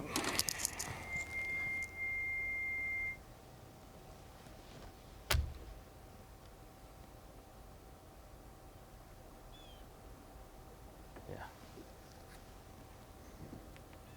Pound and 3/4. Pound and 3/4. That'll get him 4 ounces. A couple more ounces in the right direction. 10 pounds even almost. Just keeps chipping Yeah, away. everybody's Oh, he does. He is not giving up. Hey, look at that. He is going forward all day today. So mom and dad at the launch, longtime elite Stephen Browning. Mom said the prophetic words of, what'd she say? Pressure is a privilege. That's right. Young Bo was feeling that. Oh, Paul Marks has made his way to the docks, and moments ago, bait caster in hand, maybe his best fish of the day. Yes, indeed. Oh, wow. Big spot. We talked about that. He did the same thing yesterday. Golly.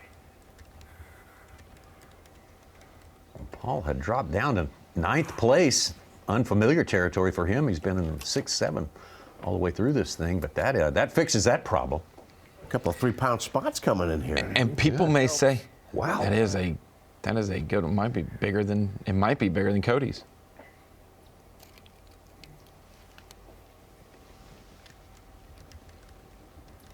It's bigger than my largemouth yesterday.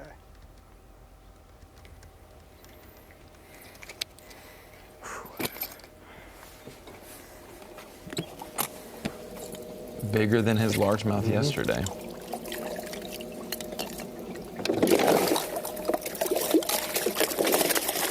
People may say at home, well, why is he spending so much time offshore fishing for those fish when every time he comes up to a dock, he catches a good fish? Bill, you know how it goes. He could fish 100 docks in a row, or he could fish docks the rest of the day and not get another bite like that. It's just this certain timings, but also selection of the docks. It's not every single dock. It's not every dock, and you look in there and every dock looks the same, and for whatever reason, whether that's bottom composition or a brush pile or just something, there's always a certain dock in that whole area that's going to be better than the rest. And, you know, like you said, you may fish 50 docks and never get a bite. You may pull up to one dock and get 10 bites off of it. It seems like when the guys are getting a bite off a dock, those fish are healthy, they're fat. And I think we're going to see a lot more of that this afternoon. A little easier to pinpoint. Like yesterday, his dock was in the back of a pocket and was the only piece of cover back there. And it was a big dock as well, plenty of places to be. In a situation like this, he is on a stretch of 10, 20, 30 docks before the bank even changes to the left or the right.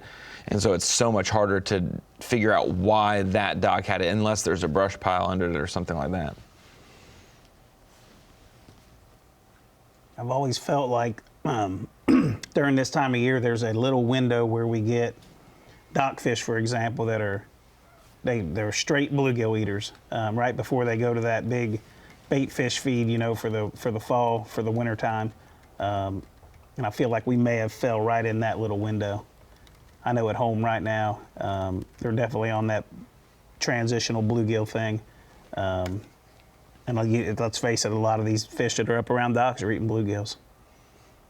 It's by far my favorite piece of cover to fish in the fall. Absolutely. Because you can catch those late summer fish at the ends of the docks. There's going to be fish on the walkways. Most of the time, these docks are connected to the bank that's either got a seawall or something you can parallel.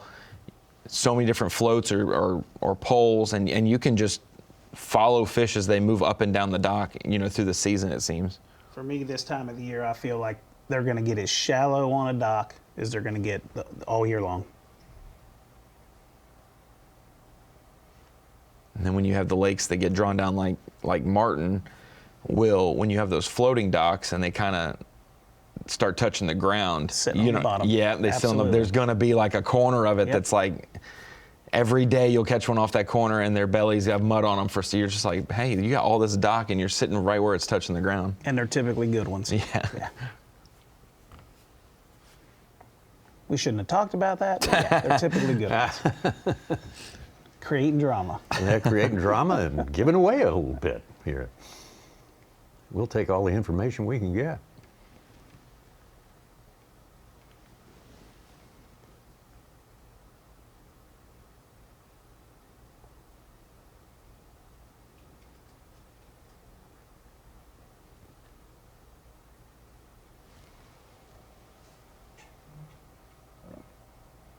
Just as Evan Kung has been totally committed to that deep offshore bite, Cody Meyer has put all his marbles on this one right here, this particular sort of a situation. It's paid off for him. Back on top, back the man in the lead.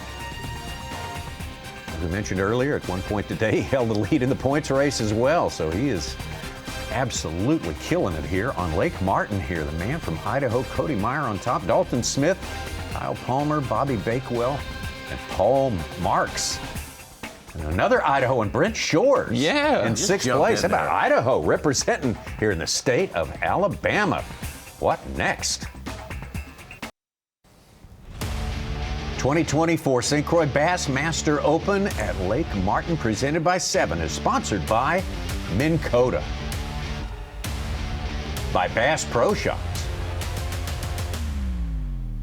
and by Skeeter Boats. This is bass fishing country, this part of the world, southern Appalachians, kind of the southwest end of the Appalachian chain. This place, I think it qualifies as a highland reservoir, Lake Martin for sure. Water clarity would certainly suggest that here. Of course, they haven't had rain for a couple of weeks here. Did have a good bit of rain a couple of weeks ago, but it's certainly cleared and has dropped a tiny bit. But some of our anglers definitely figuring things out. This man, Dock here. Better than everyone else so far at this point in the tournament. Cody Meyer with the lead. 10 ounces ahead of Dalton Smith of Kentucky. Good, man. So we just, finally caught a really nice one today. Got a 3-pound spot. Like I say, we caught that under a dock. Super shallow. We're just going to do this the rest of the day. We got, oh man, I just missed one. We got, a decent limit, 9+ pounds for sure. We got a 140 in there and a 150. So, if we can just get 2 more quality bites the rest of the day, I feel like we can potentially make the top 10, but I mean, I'm having fun. This is what I love to do. I went out scoping for a little bit, and there's a lot of fish out there. They're not the size we need. We need these 2+ pounders here, and they're so hard to catch on Lake Martin. But I'm just going to fish shallow the rest of the day, fish all these really shallow docks, where you can potentially catch a largemouth or a big spot. But so far, it's good. It's only, 11 o'clock almost. Got over 9 pounds, and we can easily cull up. That's the thing. It's not like, we're sitting there with 5 2-pounders. I wish we were, but I mean, we got some small ones. So just need to run into a couple more good ones, and we'll be fishing tomorrow.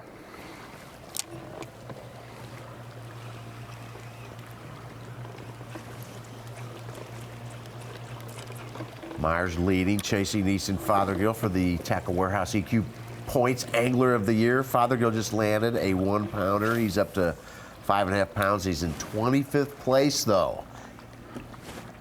Meyer started 27 points behind Fothergill. We'll see how that shakes out. It's gotten interesting.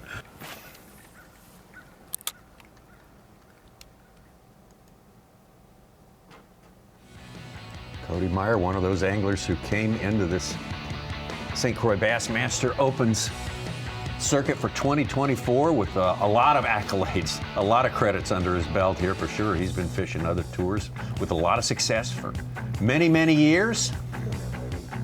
Took us a little bit to get him on camera. He had such solid finishes, really no missed cuts, no worse than 50th all year long.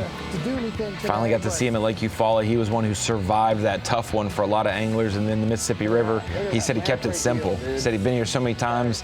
Don't go lock up, don't go lock down, just stay in that Black River, not far from the takeoff area. There's so much cover and structure. He was really at home in these northern lakes for sure, as you can see that finish there. Leech Lake and the Mississippi River, pretty strong finish and just solid leading up to that. That's the key. And Leech Lake was a huge boost for him because that was a 2-day event, 1 day shortened because of weather. They do 2 days. He wasn't obviously on camera after day one, but that day 2 jump, he had, I think, 24 or 25 pounds, one of the biggest bags of the final day, and it vaulted him up so much points-wise to even have the opportunity to compete with Easton. Because Easton was topped out. He was the leader and won that event. Yeah. But Cody, who was maybe, I don't want to guess incorrectly, but farther down the leaderboard and jumping all the way up to 4th was absolutely monumental. And if he was to pull this off. His worst finish was Lake St. Clair, I believe. Is that right? Where you would think that probably fished more there than others. Absolutely. The last 2 events, 4th and 5th, he's maintained contact. He's been kind of close within the 30, 40 points of Fothergill, even though Fothergill's won 2 events.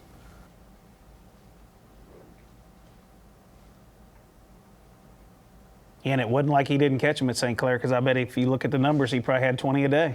Yeah. Yeah. And 20 pounds a day is catching them.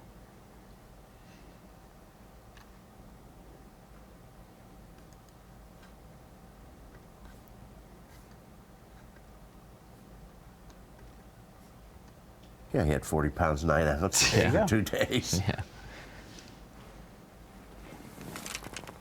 We need to quit going to those type fisheries. Spend more time on lakes like this. There you go.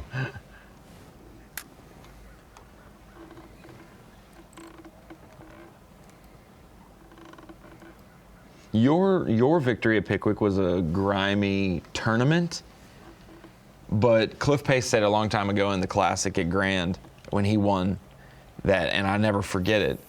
He said there's a difference in fishing a tough place that's fishing good. He would rather fish a good place fishing tough because the quality of fish exists and has potential there. It's just not at 100%. And in that Pickwick event you won, so much flooding and water and change of water clarity and so much current that it was fishing a little tricky and hard for a lot of people, but every bite was a good one. Was a good fish. Mm-hmm. Like all your fish on the final day you said you thought were 2-pounders other than the big one, and they weighed 3-something because they were just healthy, good quality fish. And up to that point, I'd been catching so many good, 4-pound fish that this is an off I just, the pace, oh my gosh, I only got 2-pounders in here. Got a Tucker Smith update. He's got a limit. He's up to 18th place. He had a bad first day. He was about 8 pounds, 56th place. So he's moved back. We'll have to see who wins the roommate battle. Tucker and Paul Marks. Who's gonna be the one to win 3rd place in the points? We've had plenty of fireworks today. Hasn't really ignited for our day 1 leader. Yeah, but that's still to come for Will Davis, we think, of course. Evan Kung working hard, staying committed to what he's doing, trying to fish his way into the Bassmaster Elite Series for 2025. Dakota Eber, terrific day yesterday. I bet it smells great. You smell me or you smell it? Keeping it going today. Down the leaderboard just a little bit from his number 3 spot, but still definitely a big part of the conversation. Look at that. Nice. Heck yeah, man. Could be the man of the day right there. Cody Meyer.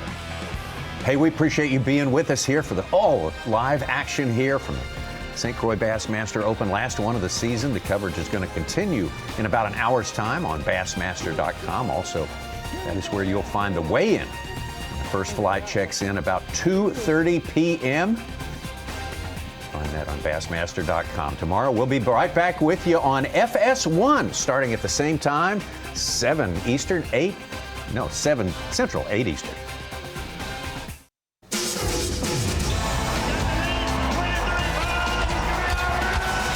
You're watching a B.A.S.S. presentation.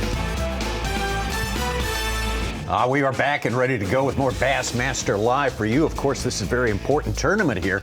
We're at the St. Croix Bassmaster Open at Lake Martin, presented by 7 Reels. Of course, this is the final stop of the year for the Bassmaster Opens. We've had more attention, more TV time for sure for the Bassmaster Opens this year, and there have been some compelling stories rewarding everyone who's gone along for the ride with us, and they continue well into the second day, and we've still got plenty of fishing time left. Will Davis Jr., who started the day with the lead, had endured kind of a slow period to get started today, has regained that lead as it stands right now.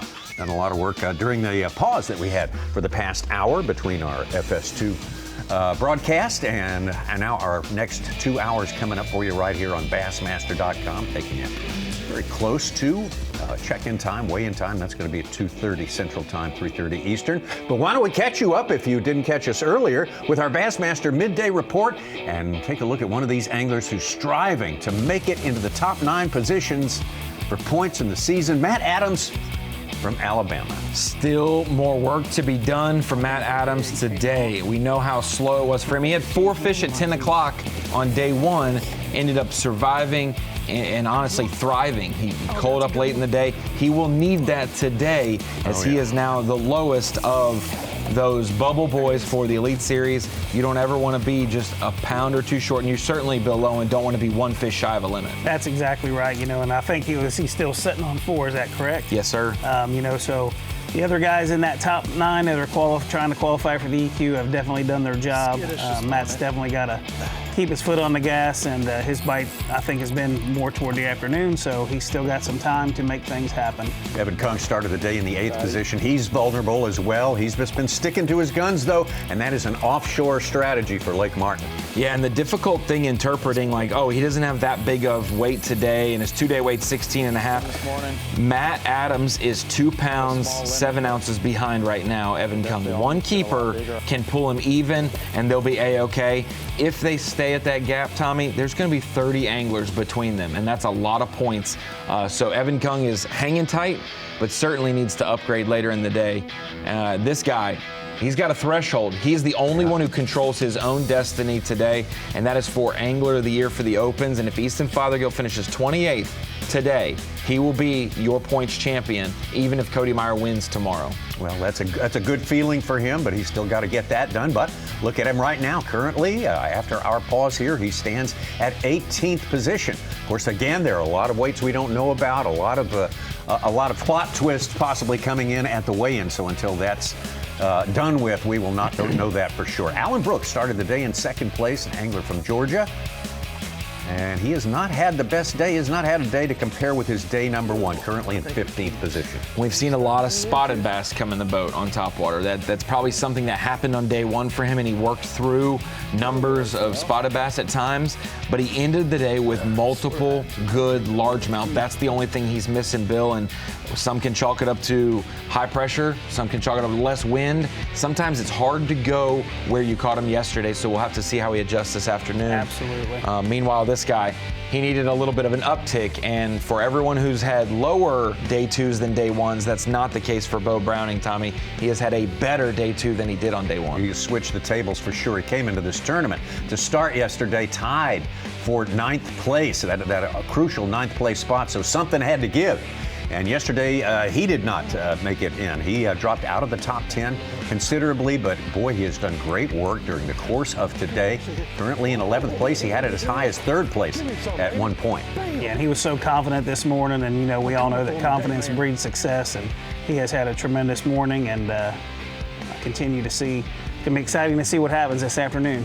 Bo will look back whether he makes the Elite Series and prepares for that next year, or he misses it by a spot and recounts every single cast he's had this season. There have been a few moments, maybe a 10-minute window, where he has done good work. He did that today, 8:20 to 8:30. He caught his 2 biggest fish, and those are 2 that he's really clinging to right now. As he tries to chase down, even in the tournament, guys like Dakota Ebert. Dakota Ebert, a big fish, is what made yesterday for him for sure. Put him in 3rd place to start on this day number 2. That giant has not shown up for him yet today, and that subsequently a drop from 3rd to 9th place. He's even resorted to flipping some isolated cover, some wood, some laydowns, but that topwater has really put a lot of fish in the boat for him. It's just like we said, at 8:45 yesterday, almost a 4-pounder. That, Bill Lowen, is at a 6.5, 7-pounder on most regular lakes. A 4-pounder here is gold. Absolutely. Paul Marks, Mr. Steady, we call him throughout the course of the season and this tournament, currently in 4th place, started I think in 6th place, went all the way down to 9th and has worked his way back in. You just cannot get rid of Paul Marks, and that's the way he wants it. He wants to hang in there, be a part of the Bassmaster Elite Series next season. Paul's a very quiet guy. I said earlier in the day, he's caught more bass on Bassmaster Live this season than he said words on TV. He lets his fishing do the talking, and the kid from Lake Lanier, we'll call him, Paul Jr. around those parts, has absolutely been so consistent.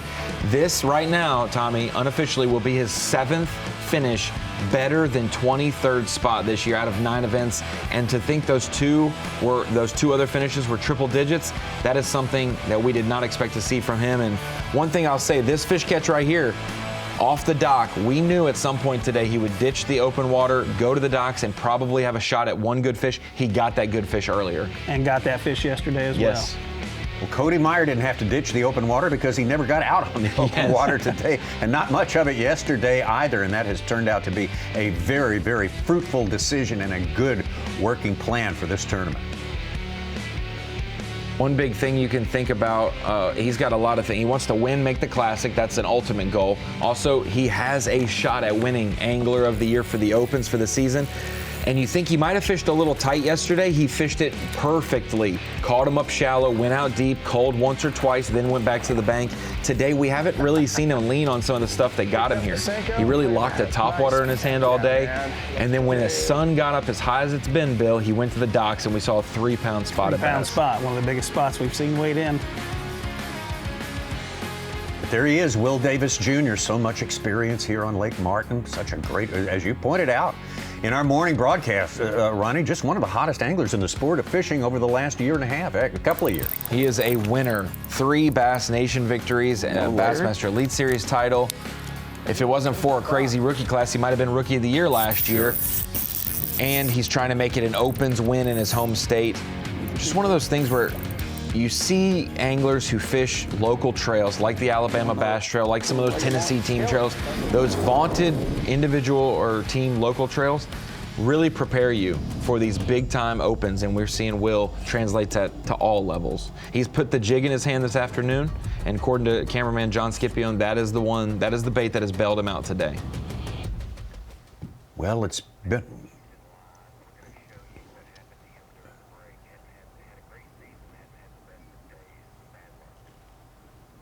For all the great days he has had over the past 18 months, Easton Fothergill has not enjoyed a great day today.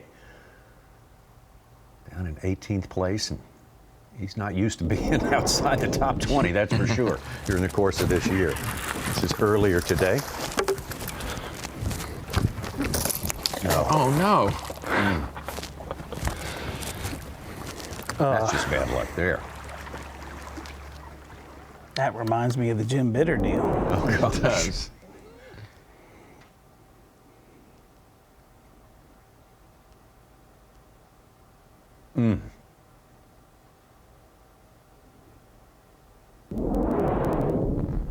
I'm just glad that happened to Easton and not Matt Adams, because I don't know. Oh my God! I'm just kidding. I'm just kidding. We love Matt. Easton is calm, cool, and collected. It would have gotten loud.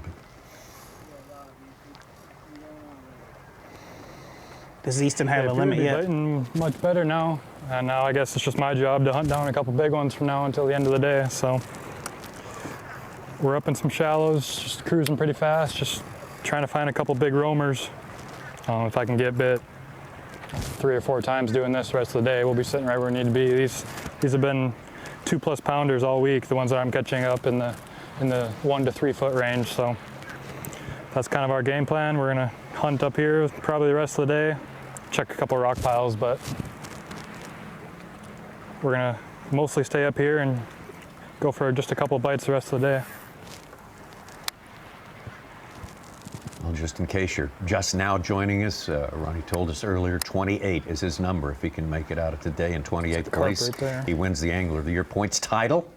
During the break, he did fill his limit with a 112 and a 1-2. There are 9 people who had 10 pounds yesterday behind him who don't have Bass Track. They would all have to do better than his 7 and change right now to pass him and give Cody Meyer a chance to overtake Easton Fothergill for the Tackle Warehouse EQ Angler of the Year. Yep.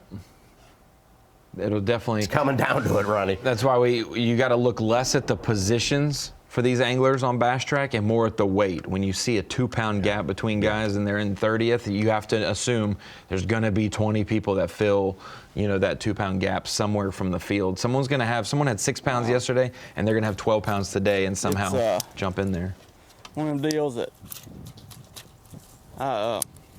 been around a lot of new docks and everything, and right now I got one of them Lake Martin good old piers, but yeah, everything's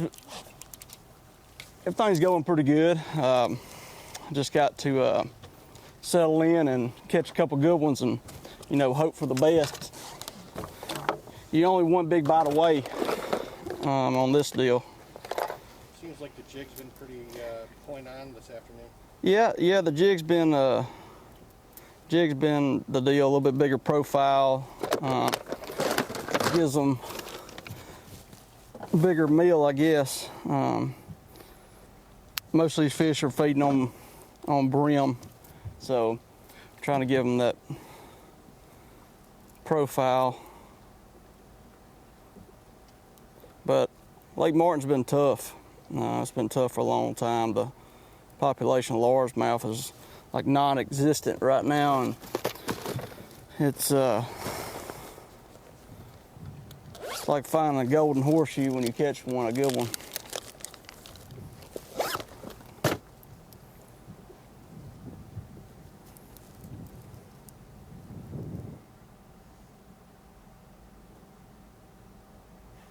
He certainly got himself one of those big, elusive largemouth yesterday, which he got him on a popper, right, Bill? Yeah, I talked to Will last night, and he said his 1-2 punch was starting off with a popper in the morning, which he obviously caught that big fish yesterday, and then backing that up with throwing a jig around brush piles and piers. We'll have to see if the jig brings the big fish today, or maybe throw the popper around shade this afternoon. We'll see. Got just over a couple of hours fishing for our first flight anglers. Weigh-in is looming in the background here, but that also means there's a lot of time to get some important work done.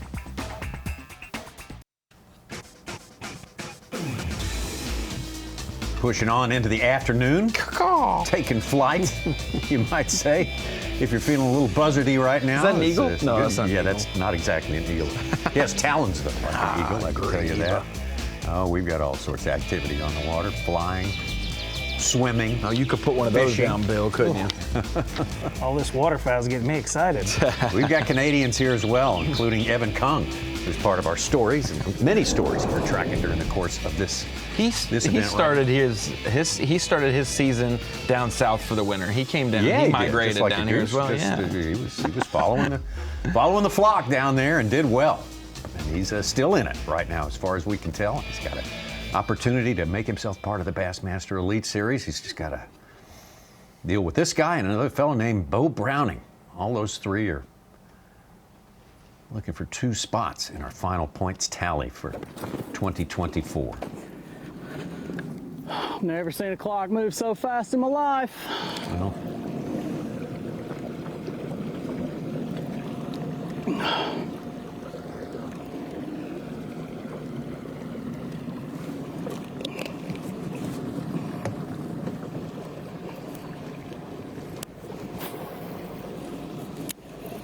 Matt looks like he's still right where we left off before break. up in the dirtier water. Looks like he's throwing some type of chartreuse squarebill. You know, we heard him say he's going to try to get that better than average bite, and this right here is the move you can make to make that happen. He's at one decent bite away from. We're live. Oh boy. I guess we're on an update. Pretty bad. I've got 4. I've kind of figured something out here lately. It's just a matter of if I've got enough time and if I can run enough water that looks right, and because I didn't really look for it in practice, I'm looking for really shallow laydowns that are almost at a horizontal angle, not ones that come in going downhill. And I'm just burning this crankbait as fast as I can. I caught one about 1.75 pounds. I got on top of a stump, had one roll on it and not get it. And I'm doing this a lot because that's just what happens when you throw a crankbait in bushes. It's been a really poor day. I've had to abandon what I was doing, even after going back to it a couple times. And I don't know. I don't want to go out this year like that. No matter whether I make the Elite Series or not, I don't want to go out the way it was earlier.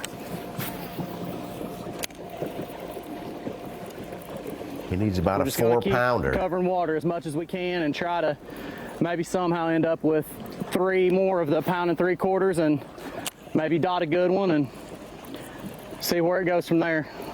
So I've got some really good laydowns as we come outside of this pocket that I found some fish in practice.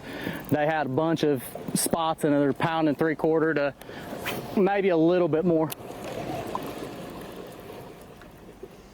So when you look at the unofficial points, guys, we've got 9th and 10th right here. Evan Kung 9th, holding down the last spot unofficially. Matt Adams, first man out now unofficially, and that's after Bo Browning's major move up the leaderboard. The big deal, though, is these are all unofficial points, so you might have to think, oh, Matt came in the day only 2 points behind Evan. He just has to beat Evan by 2 spots. No.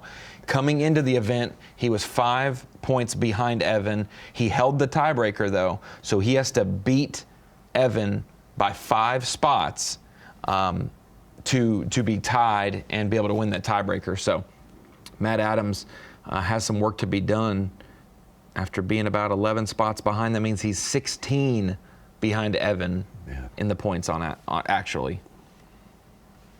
He's got 14 pounds and 2 ounces. He needs to probably get up to 18 and a half or so. So he needs to either catch one of those 4 1/4, 5 1/4 he found in practice, or catch a decent one and go. Well, caught a largemouth. Not very big. Not going to keep for Evan. Of course, Matt laid out what it's down to. It's not going through numbers now. He's covering water, trying to find something bigger. Not the 5-pounder we need. And Matt's still sitting on 4, is that correct? Yes. Yeah. Yes. That's why we were like, it seems dire, even though in the points or in the standings, they're only 11 spots off. That's 16, 9, and 14, 2. There are going to be more than just 11 people in that 2 pound, 7 ounce range. There's probably going to be 27 people. And so honestly, Matt's a lot farther behind than it looks right now. But a 2.5 pounder for Matt to fill his limit, and they're squared. They're all squared. And that's all you'd hope for, is to be right there.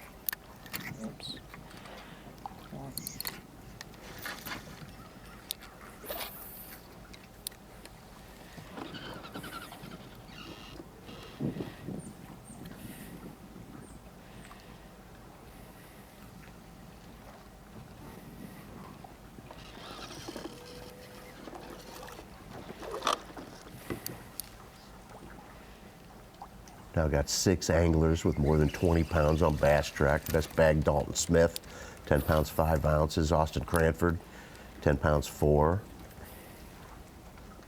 Bobby Bakewell and Bo Browning have 10-pound days.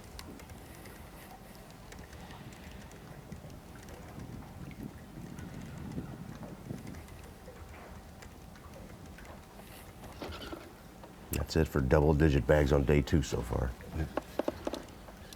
Remember, we will cut down to 10 anglers only tomorrow. Full field fishing yesterday and today. That's 120 boats.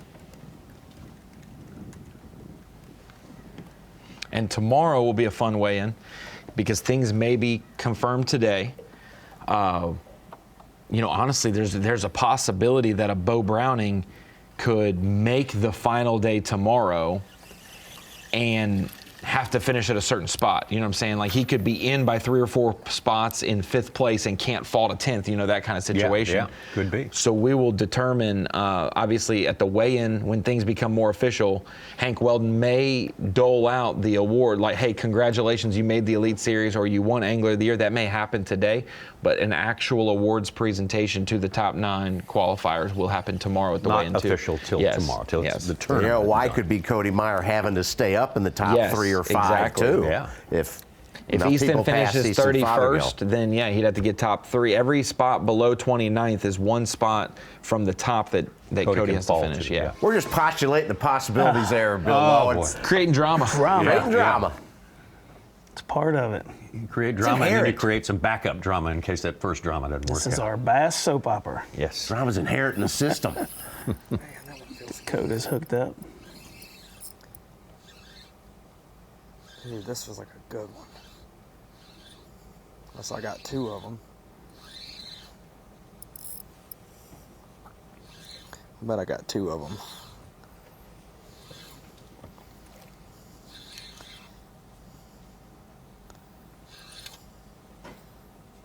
Yeah, I got 2 of them. But I think one of them's pretty nice, dude. Gosh, dog it. Oh my gosh. Oh gosh. Yeah. That one will help, dude. That bigger one will help. I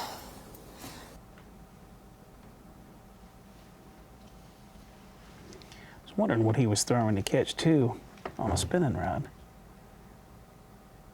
It's like a blade bait.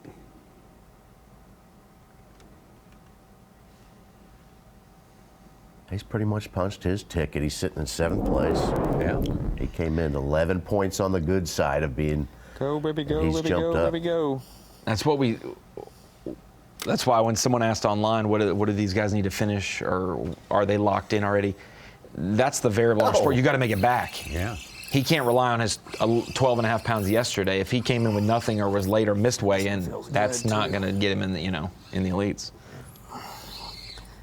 I'm gonna hook up again. Well, yeah, you got to make it back. This is not trying to come up. I got him foul hooked.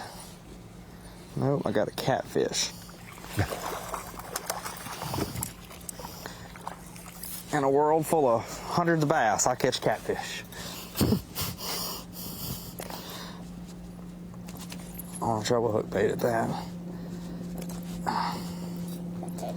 This is an accident waiting to happen because I can't get him good. It's 2 in a row. Didn't we have two on at Upper Mississippi? I believe. Also, I forgot who caught it, but 2 on it once there. I got to postulate and figure that So out. the spoon on the college could catch 2 fish. Oh, well, that's where it was. It wasn't. Yeah, that's where it was college. They're running together a little bit here, but I'm trying to keep my mind on this one because there's plenty to occupy your mind here with Will Davis Jr. in the lead, out of the lead, back on top again. Meyer, Palmer, Smith, Mark, Shores, and the rest. Plenty more time to get something done here at Lake Martin.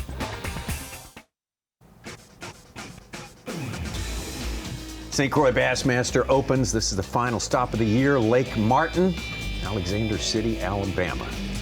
That's full field fishing here for the 2nd day in a row. That is your tournament leader, Will Davis Jr., making a move right now. He knows a lot of places to go, so he's going to be making probably a couple of moves at least before this day wraps up. And we're, well, it's going to wrap up at about 2:30 Central Time, 3:30 Eastern, not that far away for the first flighters.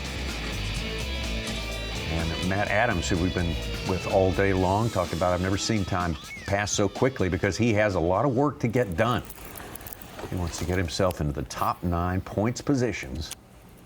Come on, baby. At the end of this thing. Oh, it's a fish. He's got 4 fish.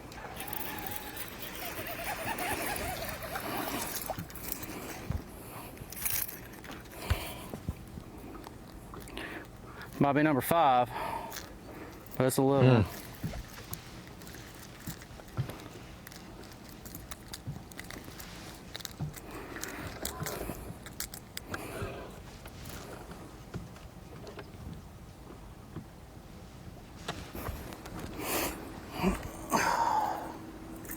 12-incher it's got to be. Somebody's gonna have to really Looks like it struggle. might keep.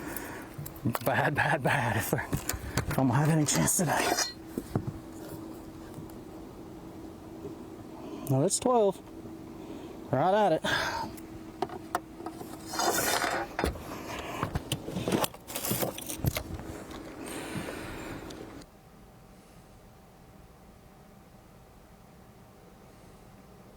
Well, that one will go in the box, and he'll hope to replace it very, very soon with something much bigger, because that's kind of the imperative he's facing right now. He's got to upgrade by a couple, 3 pounds, isn't it, Such, in order to he get the needs job done. He's up almost to 15 right now. I think that's going to be his second smallest fish. He's got an 11-ouncer in there. Everything else is over 1. 1 3/4 is his biggest, but he's needing to get 5 spots ahead of Evan Kung, and that would be about 3 more pounds.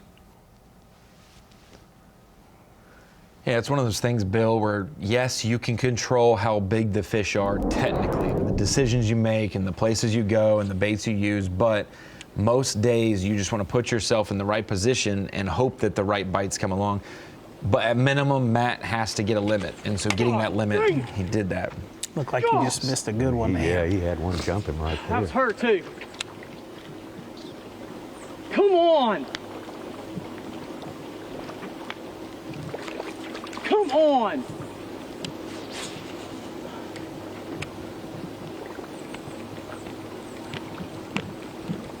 Pound, 3/4, 2 pounds. Saw the whole fish come out from underneath that freaking lay down.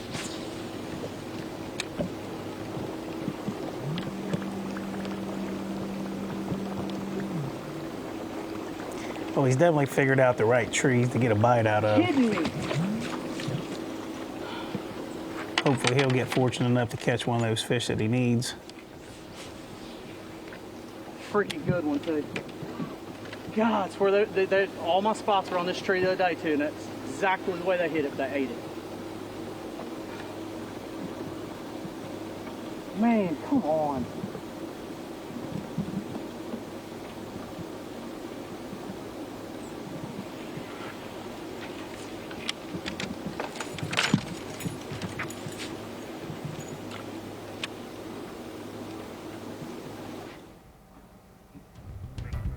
Bill Owen, are you of the belief that fish can feel your stress? You know, I don't want to go down that road, you know. Well, you wonder if the guys who are calm and even keeled and has something to do with catching them. If Easton Fothergill is stressed because of his position, which he could be forgiven for being, he doesn't show it. He's pretty much a low emotion guy. Right. What is he, fishing boulders up north? What is this? Yeah, he's got a little rock pile there, doesn't he? Absolutely crystal clear.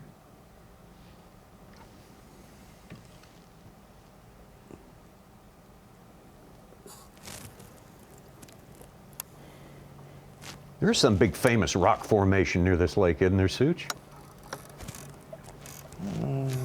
Not offhand, I can't think exactly. I think that was in your rundown one of those years for this lake.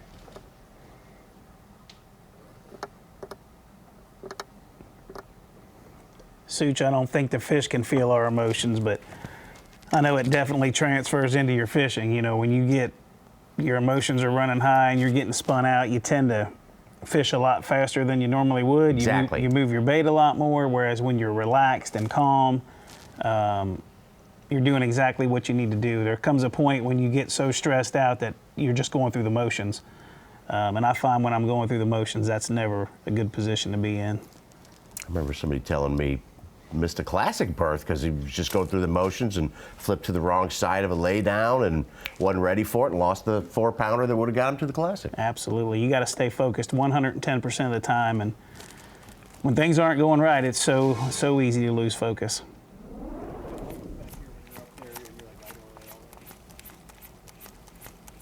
Will Davis 6-ounce lead over Cody Meyer unofficially. Chimney Rock is the... Chimney Rock's one of the formations yeah, on the large lake. rock formation resembles a chimney there. Yeah, there's another thing there. I'll right. They have that really cool format next year.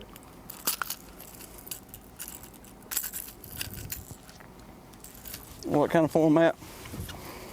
Just a different structure of the tournament layout as far as the qualifying goes. Right. I'll tell you exactly.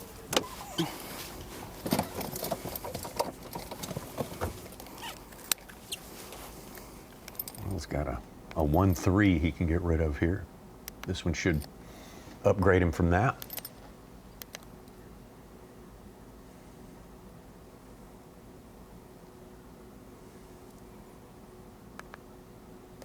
Let's see, it's gonna call out number 4. Give him a few ounces. Yeah.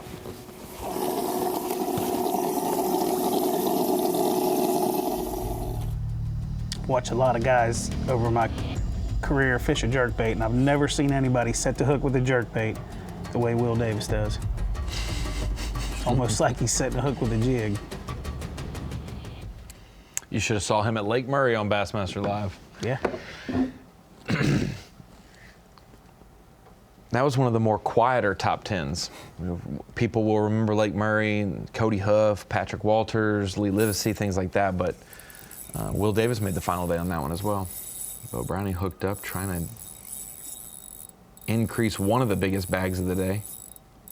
Been a couple hours since his last upgrade keeper came into the boat. Golly, I need this one. Sitting at 10 pounds even. 2 small fish go 1-9. Yes, sir. I think I'll call out that other one that's trying to die on me in there.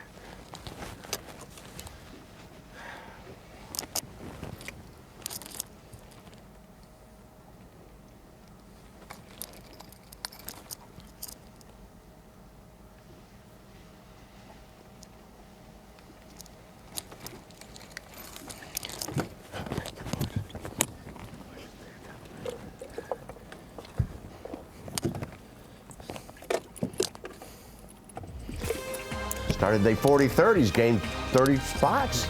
11th, 32 spots. Well, that was the job he set out to do. Said he was gonna do. Yeah, yeah. That's Didn't, right. didn't just have hopes, he had yes, notions. he had confidence. I'm gonna do it. That's important. Very impressive job today, Bo Browning, Hot Springs National Park, Arkansas. Will Davis Jr. of, I was going to say Sylacauga, but I think he's got a new Childersburg. Childersburg. Yeah. All right. More north of there on wherever the lake is. All right. Well, the lake is Lake Martin, and we will be right back on it momentarily. Oh, trying to get some important work done before it's time to head back to Wind Creek State Park for the weigh-in. That begins at 2:30 Central Time, 3:30 Eastern here at the St. Croix Bassmaster Open, presented by 7. Last stop of the year for these 120 anglers who are out here. Many of them have hit all 9 of these, the ones taking part in the EQ division of the tour, elite qualifying. You had to commit to all 9. We'll be different next year. We'll talk about that at some point, today or tomorrow. And back to Bo Browning. Bo loves the opens, but he would love to not have to fish them next year. Yep. If he gets it done today.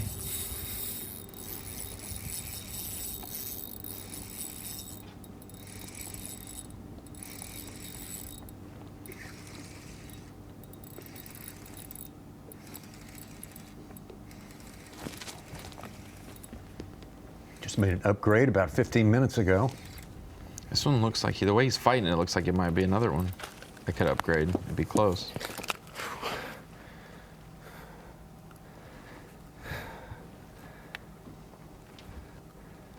Dang, I had him pinned.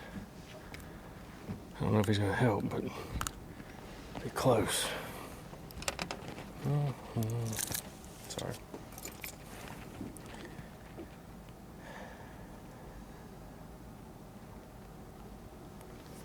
Be a 111. I don't think he's gonna do it.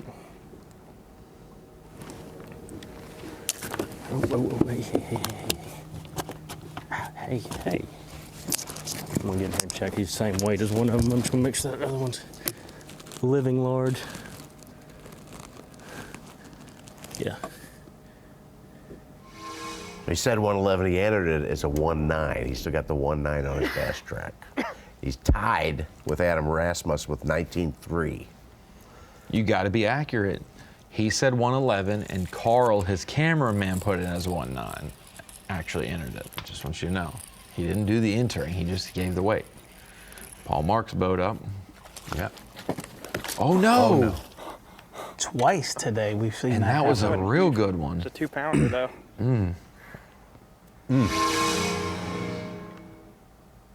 No. Oh, missed the grab. No. Right when he went to reach for the line, it came out and he just had nothing. Yep, that was what we saw just about 30 minutes ago with Easton Fothergill. You don't want that to happen too much during a day like today. Easton's could, in theory, cost him AOI, and that, in theory, could cost Paul Marks winning the tournament this week. You never know. He's 1-1 out of the lead with 3 fish going 1 pound 4 ounces. So that could have cut that deficit in half at least. Go to E-Bear. Started in 3rd place. He's worked his way up to 2nd place. Gosh dang, dude. No, whatever that is big. No, he's to 7th place. I'm sorry. I bet it's a catfish. Oh, it's coming up.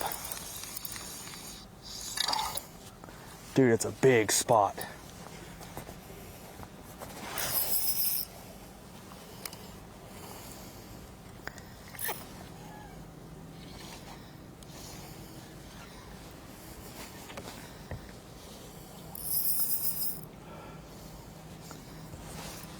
Look at that. Boom, baby. Yes. Look at that thing. Dude, I got a little something figured out. Look at that. That's a good one. That's a big upgrade, dude. That's a 2-pounder.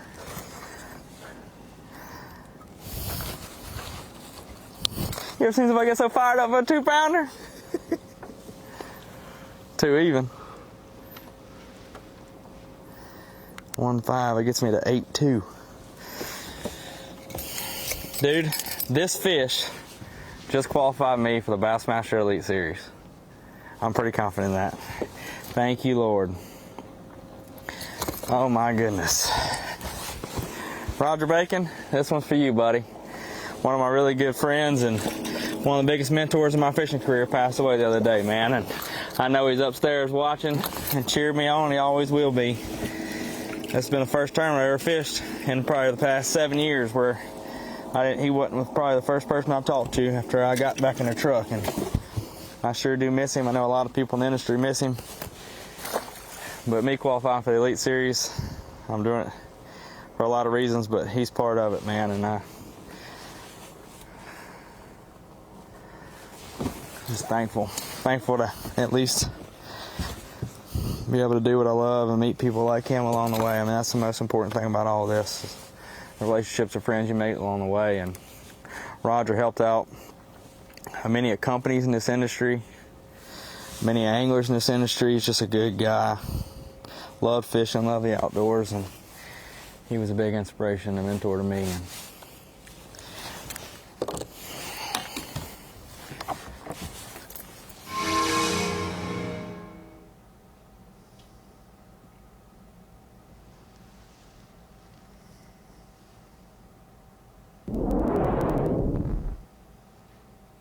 Jump from 7th to 3rd with that 2-pounder.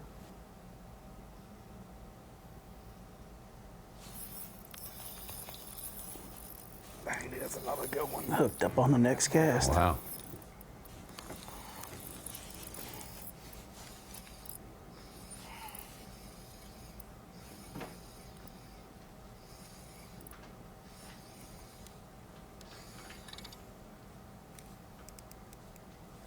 I think. Feels like a good one. Oh, yeah. Really good one. Another 2-pounder. Bam! Heavy 1-pounder for sure. Little adjustments, guys. Little bitty adjustments and paying attention to details. That's all it takes. Sometimes. There's fish schooling or roaming around schooling all over the place. This one's not quite as big as the other one's 1 3/4. Got me 8 1/2 though for sure. I bet I'm close to almost 9 now, but that's all right. So that one. Up to second place with that Second fish. place. A little early to say it, but are we getting ready for a big match showdown tomorrow between Will Davis Jr. Dakota E-Bear? We could do worse than that. Yeah, with Will having 1/2 pound heavy yesterday over Dakota, and Dakota looking like he's maybe got 1/2 pound more. I would say it's a lot closer than that. Leaderboard even says. Can't quite rule out a Cody Meyer, Kyle Palmer being part of that show. We've got a lot that can happen between now and the weigh-in time today, which we remind you is coming up right here, Bassmaster.com at 2:30 Central, 3:30 Eastern Time.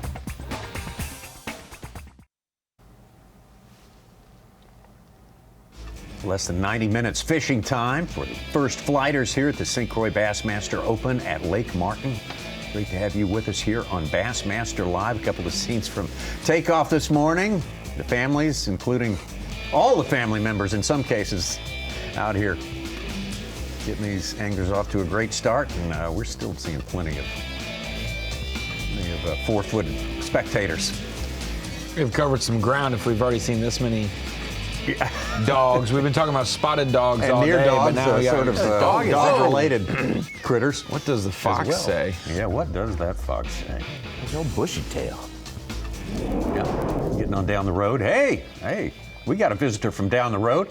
Kyle Welcher, the 2023 Progressive Bassmaster Angler of the Year. A great time talking to you yesterday, Kyle. You have so much experience here on Lake Martin, and as we watch now, Will Davis, our tournament leader here. Kyle, Will, at the end of the weigh-in yesterday in one of the interviews, he said he's never seen Lake Martin fish this tough. Would you go along with that?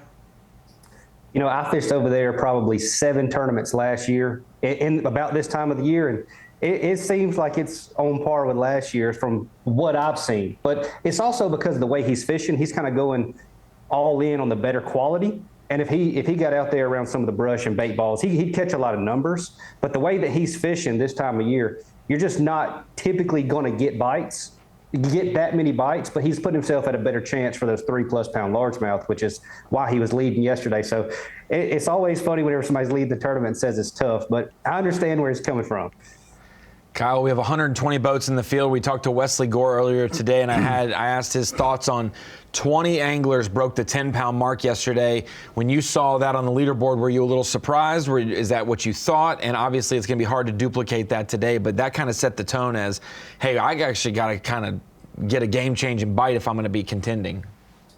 You know, I thought it would have been a few more. I figured it would have been probably close to the entire top 40 would have had 10 pounds, but it's not far off. You know, like it's very, very difficult to get to that, 10 and a half, 11 pound mark on this lake, which it sounds silly, but it really is. And, the weights kind of looked, about like I really expected, like a 2-pounder. And you see these guys, their whole demeanor changes when they hook a 2-pounder because they are that important on that lake. A 1.5 pounds, a 160 spotted bass, fairly common. A 180, 2-pounder, 220, those are, you have to catch 3 or 4 of those in a day, plus a big one to do really, really well. So the 2-pounders are not everywhere. So the weights they reflect that, and I think they're pretty accurate for the lake.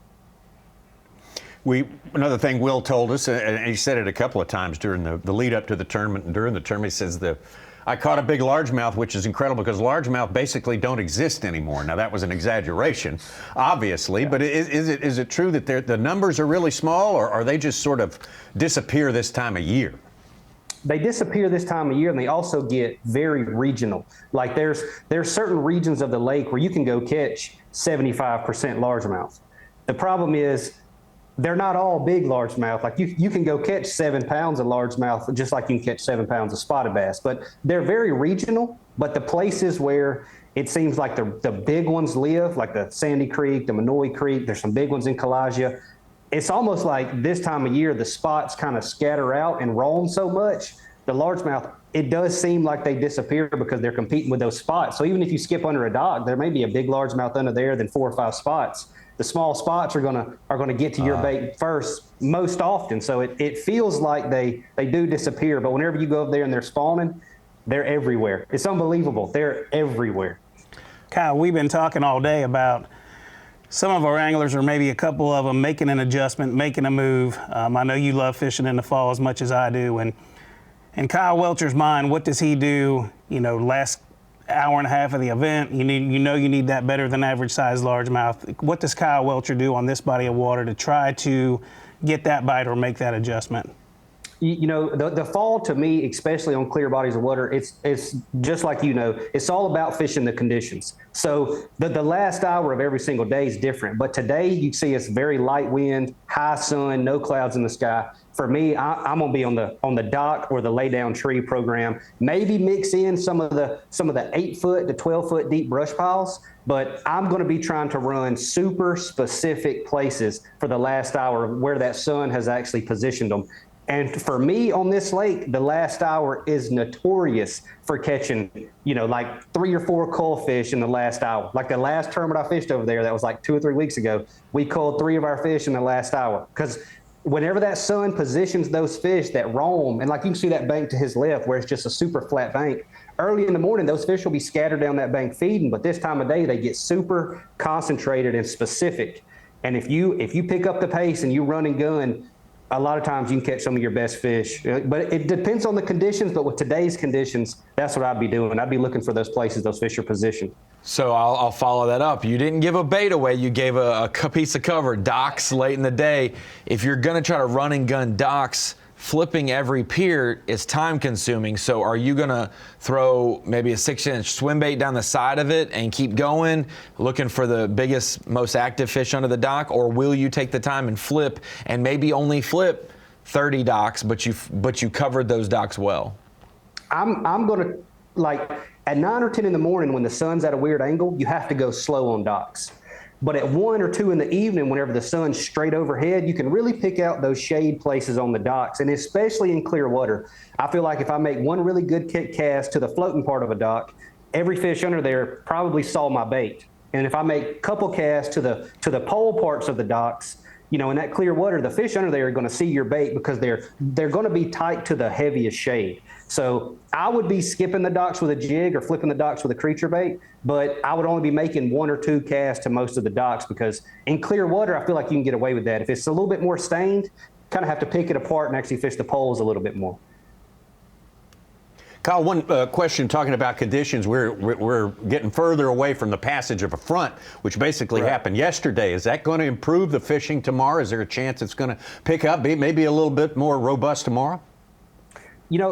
I would assume it's going to be similar to today. Like you could see yesterday, well, the one that was on live the most was Dakota's game-changing topwater bite early in the morning. Like that's the kind of stuff that your day revolves around. And yesterday, it seemed like them guys were able to run that bite for a lot longer. And then today, like I saw Cody catch a couple on the same style bait, but you could see the sun was already up early in the morning, like beating down on the water. So it really repositions those fish to where you have to instantly go to more finesse and go to more flipping. And I think it's going to be more like today. Like tomorrow will be a lot like today, where the guys are instantly going into kind of grind mode a little bit earlier. So that makes it where the weights are typically a little bit worse because it's harder to trick those big largemouth early. Kyle, we've loaded up a kind of a special movie on the old projector now. It's one you might kind of like. It's called the 2023 Progressive Bassmaster Angler of the Year race. Why don't we all take a look at that, kind of have you walk us through that year? You know, that was one of those years where the schedule just set up perfectly for me. You know, like I grew up fishing Lake Martin, a lot of grinder type tournaments, and a lot of our tournaments that we went to that year were just, they were goofy. Like a bunch of them were just super goofy. We went to Sabine, which obviously I love Sabine. It reminds me of Martin. The fish are a little bit bigger on Martin, but those pivotal bites are what kind of makes your tournament there. But that was just a year where the schedule kind of fell in my lap, to be honest. You know, like that's what it takes for an AOI year. You have to go to lakes that you really understand, and you can make those adjustments and do well for 2 or 3 days in a row. So that was a phenomenal year. I'll watch that footage anytime y'all want to. Well, a lot of people talk about that last day up there when you had it pretty much locked down, and you had boat trouble on that day. Yeah. And you had to go back. You lost a good bit of time, very valuable time that you could have spent. But when you hopped back in that boat, there was no doubt in your mind that you were not going to play safe. You were going to head out into Lake Ontario. You fished fearless that year, I must say. Yeah, I feel like I do that every year. Just that year, for whatever reason, it worked out. But and Bill can attest to that. Whenever things are clicking, the confidence on a whole nother level, and you just don't second guess anything, and good things just keep happening. Kyle, thank you so much for giving us some more time today. We appreciate your insights into Lake Martin and everything you do in the world of Bassmasters. And we have got some more to do in the world of Bassmasters. It's been clicking for Bo Browning, and he just broke down exactly how Bo's been feeling all day. All right. That's a good way to put it right there, Ronnie Moore. We'll explore that some more when we come back.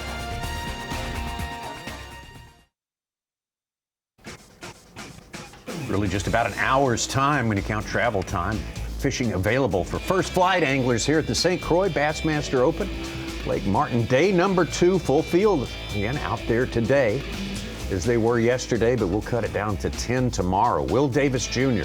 had the lead after day number 1. He is the leader again after falling out of our top 10.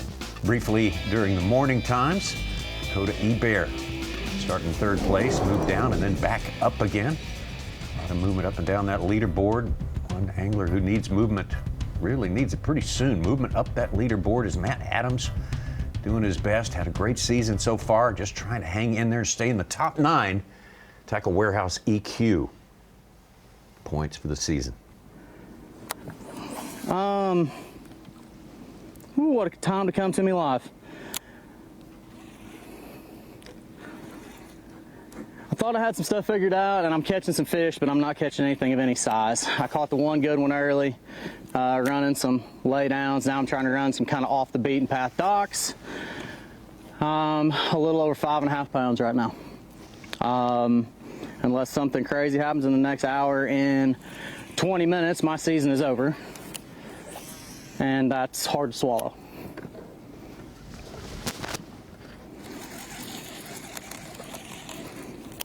But we're gonna keep throwing at them for that hour and 20 minutes.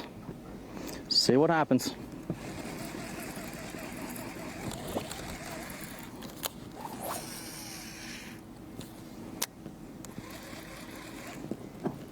Got to heed Kyle Welcher's words that he can call late in the afternoon here. Yeah, it's like it's just changed so much overnight. Last 2 days, everything that I found has changed so much. I swore I wasn't going to scope, and I'm going to get beat by scopers. When it normally doesn't win on this lake. Normally you can't win scoping, not on this lake. But you can't win with under 6 pounds either, so I don't know. I'm kind of at a loss for words right now, and that's hard to do with me.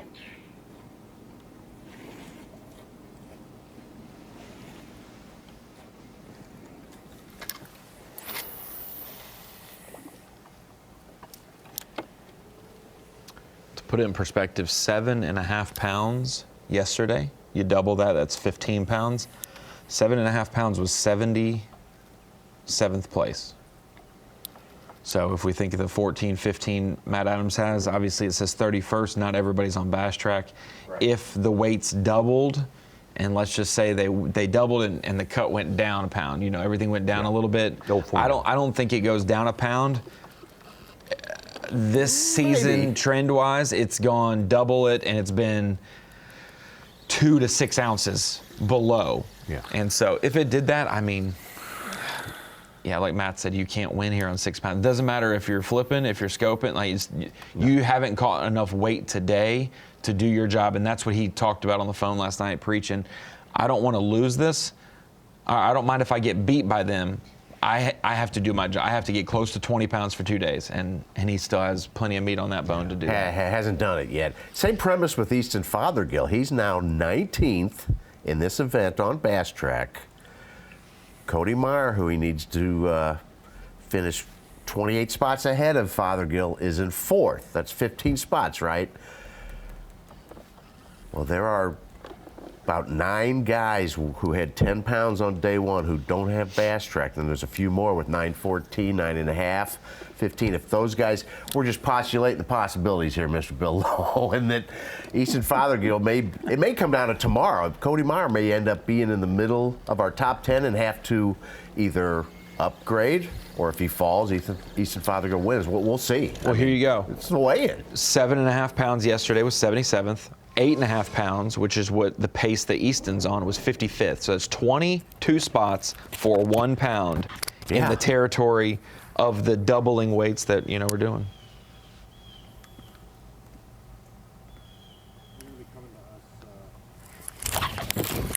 Golly, that's a good one. Do what now? They're going to be coming down.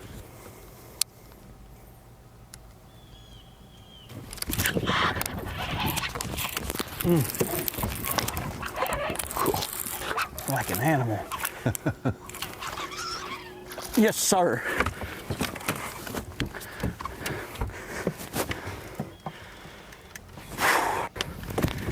That is a dadgum stud, baby.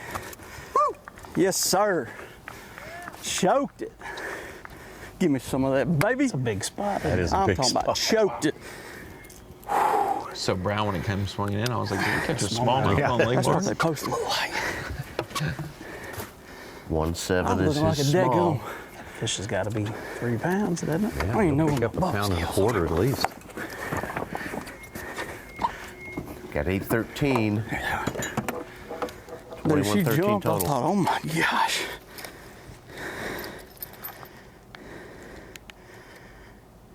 Fish, dude. We were just talking about a 4-pounder. 3.6. Nice. Wow. I'm gonna call out a 1.7. Wow. Almost a 2-pound coal. Yeah. Be right there near 11 bit. now. Your big cheer from Old Forge, Pennsylvania, Ronnie? Jonathan Dude, I was Kelly's. like, And it's his only what hope. did I just tell you a while ago? I said, that's God tell me I need to retie. I got a cool, but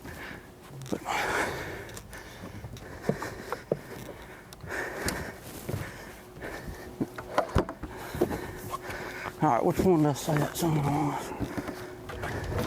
Gonna be number 1. Well, that was a good catch from miss to start to finish. Mm-hmm. No doubt about it. Great action there. 3.6, big bass today. 2-pound Yes, coal, sir. Bill Lowe, and he goes from 8 pounds, 13 ounces, and seemingly vulnerable to losing the lead to Give me some of that, going to baby. back up a 13-pound bag with basically 11 right now. We're talking about a 4-pounder. I'm telling you, he's got nerves of steel. Yeah. I never seen him get rattled, ever. I thought that fish came off.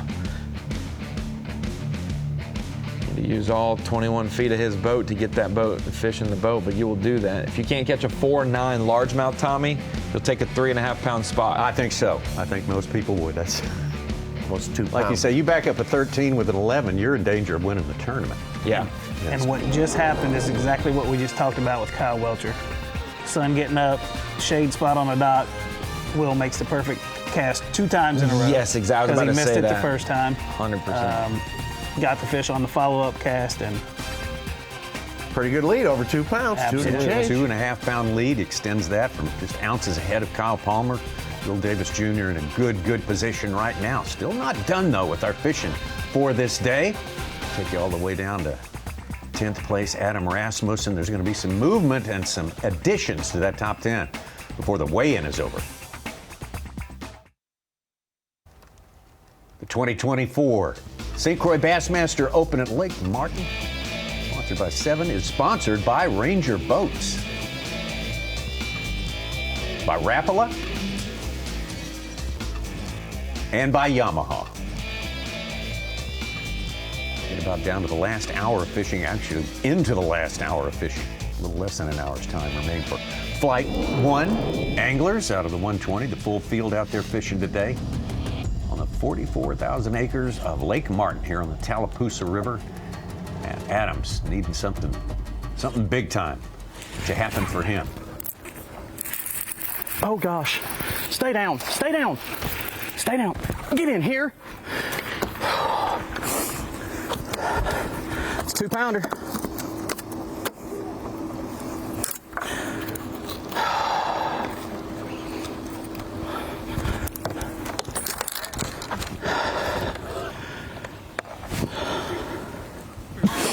It's probably too little too late, but better than nothing. Gives him hope. One more call. I mean, that's what I love about our 5 fish. You could have 0 in your last 5 casts of the day. You get what you need. So don't discount on the nose.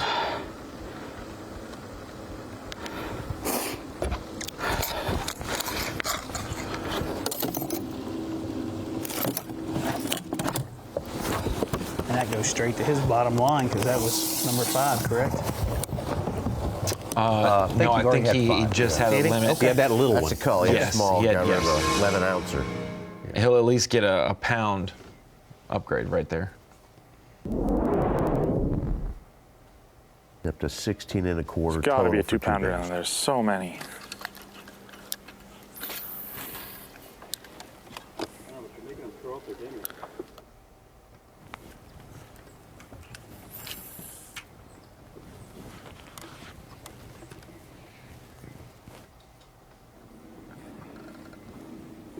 There's more fish in there. I just can't even bite. Come on. If I get to 8 pounds and I get beat, then I'll live with it. It's Lake Martin. But I need to get to 8 pounds for me to be able to stomach this. If I get beat at 8, just a bite down Lake Martin. I get beat at freaking 7, no. Absolutely not.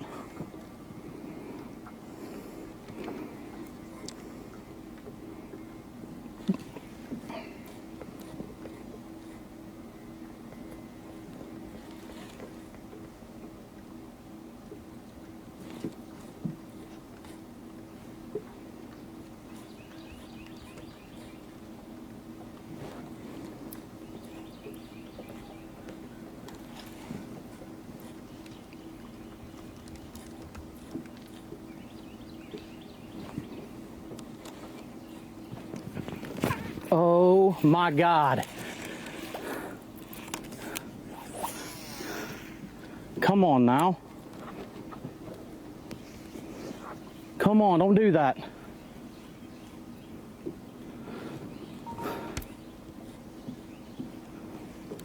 He knocked the bejesus out of it too.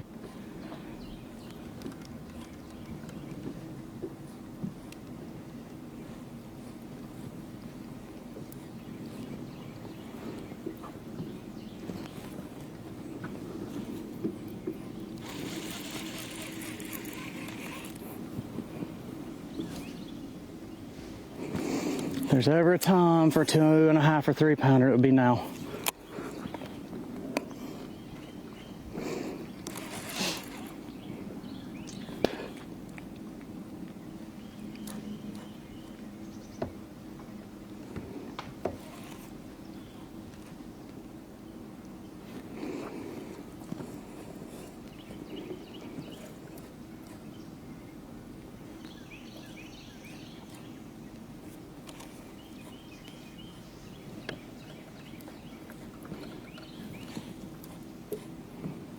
Adams is 24th, 5 ounces back of Evan Kung, who's 22nd. He needs about 1.75 pounds to get to 18, the 5 spots ahead of Kung. And that's vying for the final EQ spot that'll go to the Elite Series next year. So, dude, how sore is your arms and stuff, man, when you're done? It's not that bad. I got this little tool.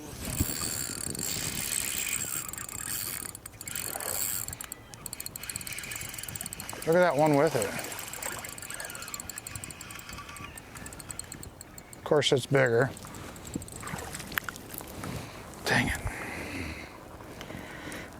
Little spot. I don't think that helps, but we're gonna check it.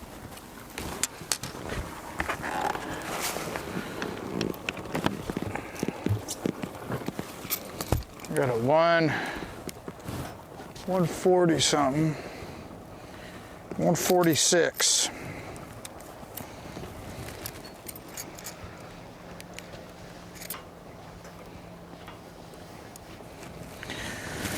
It says it coals, but by a little bit. Let's see. Number 4. Let's see if it actually coals or not. Number 4.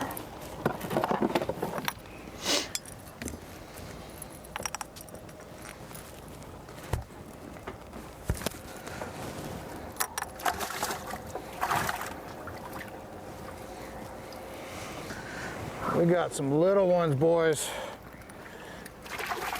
Cody Myers making coals by ounces. He's hoping to make a few pounds of coals so that he can make the top 10 and maybe threaten for Angler of the Year for the Opens, the season coming down to the wire. Today's the last guaranteed day for everyone in the field, and tomorrow the top 10 will end the season out. I'm at the Dakota Lithium Screen of Knowledge. We've been talking about it all day. 3 different fights that we're dealing with. One that will be decided tomorrow who wins this tournament to make the Classic. The other one, Angler of the Year, Cody Meyer, Easton Fothergill. Who's going to win? Easton has to finish 28th or better to be able to lock up Angler of the Year today in the tournament. Cody Meyer obviously looking like he's fishing tomorrow, so if Easton finishes somewhere in the 30s, Cody will have a shot on Championship Saturday. The other battle, the third battle, is the bubble battle, and just for all clearances and disclaimers, Andrew Loberg, Emil Wagner, both tied yesterday in 28th spot. They were higher up. They were 4th and 5th in the points race. They are not on Bass Track with registered weights today, so they're falling way down, and they're going to fall near that bubble today. I'm assuming that they're not actually at 0 and that they will have fish, which will bring them back up into the safe zone. But coming into the tournament, this is how our bottom of the qualification looked. Dakota Ebert 7th. He has taken himself, like he said earlier with that catch, I am in the Elite Series. I am safe. He's probably fishing tomorrow most likely, which means he is well within safe. He'll probably be top 5 in our Angler of the Year race. Evan Kung, Matt Adams, Bo Browning, those are the ones that are having to battle it out. After yesterday, Evan Kung was 35th place, Matt Adams was 32nd place, and Bo Browning was 43rd place. All of them still within a dozen spots of each other. So today, these were the 3 men fighting for 2 spots. One of these anglers will miss the Bassmaster Elite Series by that much. Bo Browning started the day in 43rd, like I said, made a big jump. He's in the top 15 right now, and all he has to do, because Matt Adams and Bo Browning coming into the tournament were tied, one of these anglers has to beat each other by just 1 spot. If they were to be tied, Matt Adams has the tiebreaker. If Matt and Evan were tied, Matt Adams still has the tiebreaker. But if Bo beats Matt by 1 spot, he will jump him in the standings, and then the other question will be, where is Evan in relation to them? Overall right now, they're all within 15 spots on the leaderboard. Bo with the advantage. He would leapfrog into 8th place. Evan slides to 9th, and right now, with less than 30 minutes to go for most anglers, Matt Adams is on the outside looking in. He needs 1 more coal to get to that 8-pound mark to think that he can maybe make the Bassmaster Elite Series. Either way, this is exactly the drama we expected when the season started. We know it's a 9-event season, and somehow it's going to come down to the final day. 27 days, Tommy. It's going to come down to the last day. Exciting stuff. Taking a look at some pictures now of the Yamaha Right Waters Bassmaster Kayak Series scored by Tourney X, fast growing segment of bass tournament fishing. Your chance to go out and catch some big bass out of a kayak is out there. You might want to check that out. Got a big tournament coming up, I believe, on Caddo Lake, Shreveport, Louisiana, if I'm not mistaken. That is, yeah, that's next weekend. Caddo Lake. And, of course, their championship going to be held in conjunction with the Classic. They're going to be at Lake Fork while the anglers in the Classic will be fishing at Ray Roberts. Scan the QR code. 50 minutes, bro. Big one. This thing needs to take us to the promised land.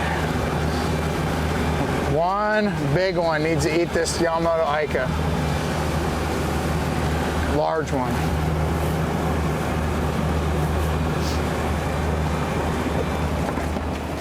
That's the formula for Cody Myers to make it to the Bassmaster Elite Series 2025. Otherwise, he's looking pretty good, whether that one gets eaten or not. Got to say. I mean, let's talk deal in reality here, Ronnie. He's a few hours or 5 more fish from winning Angler of the Year, and he's still like, I might make the Elite Series if I catch one more fish. Well, you know, dial down your expectations. Everything's always a wonderful surprise that way. Sturgeon Creek. I knew going in, too. I knew whoever finished one spot out of the money, man, that's rough. Or one not out of the money, my God. One spot out of the Elite Series, like, it almost seems unfair to go through all this and be so close at the end and not get there. You know, kind of like Kyle did last year.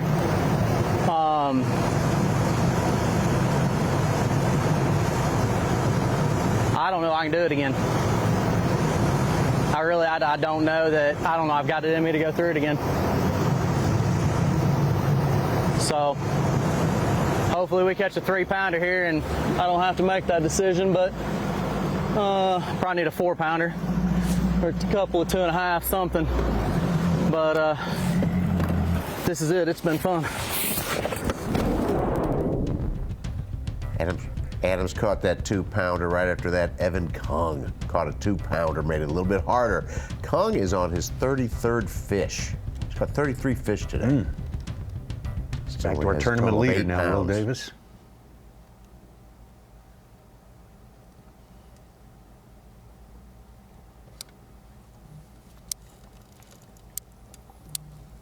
So Matt Adams would need to add about 2 more pounds to get 5 spots ahead of Evan Kung.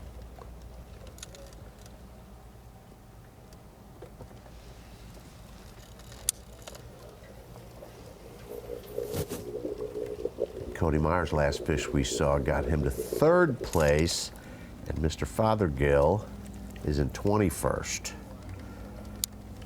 So the postulated possibilities are still on the table for Cody Meyer to fish tomorrow for the EQ Angler of the Year.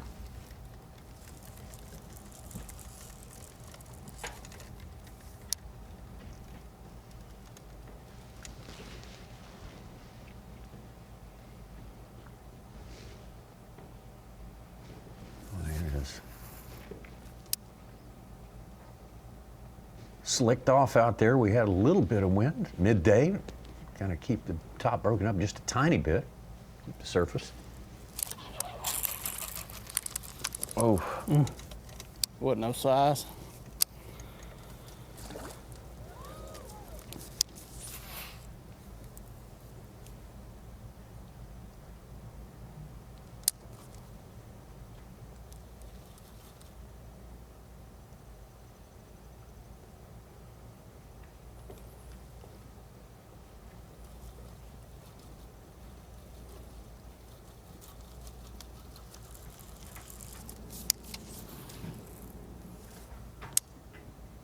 Couple big rallies today from Bo Browning from 43rd into 11th, and Austin Cranford, who has our big fish of the day, a 3.5-pounder.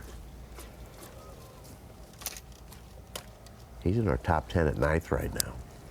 10-14, the big bag of the day. Will Davis next at 10 pounds, 12 ounces.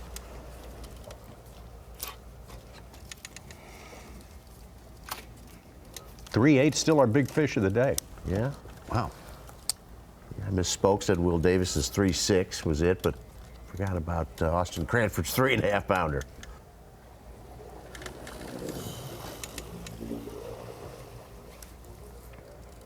Davis still leads the overall with the 4.9 from day 1. I don't know, think that'll be top bill? Well, I don't know, it's gonna be hard.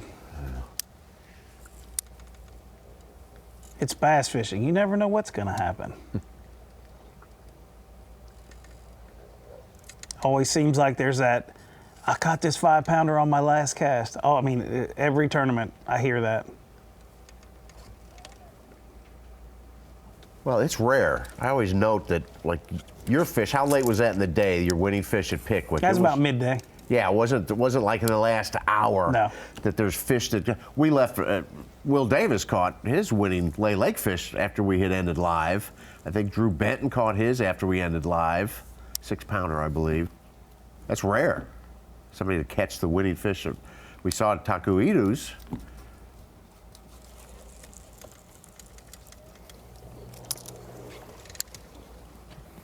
Nobody's saying a word. Everybody's focused on what they're doing. 3.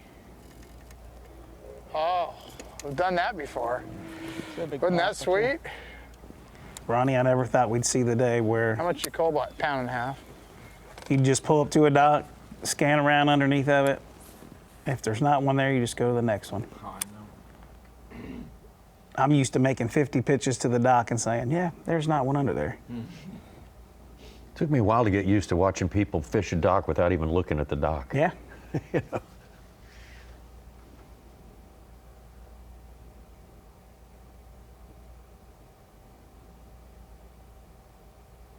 The further you are away from it, the better off you are. It's like Will just bombed a cast to a brush pile away. Ooh. Oh, wow. Wow. He stuck the brush pile? He hit it. Mm-hmm. But, good gosh.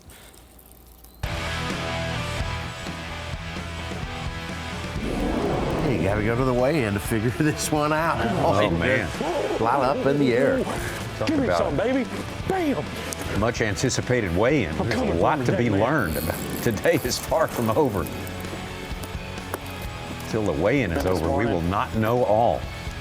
Have a small limit, but they definitely we still may not know everything yet. No, yeah, absolutely. There may be a lot of stuff left to be decided tomorrow when we are down to 10 anglers left from our original field, the last day of school. The Senko, look at that. Nice. Heck yeah, man. Bassmaster opens this year. We got the couple kickers. Look a little different than what Dakota Eberry did yesterday, but we saw game-changer fish for Will Davis. Yeah. 13 on day one, backs it up with, well, if we figure 11 pounds for today. That is super strong. And a very, very tough Lake Martin, but very, very entertaining as well. It's supposed to be hard to catch more fish than everyone else. And that's what these guys are doing. The guys at the top of the leaderboard, only 10 of them tomorrow. That's decided. Starting at 3:30 p.m. Eastern Time right here on Bassmaster.com. We will join you tomorrow morning at 8 a.m. Eastern on FS1. 3 hours of coverage, followed up with coverage on Bassmaster.com, taking you all the way through the weigh-in. So the end of the year is packed with excitement, maybe some plot changes and more. We will see you tomorrow to experience it all.